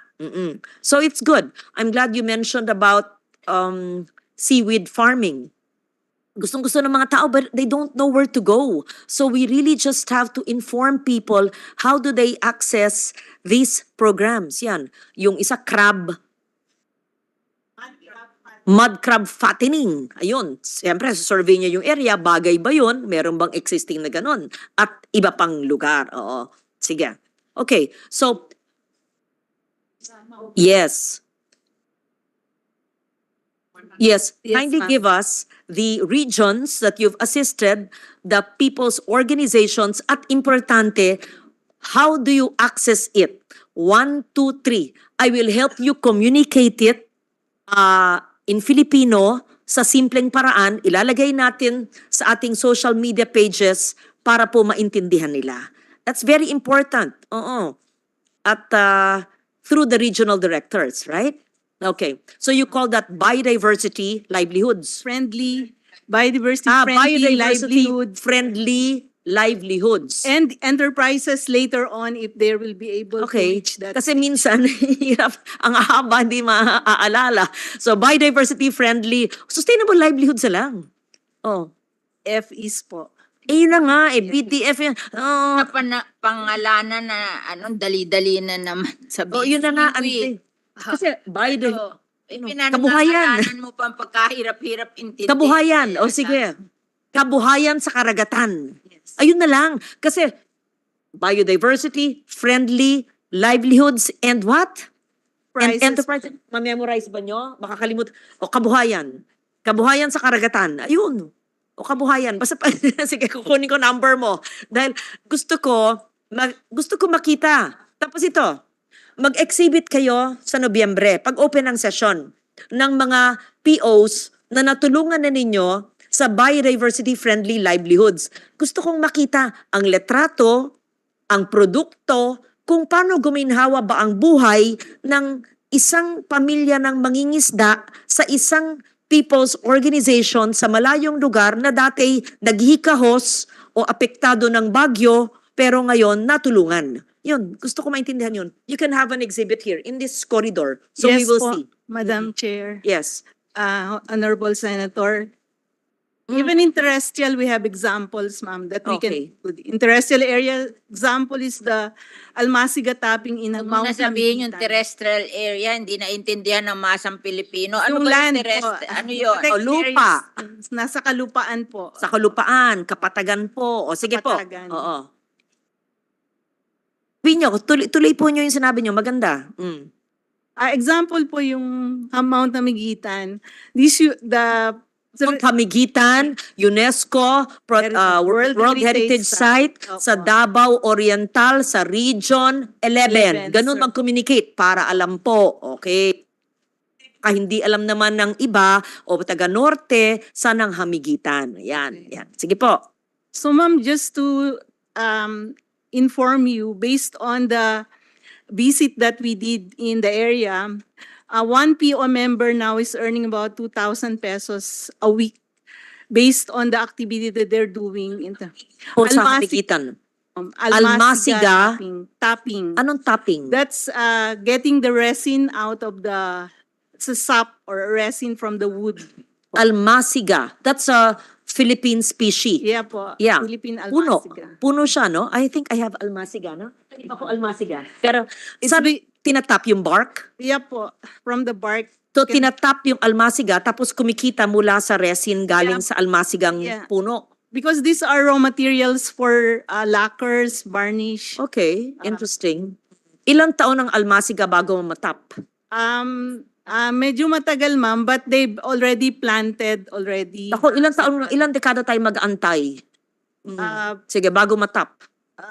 Bago matap, siguro mga 20 years or 30 years. 20 years. But there are existing Almasiga trees in the area. Existing yun sa Hamigitan. At hindi to invasive, hindi to makakapatay parang rubber tree, no? Ang rubber tree para siyang ATM, no? Harvest ka lang na harvest dun sa rubber. Ito rin parang almasiga. Opo. Sige, I'm learning from you. Okay. And just to inform also the body, SP. we are already conducting the updating of the Philippine Biodiversity Strategy and Action Plan. We're on the second leg already. We've done the Visayas consultation. We're now in northeastern Mindanao, and we're talking to the stakeholders on the needs and priorities in terms of conservation in these areas. Oh, we'd like to be involved in the biodiversity mapping. I would like to see what you have thus far and the consultations. Get us involved. Maybe not physically I'm there, but just so that we're updated and one of my staff or consultants can join or just have a thread so that we, you know, all the research and the consultations, it would benefit us in terms of funding you better, di ba? Increasing your budget. Kamukha itong biodiversity livelihood. For sure, I will tataas ko yung budget nyo for biodiversity-friendly livelihood. Gusto ko yan. At sisilipin ko kung paano, kaya nagpapa-exhibit ako, dadagdagan. I'm sure si Senate President interesado din dyan. So, sa lupa man, sa karagatan man, sa bundok man, ayon sa biodiversity, ano man biodiversity sa Pilipino? Saring buhay. Samut-saring buhay. buhay. Ayan, samut-saring buhay, kabuhayan. Ayon. I have more questions, but I will yield to the chair and the Senate President because I have the National Arts and Crafts Fairs in Mega Mall. I have to be there by 3 o'clock. And these are biodiversity-friendly livelihoods of our indigenous people. Siguro next year, ang DNR pwedeng sumama kasama lahat ng produkto ni biodiversity-friendly livelihood mo, ng mga PO po ng BNB. So, Madam Chair, I have more questions, not to make it difficult for DNR because You can write your questions and they will answer na lang in writing. you have another hearing yet, right? Yes. Okay, I will join the next hearing. And Madam Chair, just to remind, we will wait for the submission of the 114 to the chair, to the members, and the Office of the Senate President, where we will look at all the protected areas and those where there are syndicates and syndicates and or tenurial agreements which are legal but were entered into. Anyway, so I thank the DNR family. Anyway, sanay na sila sa maraming tanong, but this is just the tip of the iceberg, but I will ask my questions in the next hearing, awaiting the submission. So thank you very much. Yeah, okay. Thank you very much, Senator Lauren. Now we acknowledge Senator Miggs, Senate President Miggs, to ask his questions. Thank you. Ma'am, I won't be asking any questions. I'd just like to say a pleasant good morning or good afternoon to Secretary Loizaga, to the men and women of the DNR that are moving heaven and earth to trying to protect our environment in our country. I just would like to manifest before the Senate President Pro Temp leaves, Ma'am Lauren, we had made a commitment, Madam Chair, to the Secretary on the construction of the marine research stations.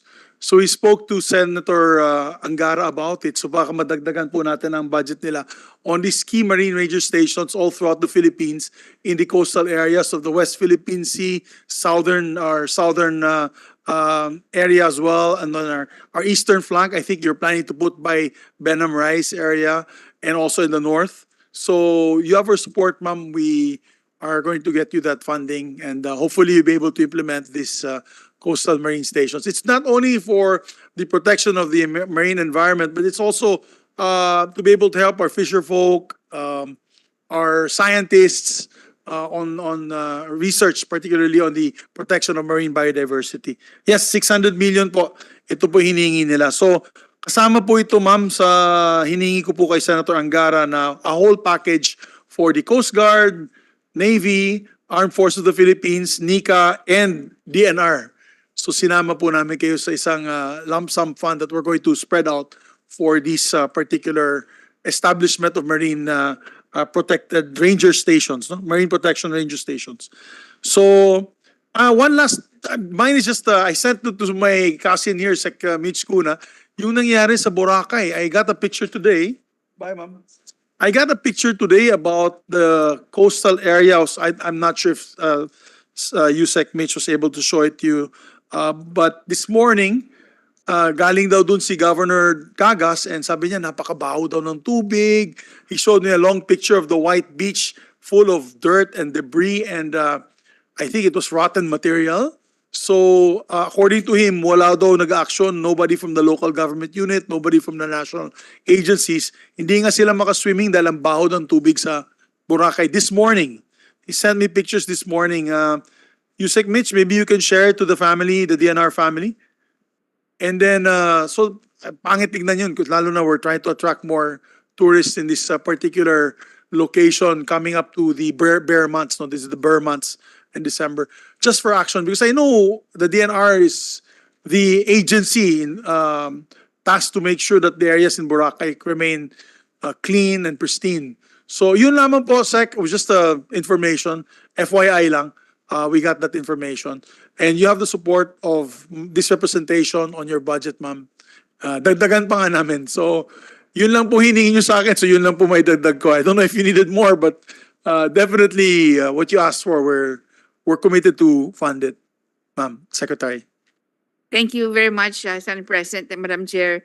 We really deeply appreciate this. Along with our work with downstream, with the people's organizations, we do need to augment our scientific and technical knowledge of these areas. And this will be really very much appreciated by both the DNR team and our partners on the ground, Mr. Senate President. So with deep appreciation for that. And on the Boracay issue, we'll be talking with Yusek Mitch. He already has sent the field teams there in order to investigate what exactly has happened. And we will report to you immediately, Mr. Senate President. Thank you, Your Honor. On a final note, ma'am, I know we discussed this before about the issue on reclamation.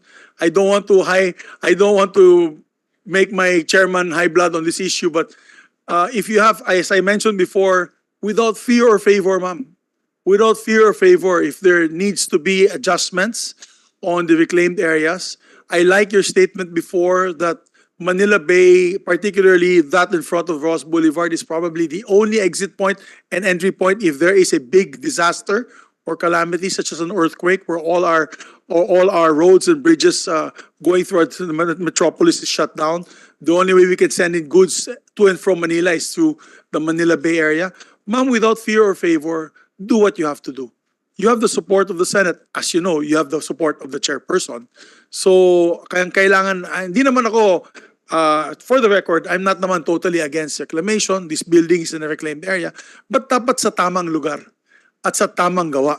Para hindi po apektado ang ating fisher folk, hindi rin po apektado ang ating evacuation programs, and we can protect heritage sites like the Ross Boulevard area.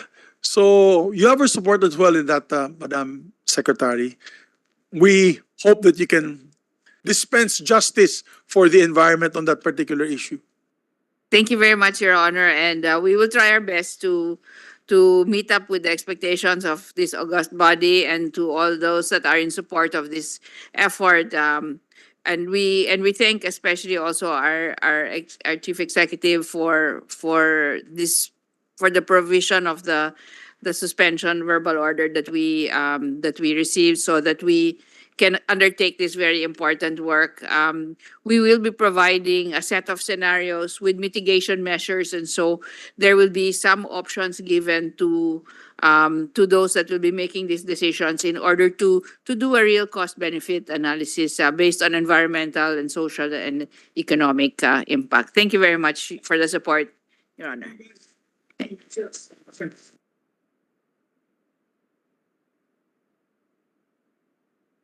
I have 3 questions lang before we suspend the hearing. Okay. You have a list in your budget about urban biodiversity area. Can you enumerate yung urban biodiversity area? I'm interested kung sino-sino tong urban biodiversity area. Thank you, Madam Chair. I will request A.D. Andres of Biodiversity Management Bureau to enumerate these. Thank you po. These include, ma'am, the 5 largest cities, Manila, Quezon City, Caloocan, Cebu City, and Davao. Manila, Quezon City, Caloocan, Cebu, and Davao City, ma'am. Cebu. And Davao City. Why did you choose them? These are the areas, as mentioned, the 5 largest cities. And these are areas also where the LGUs are committed to support the remaining biodiversity in their areas. Right now, they are all in the process of developing their urban biodiversity management plan. They're done with the assessment of what's remaining in terms of green spaces in their areas. And they're also the first one to be adopting the City Biodiversity Index, more popularly known as Singapore Index. And these are actually self-assessment tool where they can use 35 indicators to make to ascertain whether they are really protecting or conserving the remaining biodiversity in these areas. Can you make a briefer to me? Yes, ma'am. This Opo. and identify that what you said, 30, ano? 35 indicators Oh, po. I want to know that. Yes, ma'am, we will do that. You just give me a briefer. Yes po. 35 indicators. And then another question is the budget of the protected area. Kasi I didn't see in your budget any budget for the protected area. So maybe last year when I did your budget, because the question is always where is this greening program? The impression of the Senate is that the greening program is just in the minds. There's no really greening program. Before, 4 billion yan eh. And then, tinanong ko sila, kasi ang duda ng Senado, wala naman talagang greening. Kaya tinanong ko, ayaw nilang alsin yung sa IPs. Meron daw silang greening, 4 billion ang budget, ang greening sa IPs is 1 billion. So niretain namin yung 1 billion, then we distributed the budget to the legislated protected area. Kasi yon pag tinanong ako ng mga senador saan, then I can enumerate the legislated protected area. Kasi noon, parang vague kung saan magi-greening program. So I would suggest that you distribute it na lang to the legislated protected area, whatever budget that you can spare. And then I want to see your budget for the legislated protected area. Because I am a member of the PAMBI on legislated protected area. Kawawa naman, walang pera eh. So how can you protect a legislated protected area when there's no budget? You always forget the budget. And the legislated protected area now is 4.5 million hectares. 114 of them. So the land area of the Philippines is 30 million hectares. So yung legislated protected area as of today is 15% of the Philippines. Of course, another occupied by farmers would be around 12 million, 10 million. Parang sa farmers 10 million, tayo yung legislated. So between us and the and agriculture, we're controlling majority of the land in the Philippines. So we should have a plan on what to do with this legislated protected area. Nagulat nga ako na binibigyan nyo ng usufruct. Ano yan? You call it usufruct agreement? Na yung mga legislated protected area. Kasi kung mahal mo yung environment, hindi mo hihingin yung legislated protected area for yourself. You should be helping to preserve it. Diba? Oh, walang dapat hihingi. Pag hinihingi sa inyo yan, that means pagkakakitaan yan and bababuyin yan. So, I hope in the future there will be no usufruct agreement with anybody with regards to the legislated protected area kasi pagod na pagod kami bago namin naipasa yan eh. I don't pass it unless there is a local legislation from the House of Representatives. And bihira naman yung mga congressman na mahilig sa legislated protected area. So yung 114 na yon na nagpasa sa ano, we should admire them. Kasi bakit mo pipiliin na legislated unless mahal mo yung bayan mo, di ba? Oo, kasi pakikinabangan nila yan eh. Like for example, when we did Iloilo, I remember the island is being developed by Ayala Land.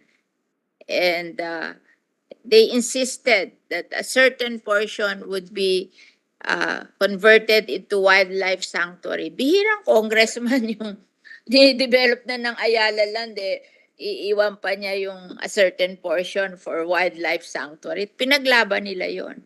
Kaya you should admire them, those who move for the ano. Tinan mo yung sinasabi nga, napakaganda niyang Verde Island Passage. Walang nagfa-file.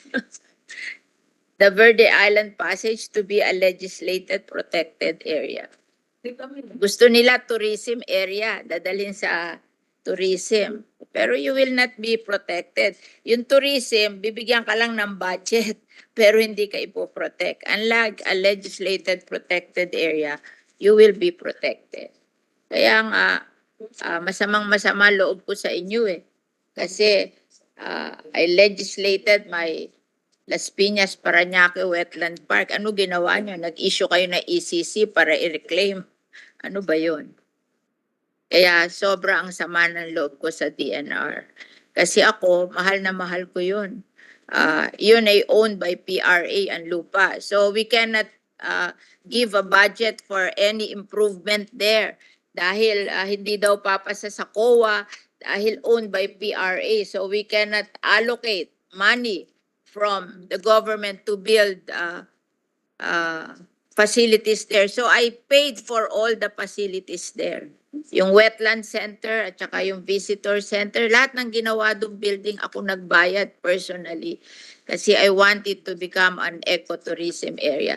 Tapos after all of that, i-issuehan nyo na ECC for reclamation. I cannot really understand that.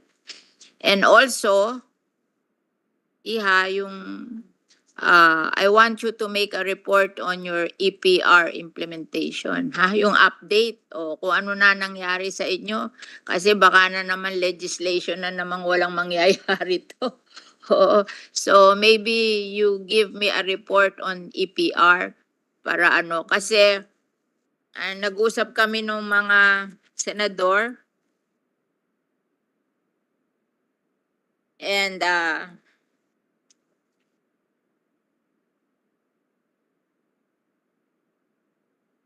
ang decision namin, because there are many of reports that we require you to do, so we cannot approve the budget today. We have to suspend this budget deliberation and then do another hearing wherein you will submit all the things or before the hearing, you submit all the requirements so that this hearing will become meaningful. So we extend our gratitude to the senators, to the DNR official and other guests who participate in today's budget hearing. Although today's discussion provided valuable insight, we believe that additional time is needed to address the remaining questions. Therefore, we have scheduled the next hearing on October 18, Wednesday, 9 a.m. With that, this hearing is suspended. Have a nice day and stay safe, everyone. Thank you, Madam Chair. Thank you.